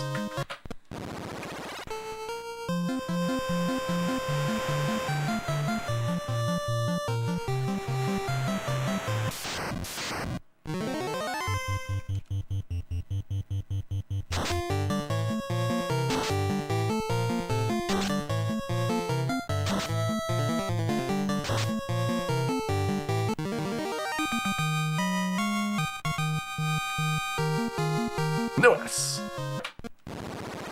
I mean, I'm seeing all kinds of different values for the Lit 2 rolls. So I know we're seeing new parts of the RNG table pretty frequently. Just at least positive. That's useful information for, are we getting to explore things. Oh, there's an S. A, I, and L. I think if we see the I, it's all over. If we get sailed, then there's no chance of being saddled. So we might be hoping it's SAVL.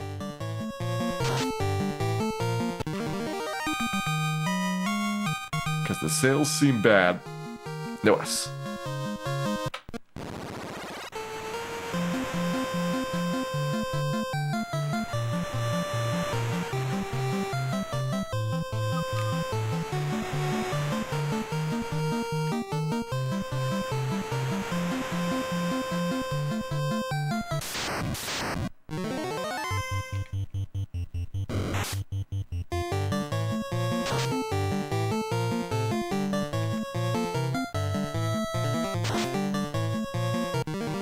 Pretty sure we've not had any hits as low as 48 on level ups. We do get an S. There's the A. And... oh, you can get a full Savile! There it is. SAIVL. Level 29's done. I didn't think it was possible. For the back-to-back-to-back stat point gains. And we have just showed the doubters that they were wrong. 32k to go, that's the max you're gonna see for level ups. Let's try the Ice Cave. Level 29 for the Ice Cave. It is gonna be brutal. 30 would get me a strong level up, so lots of HP. But it's gonna be a very, very hard level up.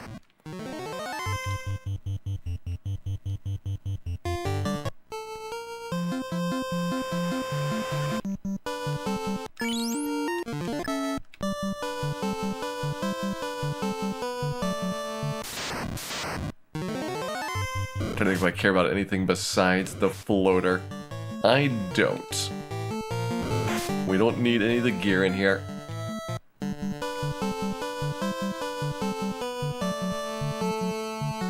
There's possibly better ice cave routes if you're skipping everything except for the floater. But since I don't have a great story for that, we are probably going to do the marathon route for our approach in. Now that means we do one wizard battle, one mummy cockatrice fight, and a whole lot of image race that I'm going to be very nervous about. Also some fur giant furrows I'm going to be pretty nervous about too. It's all in all one heck of an experience. And at the end of that struggle, then we get to face our pal the Eye.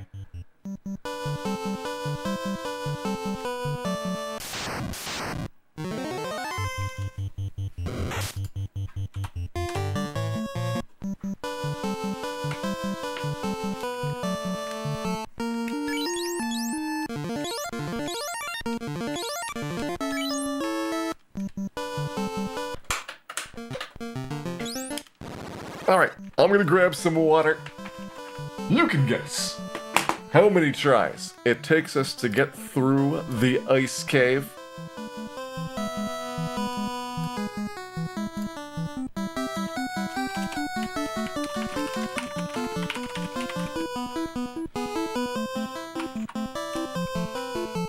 What's a good number for these?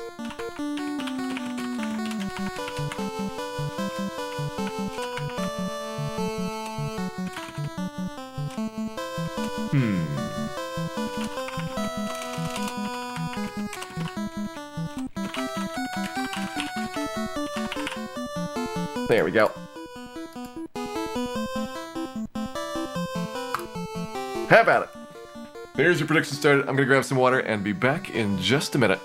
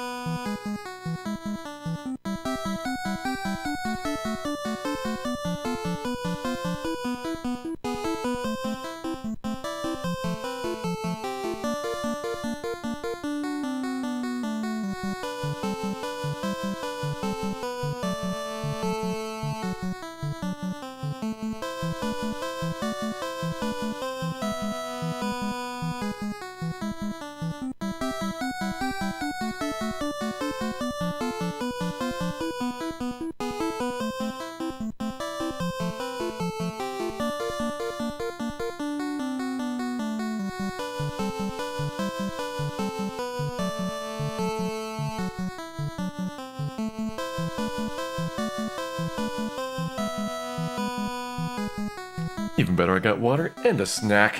There is our prediction closed. And let's go in. Skipping 2 encounters here. Let me skip them outside. That way I know it's the consistent number of steps from normal. There's 1.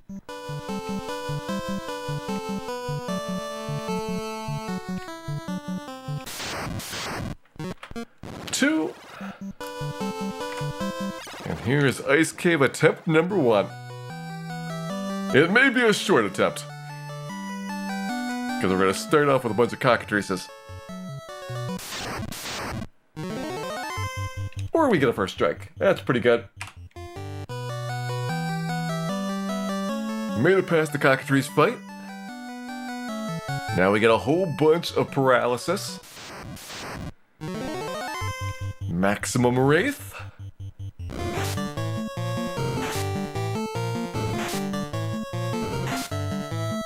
No problems.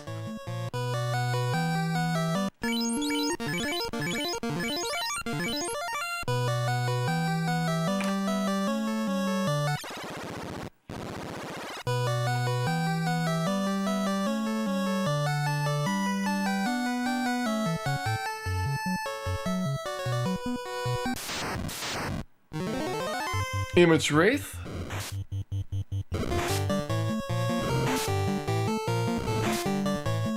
We got paralyzed. Oh, that was close. We were almost done with that round. Come on, Dan, snap out of it. The Wraith's the one that we have to worry about doing damage to us. Alright, he's up. And he's out of there.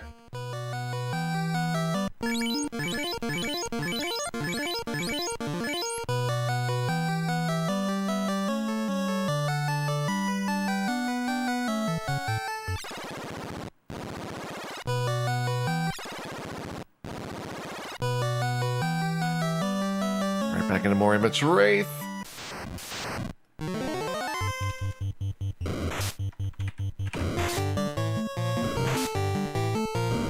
Light Axe and the Sea Shrine.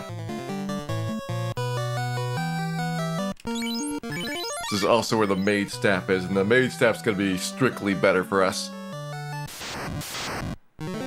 Ooh, double Fur Wolf. Hope we don't get too much Frost Breath here.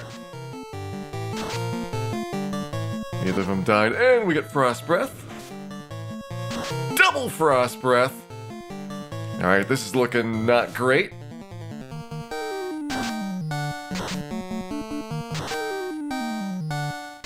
Triple Frost Breath. These are 1 and 4, by the way. 3 1 and 4s consecutively. Just like our level ups. 4 1 and 4s out of 6 attacks. And that probably puts us into pretty bad shape here. We need to have the Frost Giant be super nice. Okay, that was super nice. Super nice Frost Giant.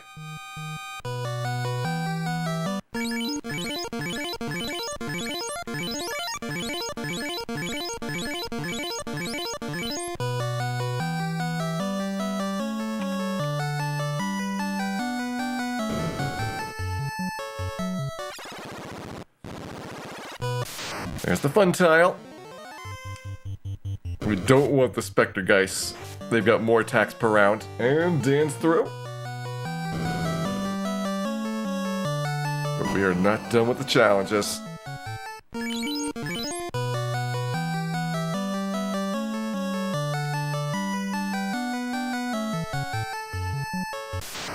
Next frost giant encounter, this time only one wolf.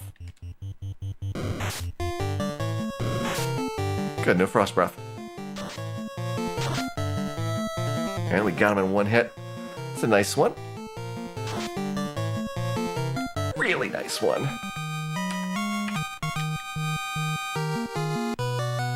See how much experience we're getting. This is why I didn't want to go in here with a partial level up.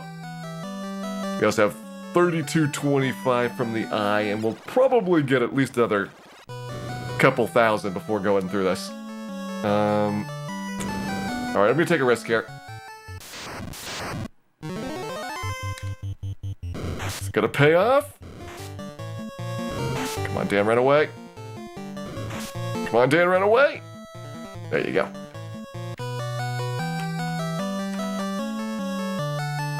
It's either that or a wraith fight. I didn't know which I liked least.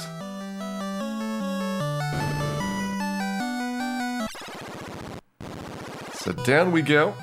We're all set. Time for the eye.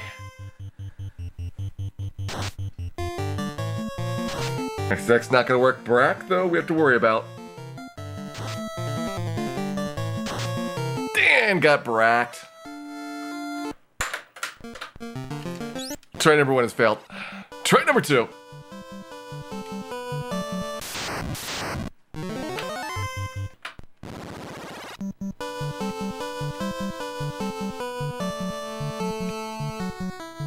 The brack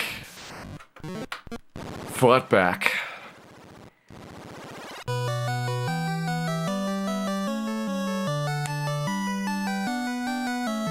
Got some really lucky fur giants on the way. So we have to do those again.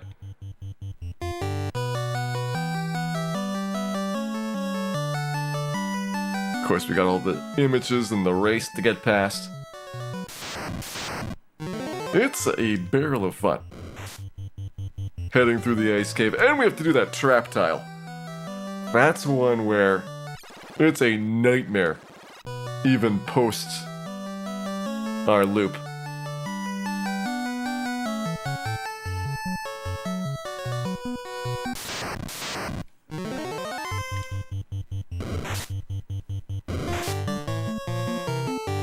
Okay, doing good there.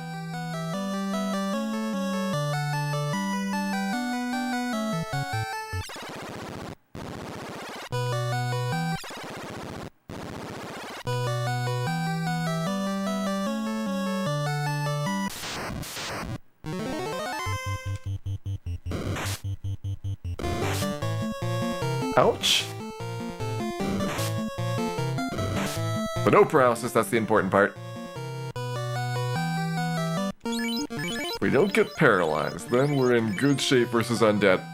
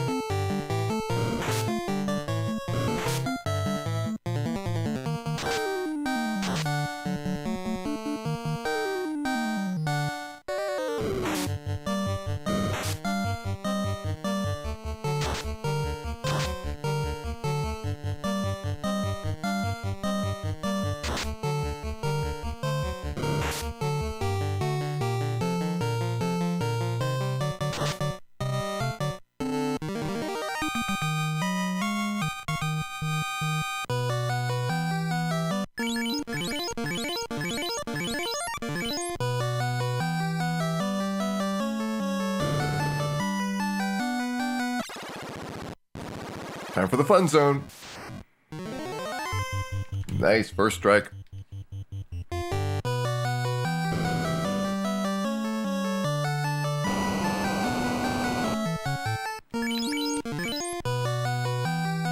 There's like 6 or 7 more things really going well, and we'll be through this.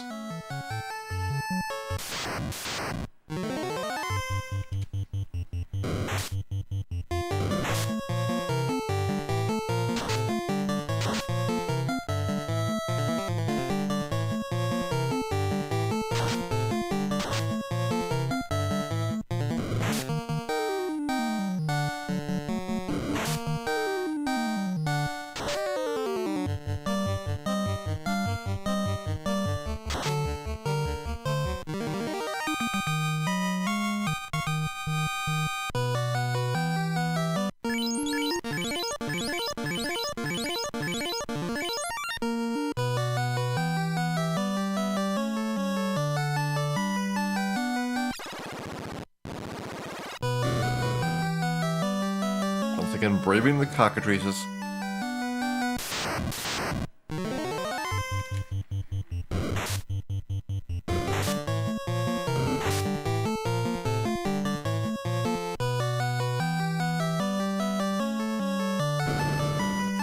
And getting set for our epic eye encounter. Try number 2.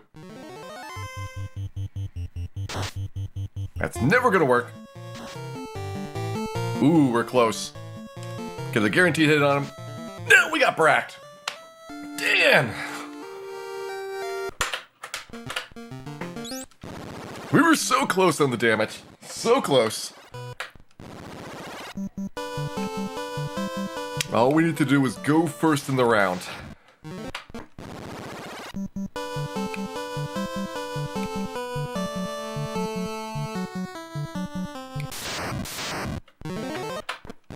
It does seem though like the eye is going to be the big challenge here.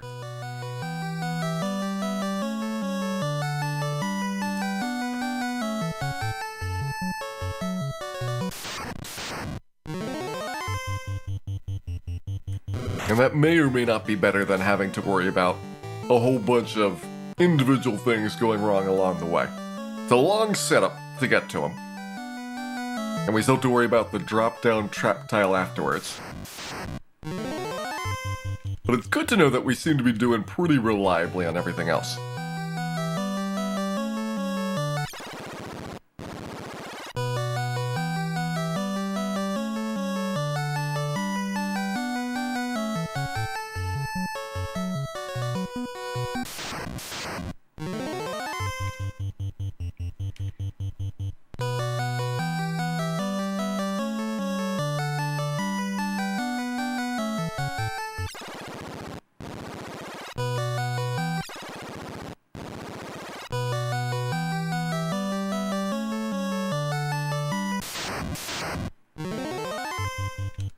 Nice first strike. Very smooth stroll so far. Here comes the fur wolves. There goes the fur wolf.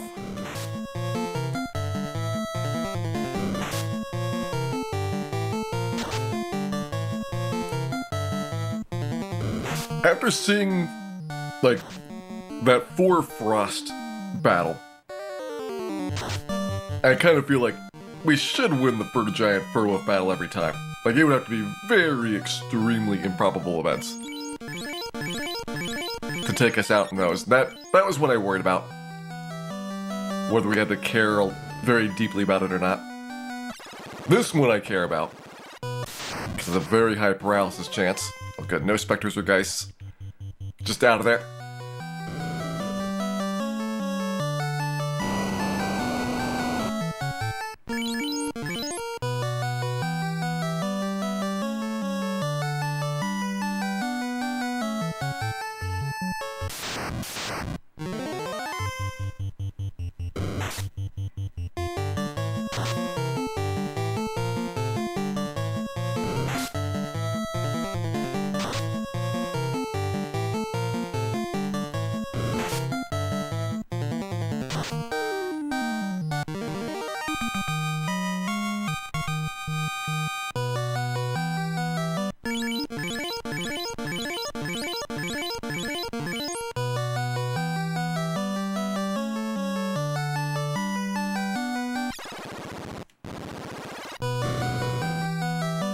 Cockatrice encounter. There is so much clenching going on right now. Okay. Try number 3 versus the eye. This time, we mean it.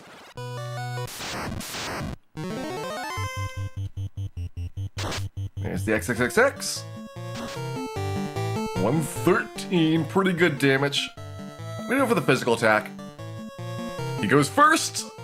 He gets it. The eye. First defeat. And we have a floater. Can we escape? Come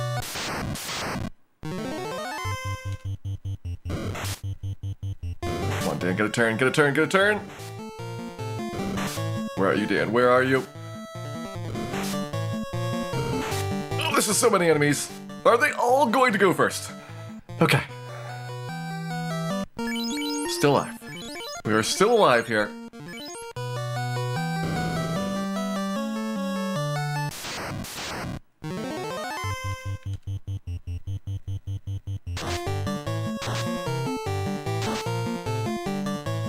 Furbles are also still alive. Double Frost again. That's where we got the really bad start here.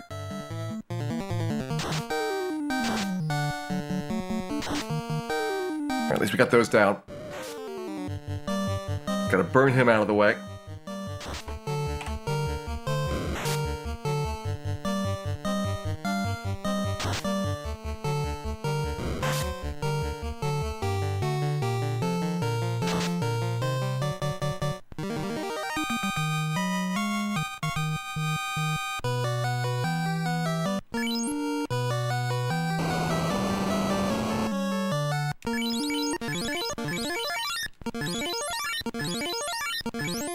It's annoying me now that I got the floater in that spot. It's making my heal potions harder to get to.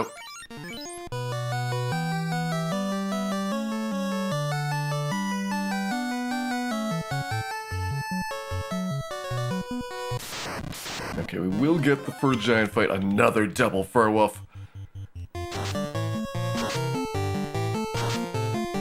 Maybe that's the same fight. No, it's not, because I didn't frost breath double times. Alright.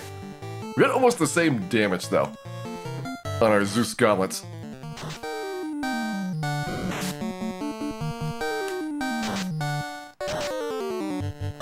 It's a healing floater.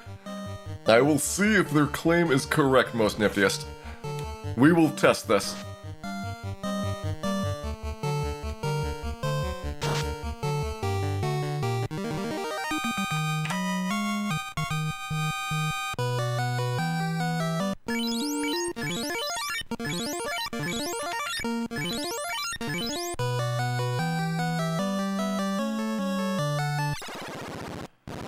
Alright, wizards.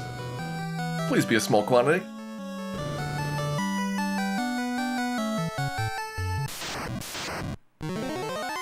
Or I can deal with. I can deal with 4 wizards.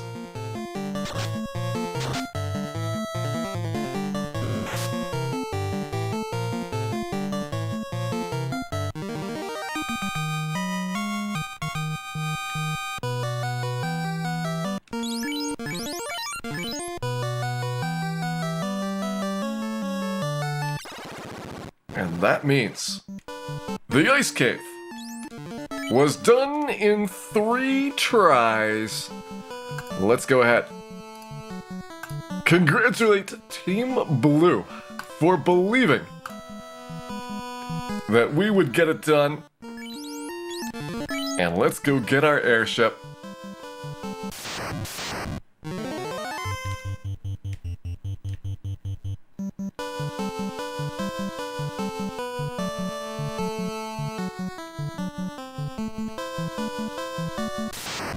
Ooh, that feels good. We've done Lich, we've done Ordeals, we've done the Ice Cave. Still only about 4 hours and 40 minutes into the stream, so we have time to do some more work. Debating whether we should get our item pickups through the levels first. I guess we should get the item pickups. That's gonna be the most productive bit of things to get out of the way.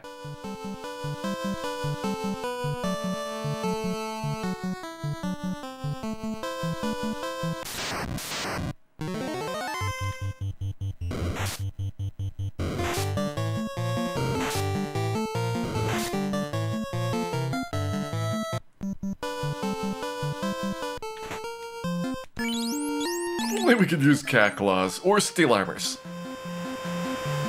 It would really set us apart from those other inferior thieves.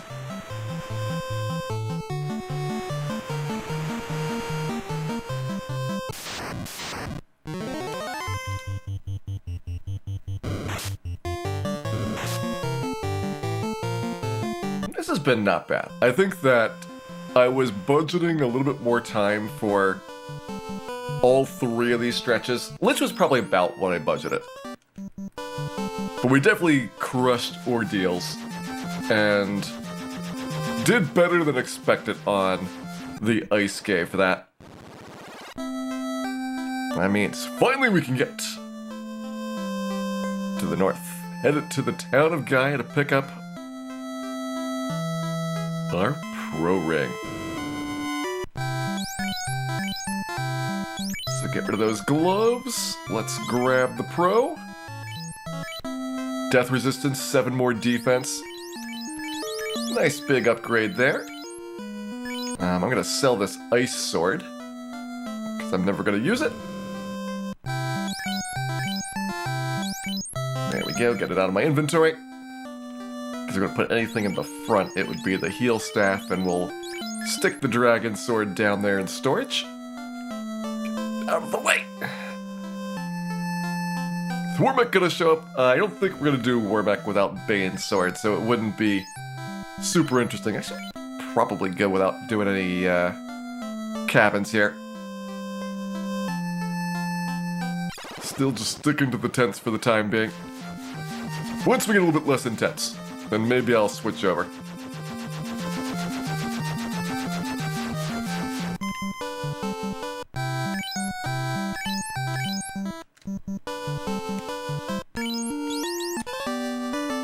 There's our bottle.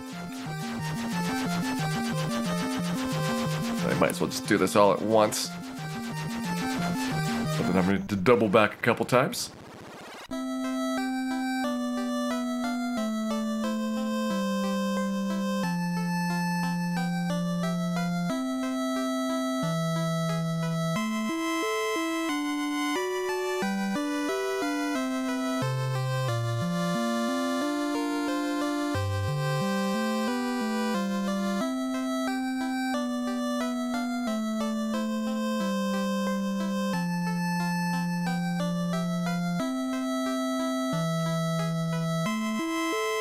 I think the cat claw is supposed to be a big glove with blades coming out of the fingertips. Like if you look at some like the Saga games and the concept art there, and some of the later Final Fantasies, it's kind of like a big cat's paw that the mage wears. So it's meant to be more of like a decorative novelty item.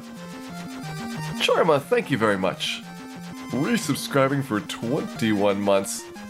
Hope you're having a wonderful day here, and thank you very much for the good wishes. They're very much appreciated.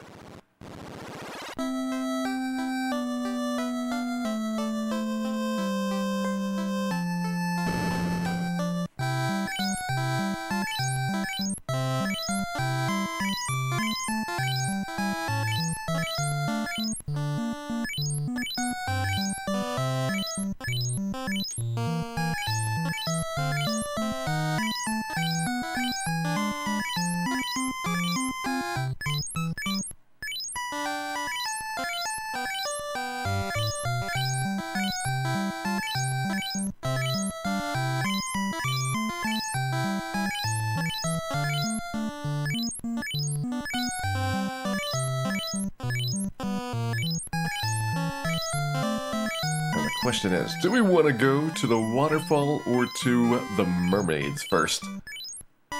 Waterfall gets me the ribbon and the defense sword, and maybe we'll pick up the wizard staff if we're feeling frisky. The mermaids get me the opal bracelet. Also, we need to grab the slab there to do that quest, so that we can get into Mirage Tower.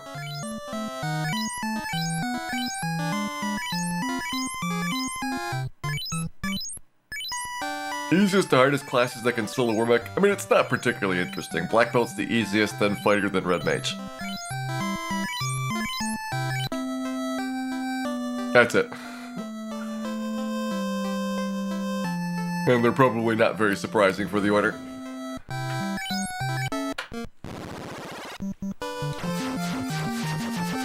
Alright.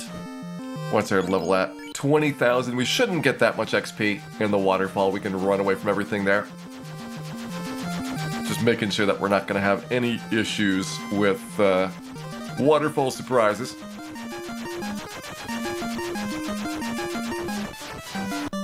Hey Gator, welcome in. We've done some things today.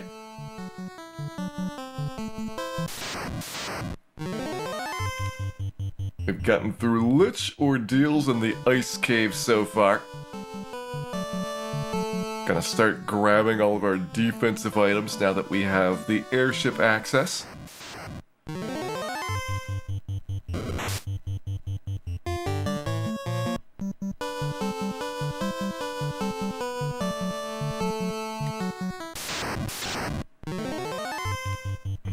Delicious nachos. Dangerously delicious nachos.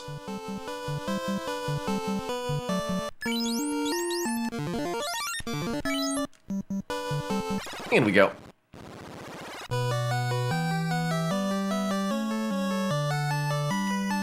It is time for the waterfall adventure to begin. Now we're not going to have a worry about Gasties until 128 battles after power-ons. We just did the ice cave, which required a power cycle. We're still very early in the cycle there.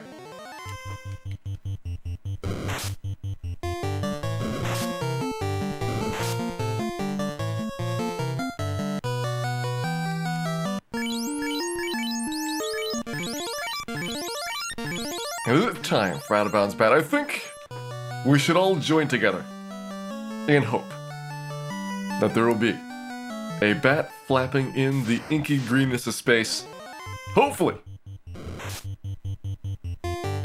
watching over us as we journey through these troubling and, frankly, horrifically terrible times. Because the thief is truly awful.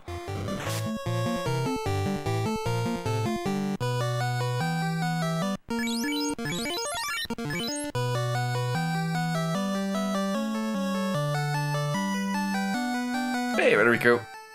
Yep, it's waterfall time. Looking to get our ribbon and defense sword here. Also our out-of-bounds bat sighting. Would love to have that pickup as well.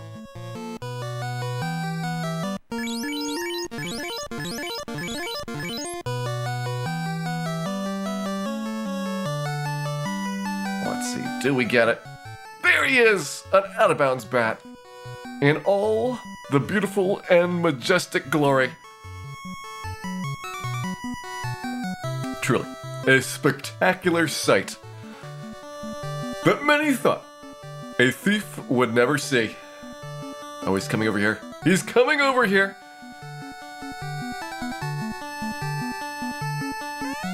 Come on. Come on. Now. Not quite close enough.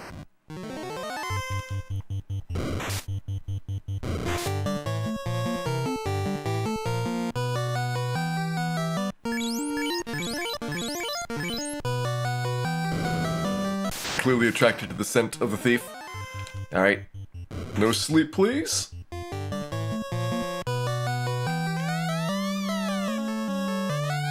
Give me my cube, though.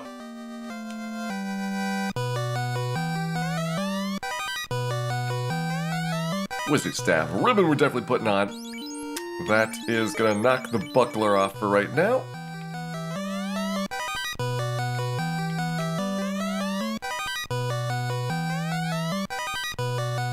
Grab an important item, the defense sword.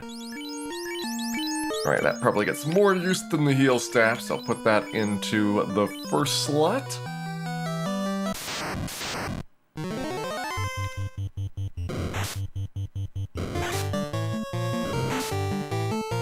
Defense is the ruse spell, that's correct.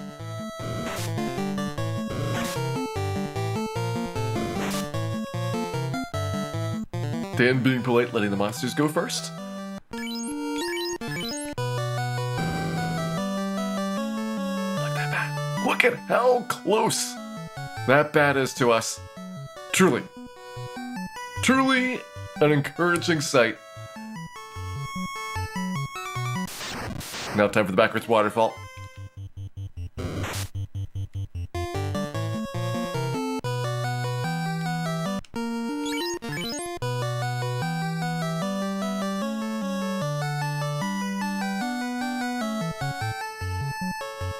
The rarely seen backwards thief waterfall.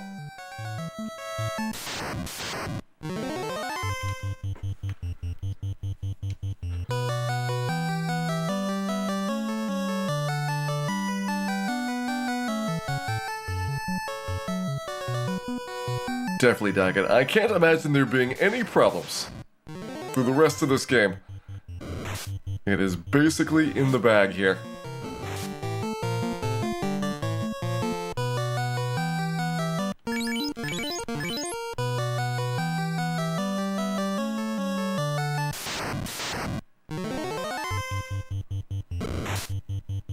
We could probably squeeze in a little bit of the mummies, but I don't want to risk at all the experience issues. Still have to get through a tiny bit of Sea Shrine to grab the mermaids, and I don't know if we're going to be able to skip everything. We'll probably get at least a whiz-a-hag fight along the way. Waterfall's done! Let's roll.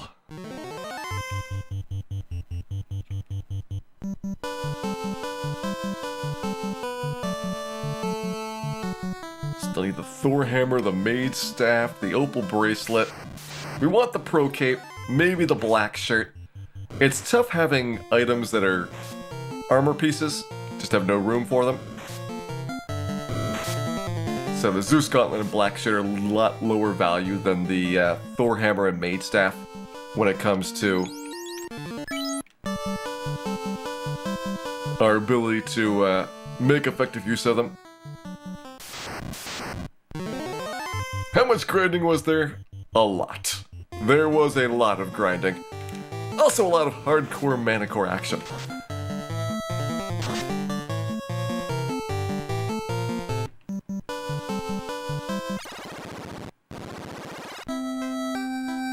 Hey, Mooglex, welcome in. But the good news is, if you missed the grinding, there's still plenty more of that to go.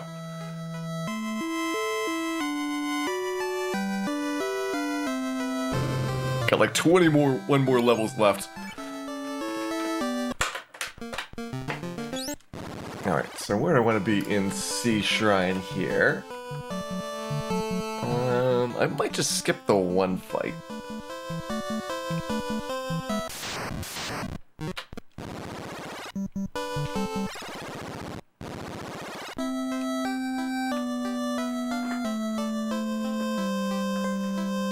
Are we grinding Agamas? I was thinking about grinding eyes. Initially, though, I think that it's not going to be too hard to do things with, like, guards and vampires. They should be pretty reasonable for a while. It's not until we get, like, a great rhythm down, we can make the sorcerers run, make the mages be not a big deal, that we even want to think about attempting an eye grind. It's like level 40 plus.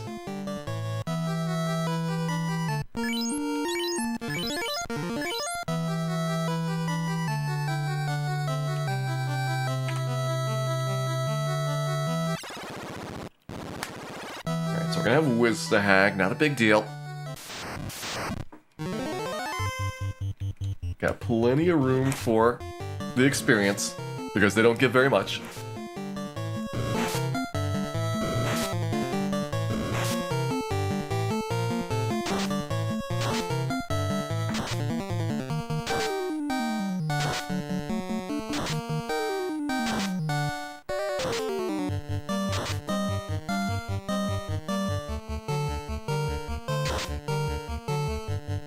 Look at that rune sword going 58 damage.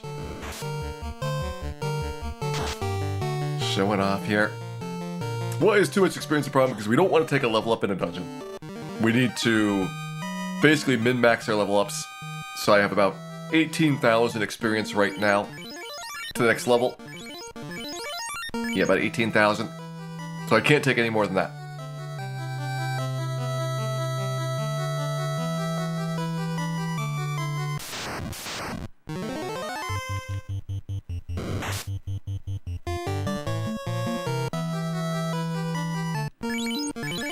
And this next level up is gonna be a doozy. Level 30 is one of the really hard ones. It's not as bad as level 11, but it might be the second hardest level up that we have to deal with.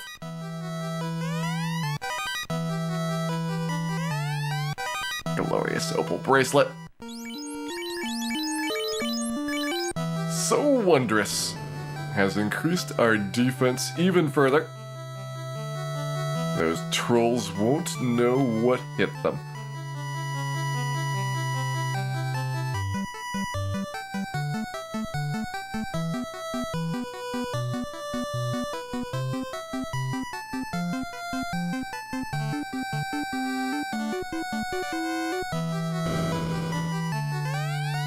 And yeah, we could grab a bunch of stuff here and sell it off, like all the opal gear and the flame gear and the ice gear, but turns out we don't really need the money.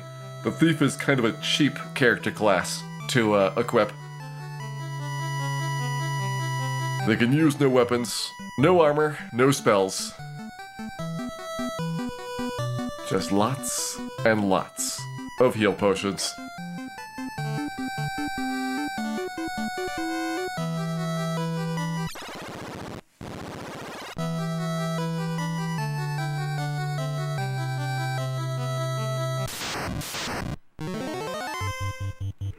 Sea Snacks says yes. I think you're okay. Worried about the water elemental coming up. That one could be unpleasant. So I don't know if I can actually grab this mage staff safely, but I'm gonna try. I'm gonna make a try at it.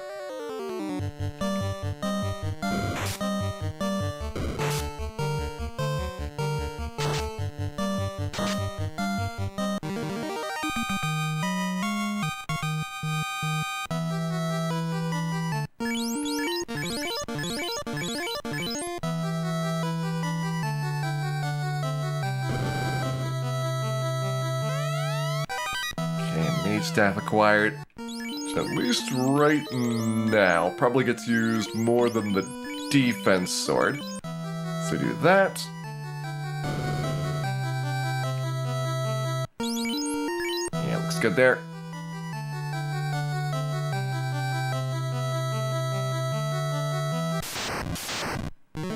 Lots of maximum waters. Yeah, it happens.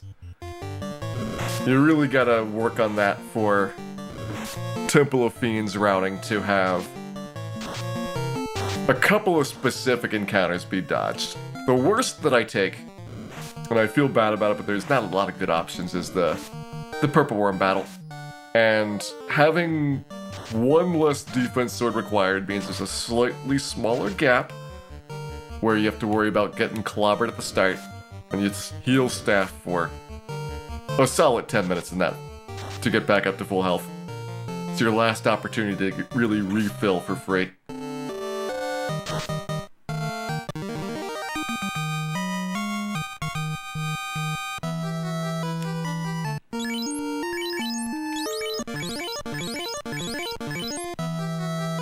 Alright, looking at 12k for XP. Now we're gonna get the water. Okay, water by himself.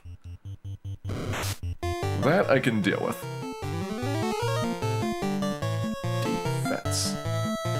Defense! Defense. Once we get to level 50, if we get enough agility points, we'll only need 2 defense swords to be totally protected. Let's see if we can smack the water if we need to zap him. Probably better to smack.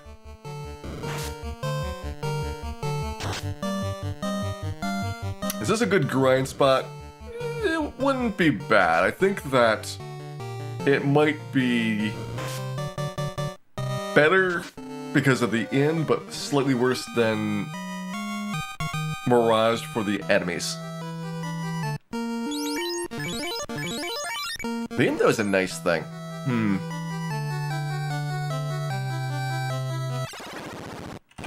It's tempting. I have to be able to beat Gur Sharks, which would take a while. They've got a lot of health.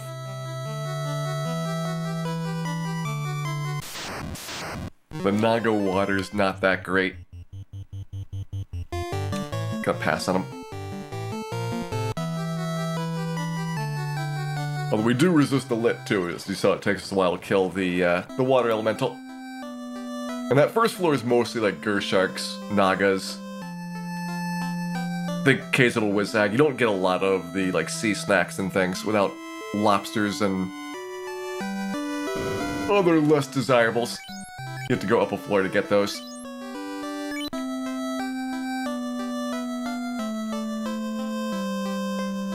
Takes a long time to buy those houses. It's like 4 houses to fully heal us now. Suddenly is an actual problem. Alright, less than 10k to our next level.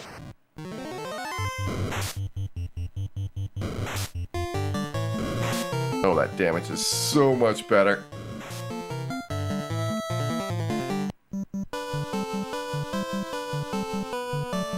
It's beautiful watching that. Hey, Will, welcome back. There have been developments.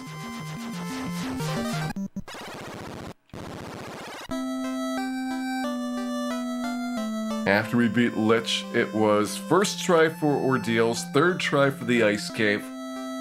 We've done the waterfall, we've done the mermaids. Got our slab turned in.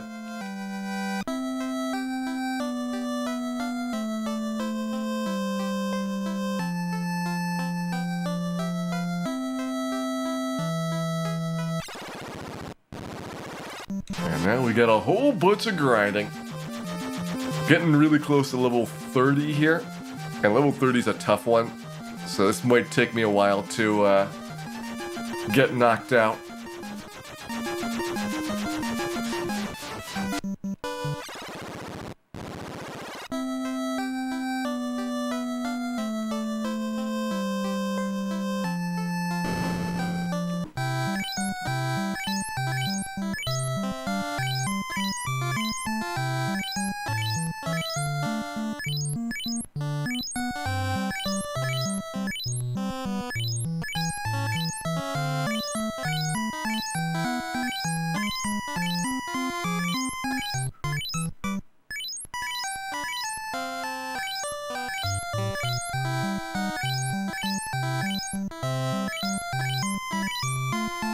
Nice thing about this level up.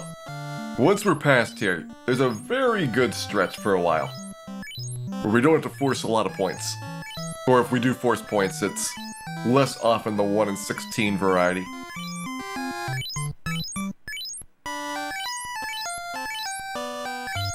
It's kind of the last bit of bursting for the Thief's good level ups.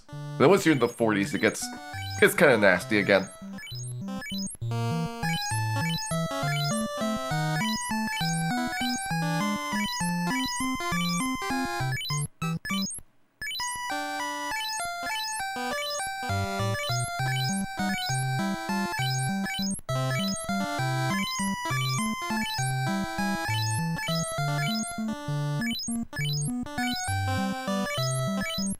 Here we go, all fully heal potions. Alright, here's the plan. I don't want to stream more than about 6 hours, so we got roughly an hour left to go. But I will try to get some level up action done here. Work on level 30 first. It's a good spot to do it. Should we do... Yeah, I guess we should still do Crescent Lake for a little bit. Hasn't dramatically changed yet for the ideal spots. We can do more complicated monsters, but these fights are going to be faster, and we just need to get a little bit of XP before being ready to try and roll the dice a bunch of times.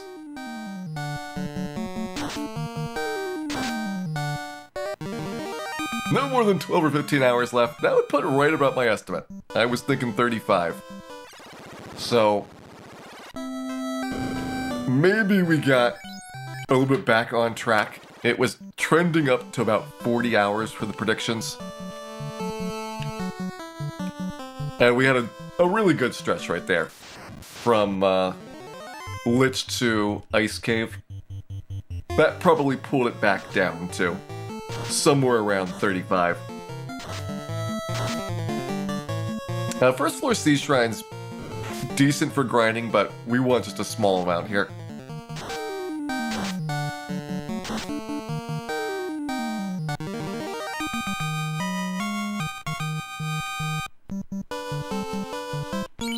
Looking at a little bit less than 8,000 experience.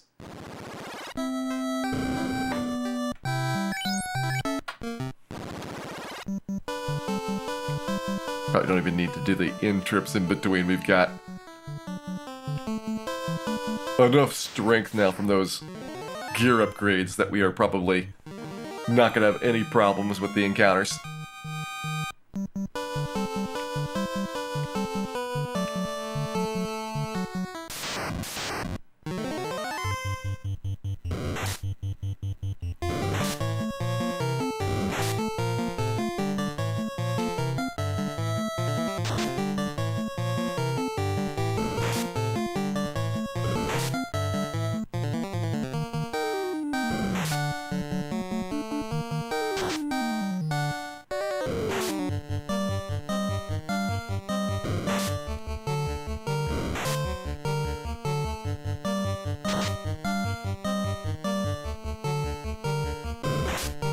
Not quite a perfect defense. We'll get an additional 8 points once we have made our way past the Blue D. We can get past him twice. I can grab the Pro Cape. And that'll get me to where we have everything except for the Masmine at that point for the gear that we're going to have on. It's only the very end that we finally get a new weapon.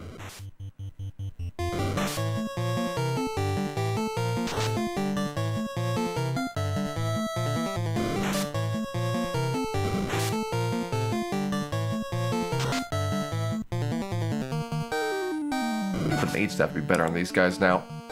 It probably does like 150 average when there's 2 on the screen. To get used to having AoEs with more than one elemental choice.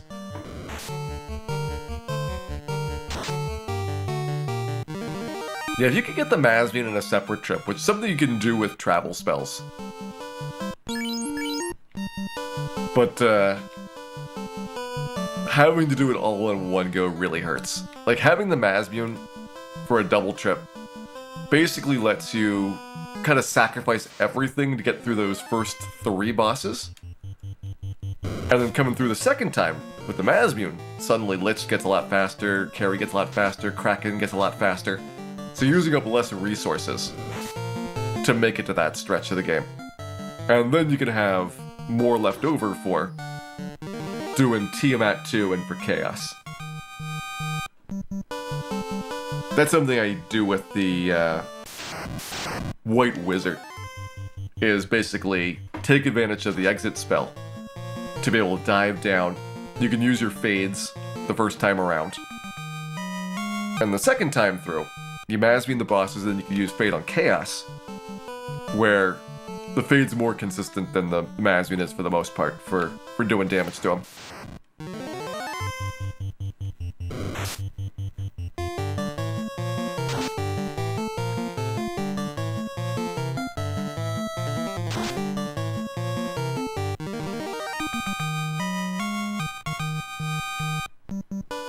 Alright, where are we in the level? 4,000 to go. We'll try to get as close as possible and then find a good spot for getting the last bit of it done. Black Wizard can warp out. You have to class change to get travel spells. So Black Mage and Red Mage can't, but the Black Wizard and Red Wizard can.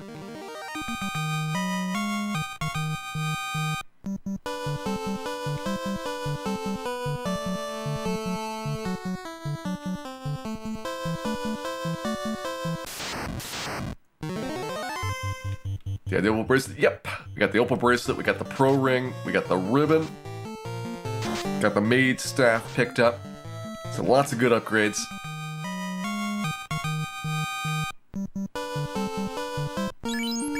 Yeah, 2,500. Let's play it a little bit safe here. We're getting down to the last couple of fights.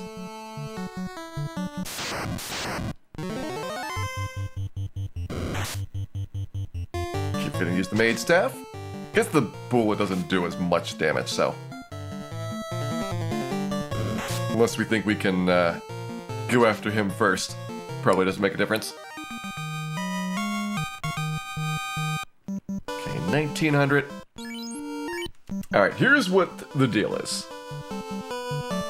I am going to ask you. Where do we get level 30? Before 30 hours. No, before 24 hours on the clock. So basically, whether or not within the next 37 minutes, which is about how much longer we will keep going. Might go a little bit past that, but not too much. Whether we will get our big level up there. And for those that missed it, level 30 is a vitality point and a strong level up. So we need to get an S, we need to get an A, and we need to get hopefully no worse than a -2 on the HP roll. I would take a -2 SA as the overall outcome for that.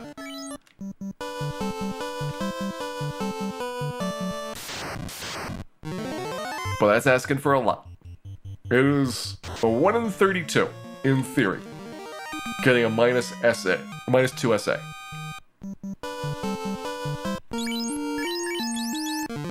So you can tell me whether or not you believe that we'll be able to do it.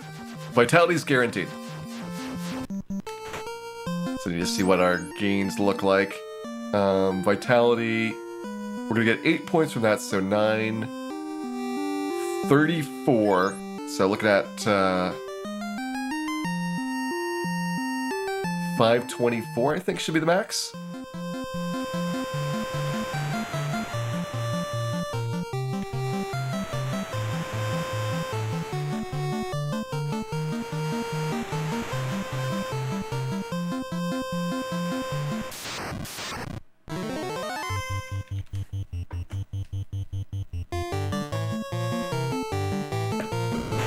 My sags ran away. Don't worry, Dan. It's probably just your herbal order that is causing them to flee. It is nothing to worry about.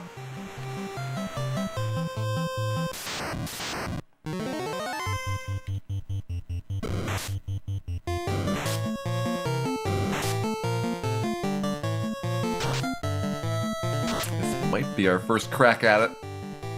I'm not too worried about getting it first try. Alright, we're very close. 42 away.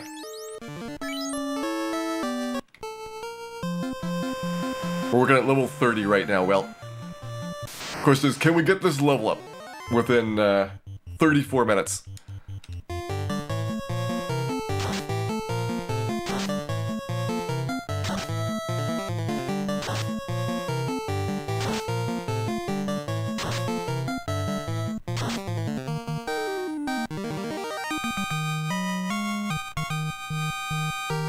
First try, -1, no S, and no A.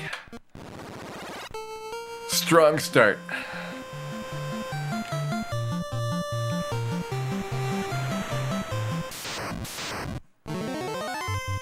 Actually, I think if we were looking for a -2... Yeah, -2 should be a 1 in 32 chance for -2 SI.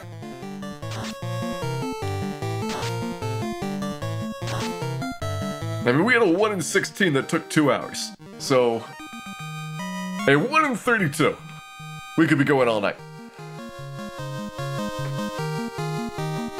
-2A, no S.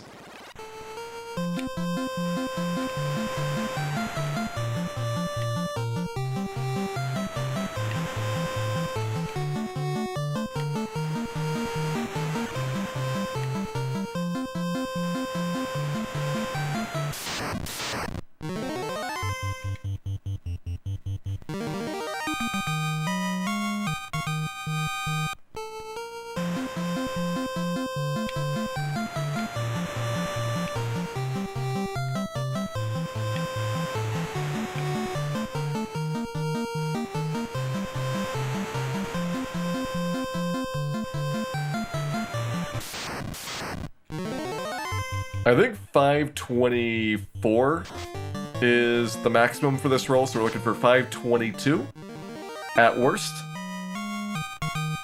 Get an SA. 521, not doing it. Reset.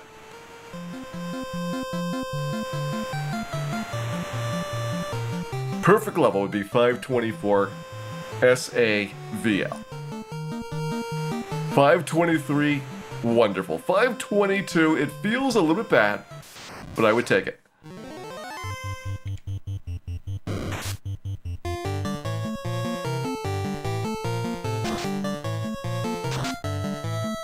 And the predictions are locked.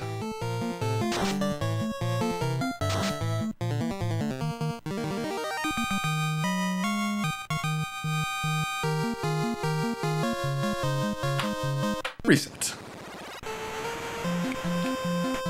We'll go south. This east-west isn't working out for me.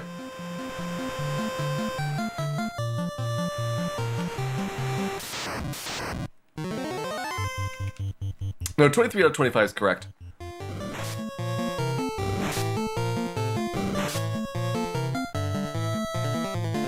-2 is the lowest that will go. Means we got a 50% chance on the HP, 25% on the strength, 25% on the agility, and a 1 in 32 chance overall, in theory. It might be 0% chance for all we know. But we'll at least give it a go for a while, and see if we can make it happen.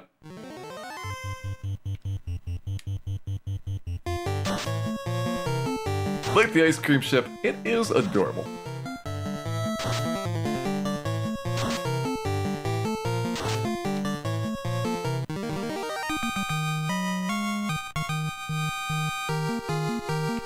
-2, no S.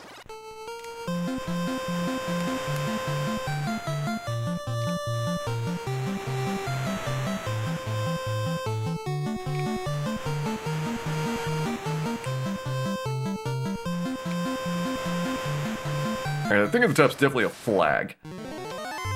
I wasn't sure from the side if it was a sail or an observation deck. Turns out it's none of those. It's a flag flying from the top. The top of our ice cream cone.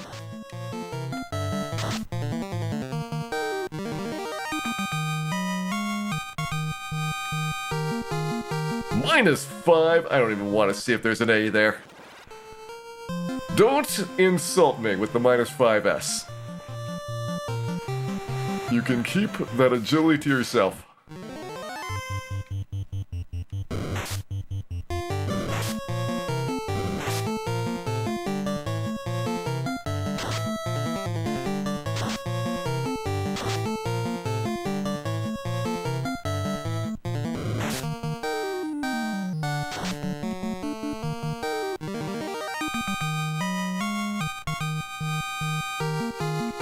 -4?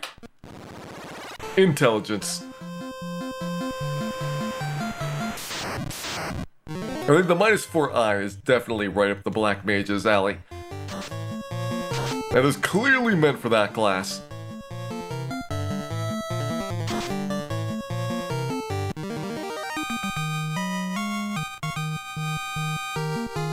-5A?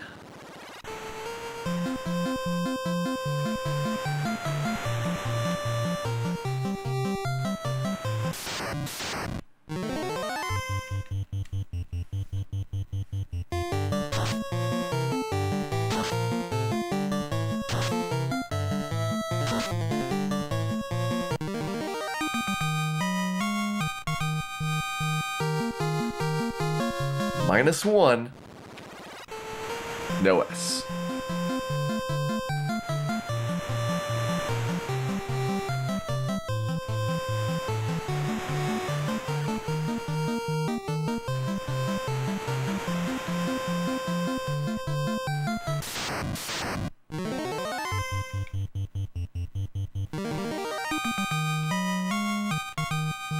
No, I want a record of that shark's cowardice to live on. In the event that we get our level up, we are going to memorialize that shark and his many failures I will not reset.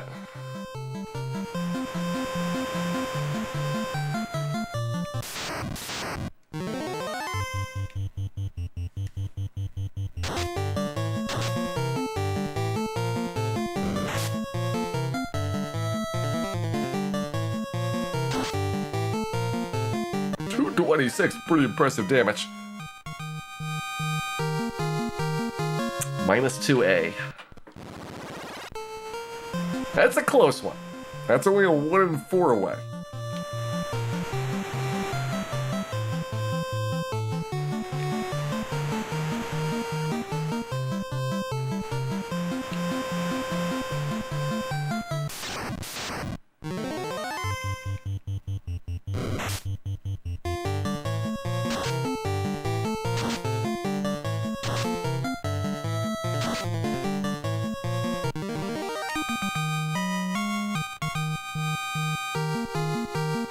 Minus 3 S. Not going to check the A.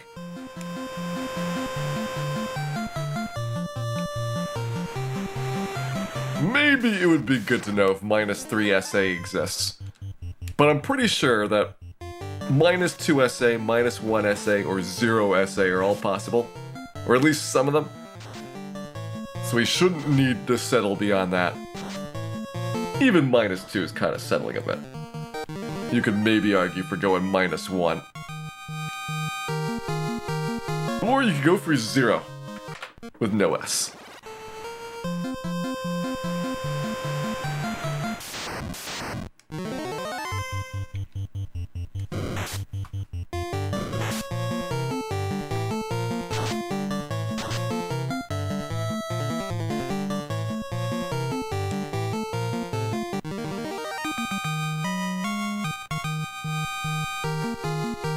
Minus 5A. Oh, nice viewer. 0 SA is 5 and 256. That is actually not bad.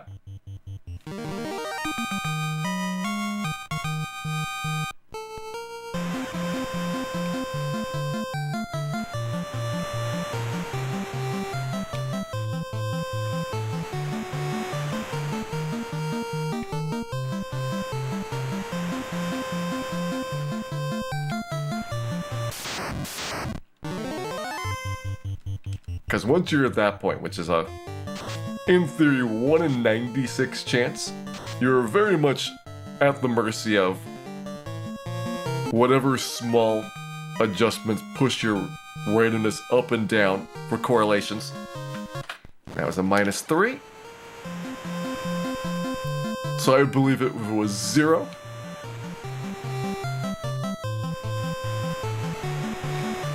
And 5 and 256 is definitely a lot better than 1 in 90 for the overall odds.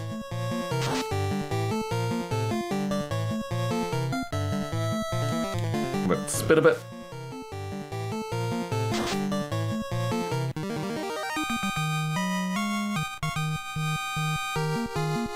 Minus 5S. There was no A. Just wanted to know.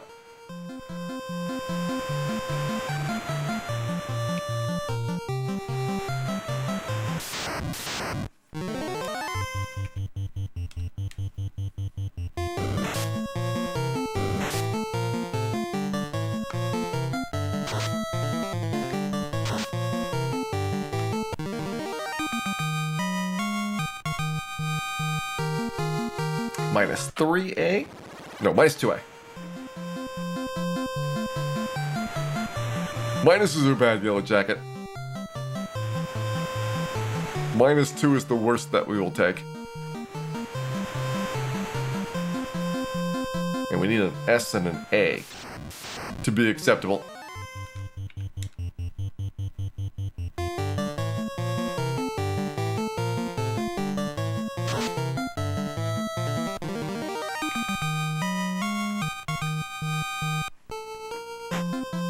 How far are we going? 12 points, okay. Now we have no more concerns about not getting our level ups.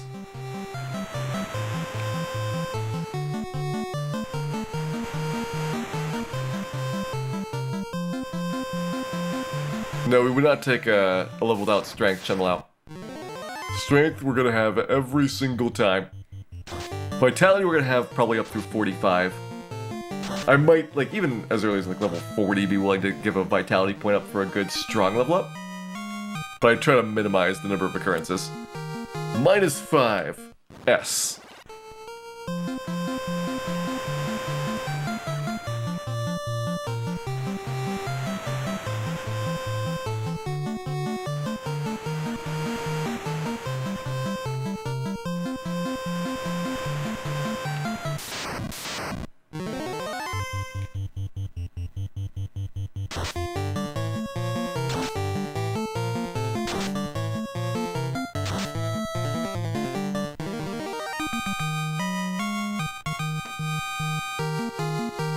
-1. No S.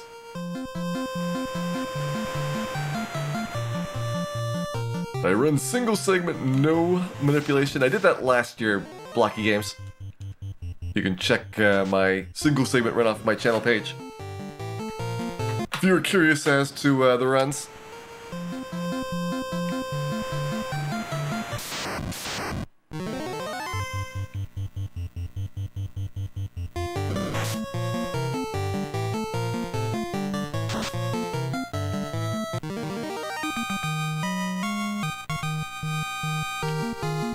-5, A.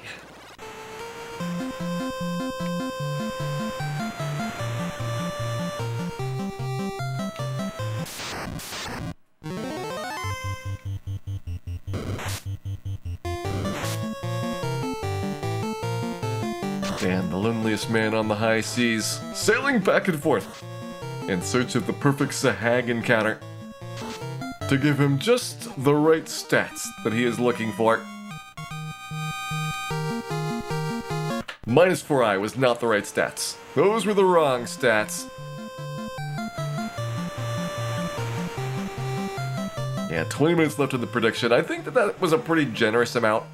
Other than the 2-hour level 23.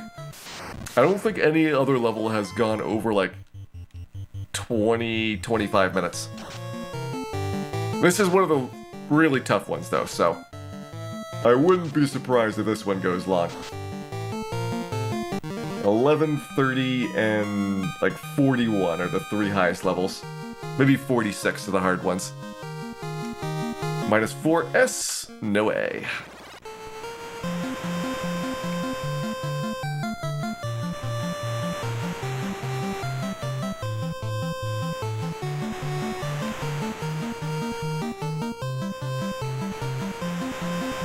Yeah, level 11, 30, and then a couple in the 40s. Which, the ones in the 40s are where we start talking about dropping the vitality points.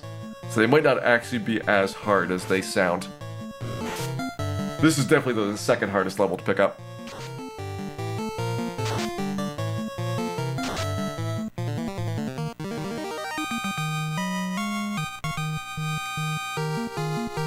-2 S, no A. There's a -2 civil.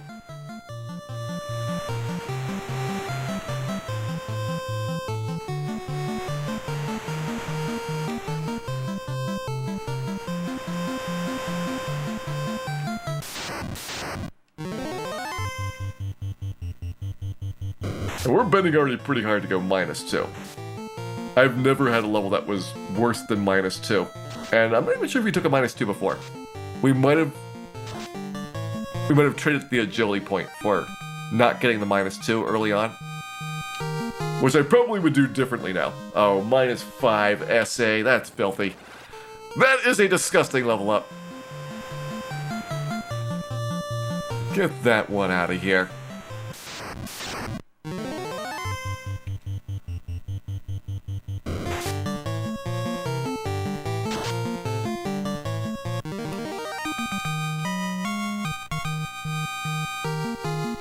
-2, I.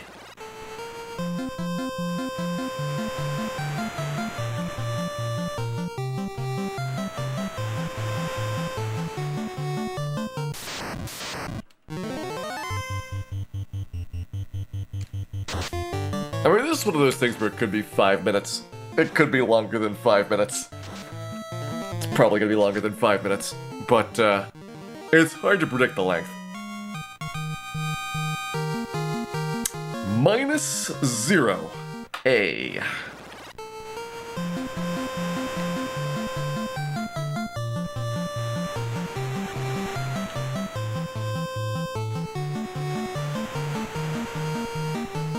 Well, if it's actually 1 in 50, you know, that's not as long as you would think, given that we're getting pretty good number of cracks at these attempts. -2. We're looking for a 0, Mr. Holmes. A -1 or a -2, a SAV. Really SA, because the V is guaranteed. So don't have to worry about the stats once we see the first two.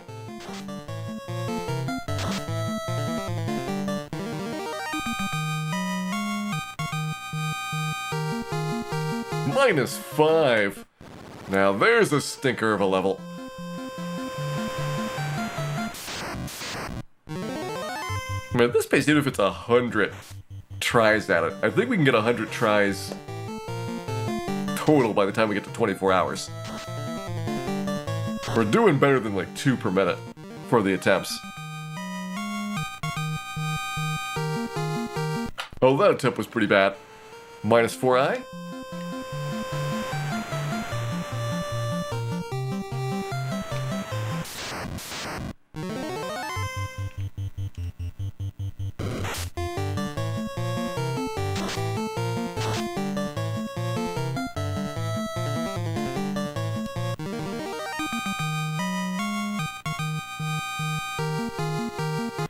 -1.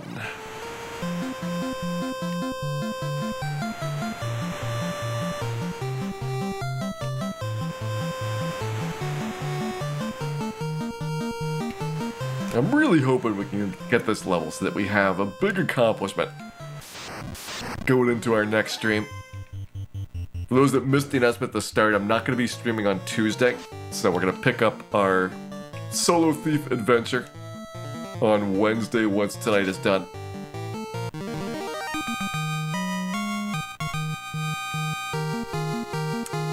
Zero, no S.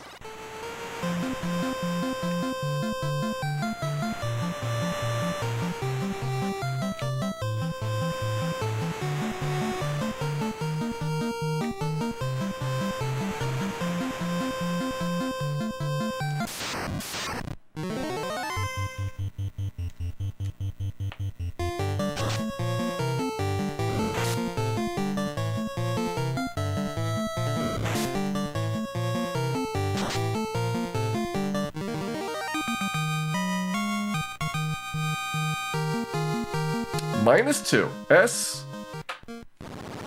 No A. That's the second time we've gotten a close one. -2 in one of the two stats. We have a -2S and a -2A so far. I don't think we've had any close calls with -1s or with 0s. But we will continue to dream.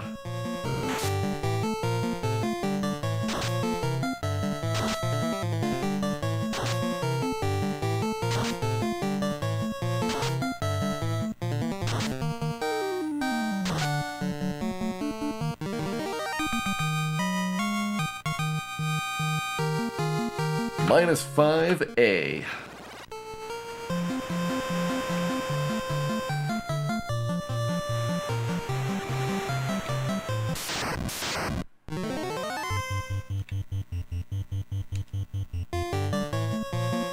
This is gonna be it. Media meltdown, going for the big predictions now. Let's see what you get. -2i.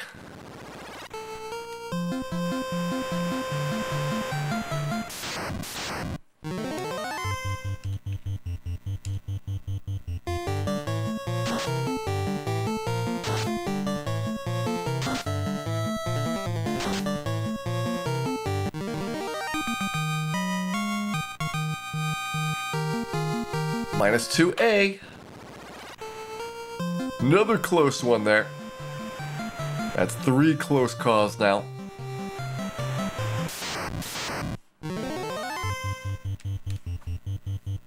I think anything that's within a 1 and 4 is at least worth celebrating a little bit for.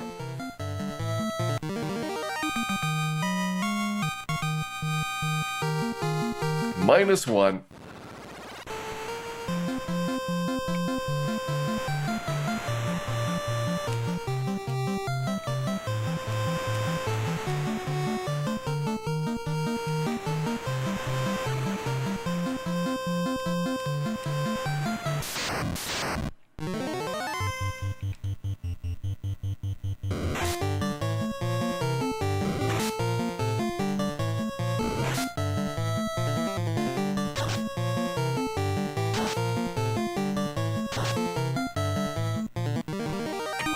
You can do it! You can do it!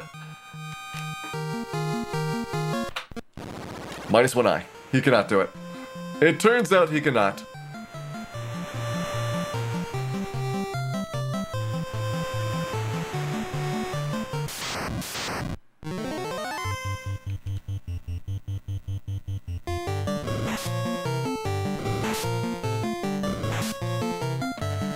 Uh-oh. I'm gonna have to quickly grab some more water to power me through the last 30 minutes here. I'm gonna hold out for a little bit. Damien gets a minus 4. Thanks, Dan. Thanks. 10 minutes to go on the prediction.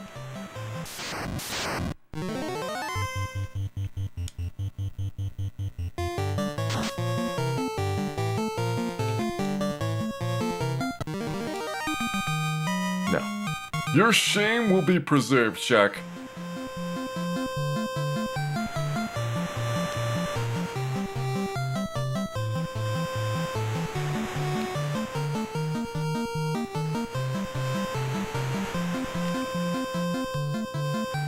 We will remember your treachery at the key minute that we needed your assistance, and you abandoned us. Don't think you'll get away with it.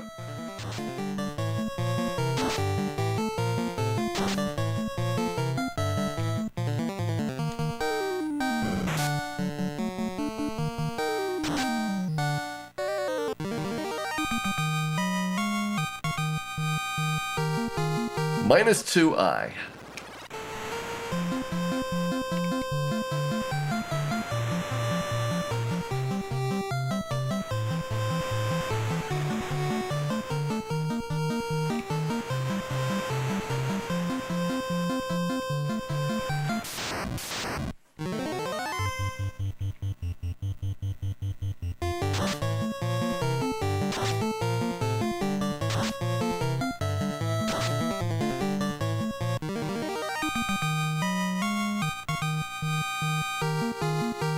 Minus 2A. Another close call one. That's 4 close calls. We are due for a success here. Considering that all the close calls have been minus 2s. So no minus 1s or 0s that we even have in the neighborhood of our successful level up.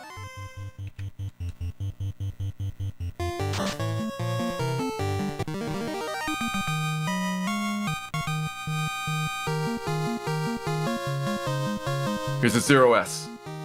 Do we have an agility point? We have a 0SA. VL. Level 30's done.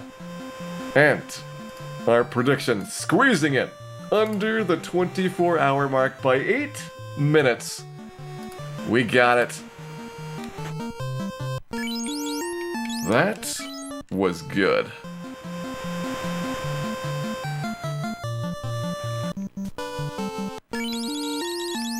Alright, all that looks good. Gonna take a trip down to Lufania and get our slab turn-in complete. We should be able to deal with the packs of zombies and trolls at this point.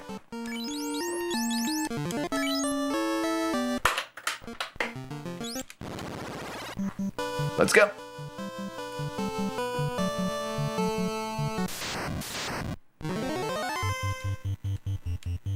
It is claimed that that was 5 and 256.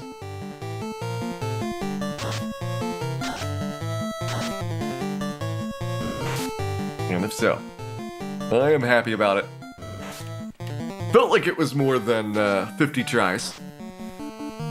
We were doing them pretty fast. It's a good setup now that we've got the Zeus Gauntlet. If we can park in an area that has pretty easy encounters to mow down, we're getting a lot of tries quickly at the level ups.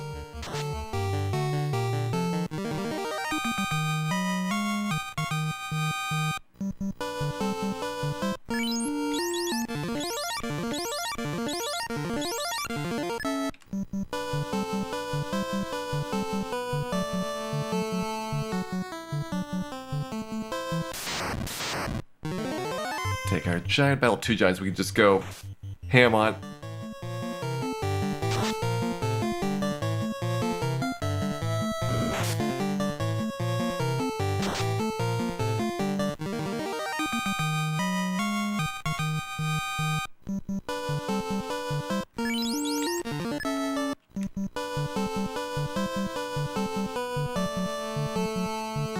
I think if you want to make a chart, the reusable one to do would be 0 to 5 attributes required, and whether it's a struggle level or not, so that's like a bunch of different variations. And then you can plug in, like if I need 3 stats, so if it's a level where I get, you know, S, I, and V, I look at the one that has 3 attributes plus, whether it's the struggle up, and I can mix and match. Because that'll be the most reusable across every single character class, every single level. Without having to build, you know, hundreds and hundreds of charts overall.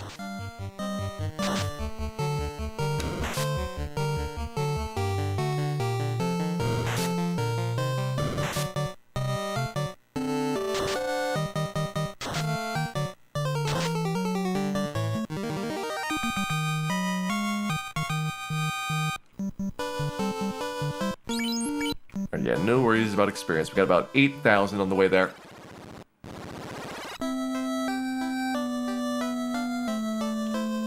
We will Lupa our hearts out, getting our chime picked up. Last quest item here that we are going to bother with. Obviously, we don't really need the adamant.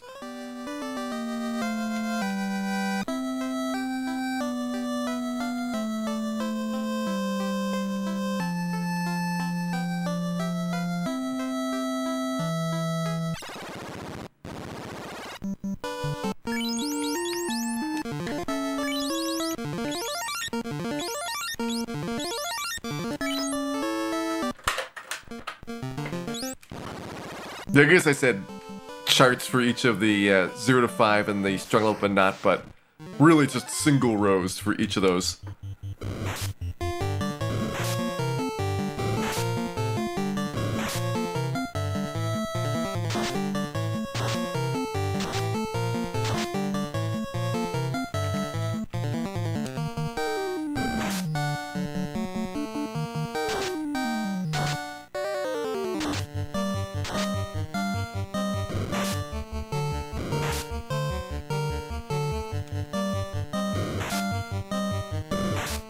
Zumble's not too bad now that we got the Mage Staff. We have to power cycle every 3 battles so we don't get Furwolves and other crummy encounters.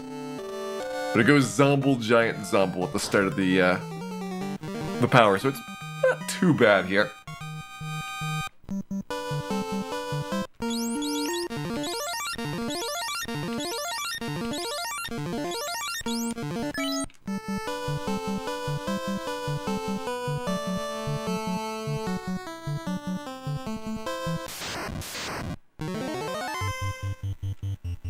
I bet I can just melee Triple Giant. It might be better to Zeus. Because you're probably doing more than 45 or so damage per giant. But it's better to have one down so that you're taking less in return. Yeah, they're only 2 hits, they're not a big deal. Although in theory these things are gonna start running away, and then suddenly your giant times are all over. So we have hit the level. where giants and trolls are gonna run. Maybe not very often so far, but they're gonna try and escape. So our days of fighting those things are over.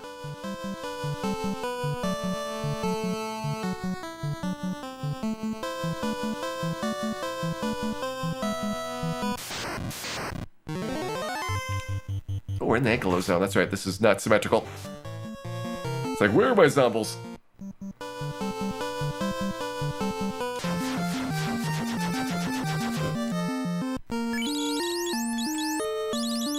Let's see, don't really need any resupply. Debating about what our next grind spot's gonna be. There was a suggestion to grind in the sea shrine, which is intriguing.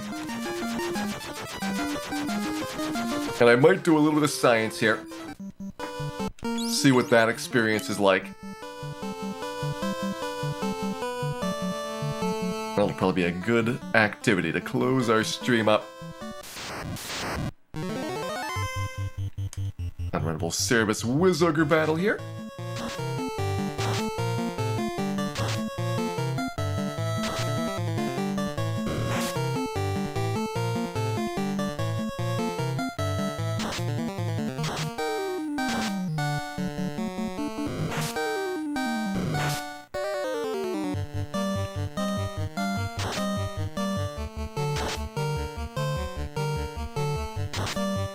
The problem with Mirage, Will, and the thing that I've never liked about it is that you have to heal a whole bunch, and it's either going to be exhausting a lot of heal potions or buying a lot of houses, which are like quadruple heals. Whereas being by and in, I found that really exciting for the Crescent Lake stretch. Just like how much better it made the experience.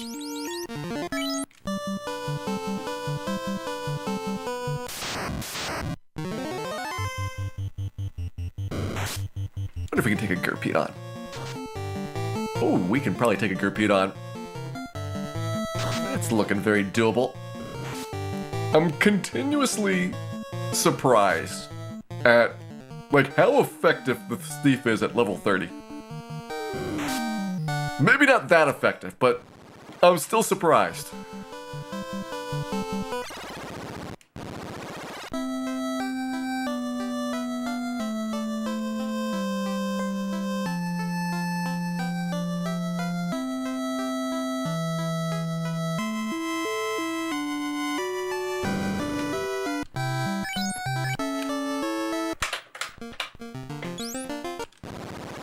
Alright, let me quickly grab one more last water refill, and then we will do some science here.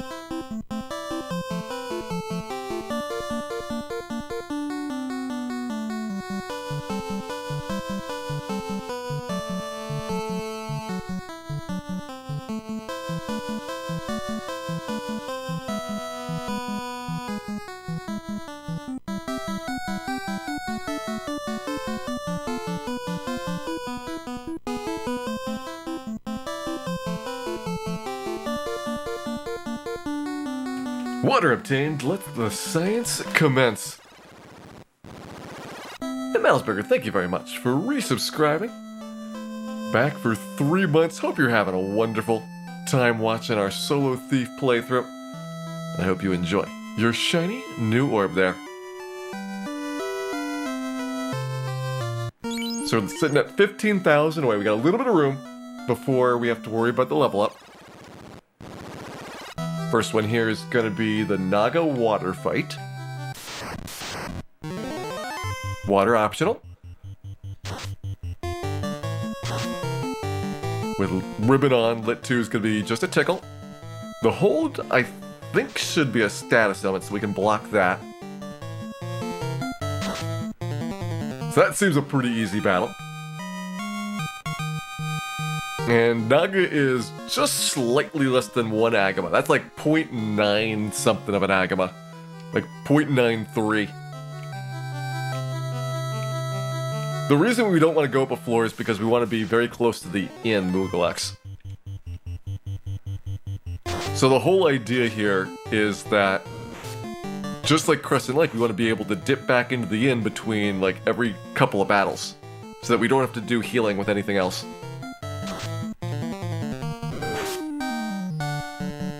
Agamas take a long time to get to Fractal. You have to walk all the way through the volcano and all the way back out for every level up. So you're going to spend a lot of your time walking.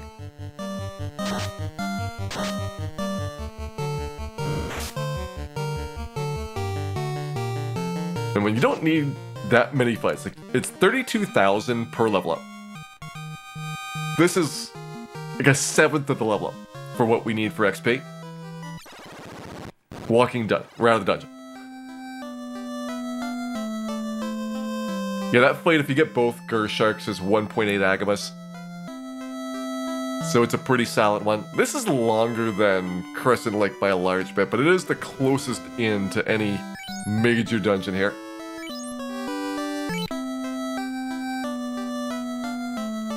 $50-50 whether you get 1 or 2 Gersharks, so on average that's 1.35 Agamas. I think the Water Naga is going to be like 1.5 Agamas. The Wizag is going to be disappointing. Then you get a Sea Snake battle. So this is not bad. Like, you're probably getting your 32,000 in like 6 or 7 fights. Just a couple trips in and out.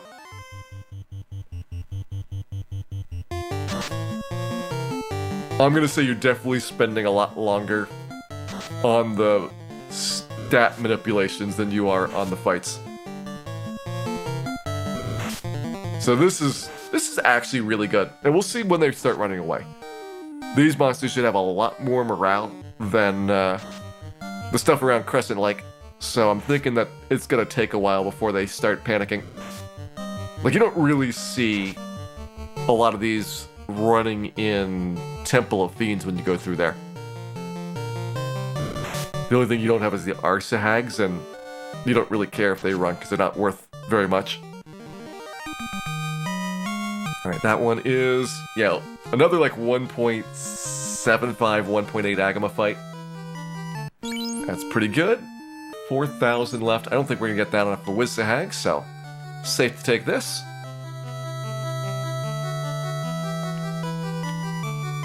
Gershark Big Eye, yeah, that's the one of the best ones at 2.1 Agamas worth of experience. The Big Eye is the one that really gives you a lot of value. 1.2 Agamas for something that does almost nothing. It is just a wonderful gift. Do we get a real sword later? We get the Masvian. That's a real sword.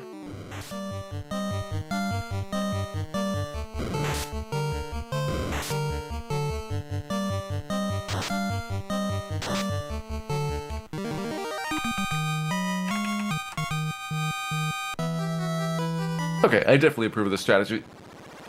After that, 2 more Sea Snack fights. And we got some experience from the Zumble Trolls, but yeah, it's looking like it's gonna take less than 10 minutes.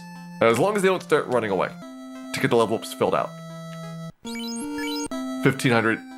We could probably be a little bit closer, but it's hard to squeeze in more than that. So I'm wondering where we get the fractional bit now, though. So we just got the bulk of the 32k. Like, does going outside help? Gurpedes, Manicores, Wyverns, Sabertees, Worms.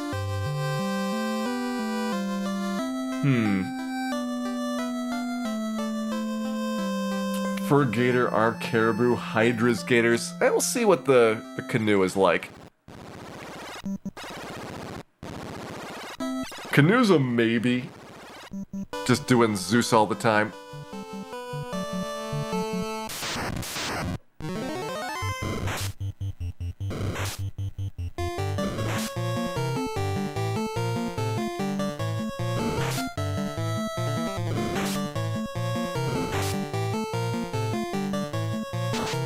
We don't need to Bane bosses, but we will choose the Bane Tiamat.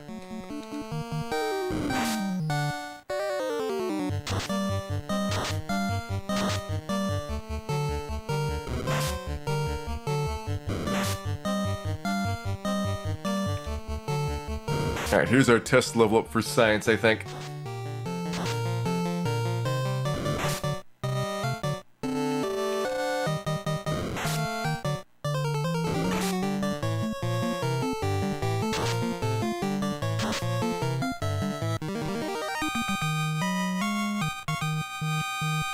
Level 31, S-A-I-V-L.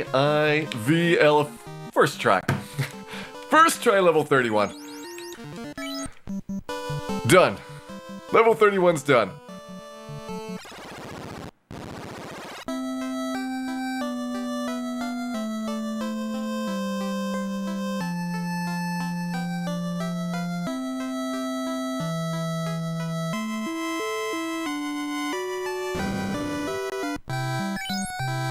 And you know what? I think we are gonna be done as well for the evening.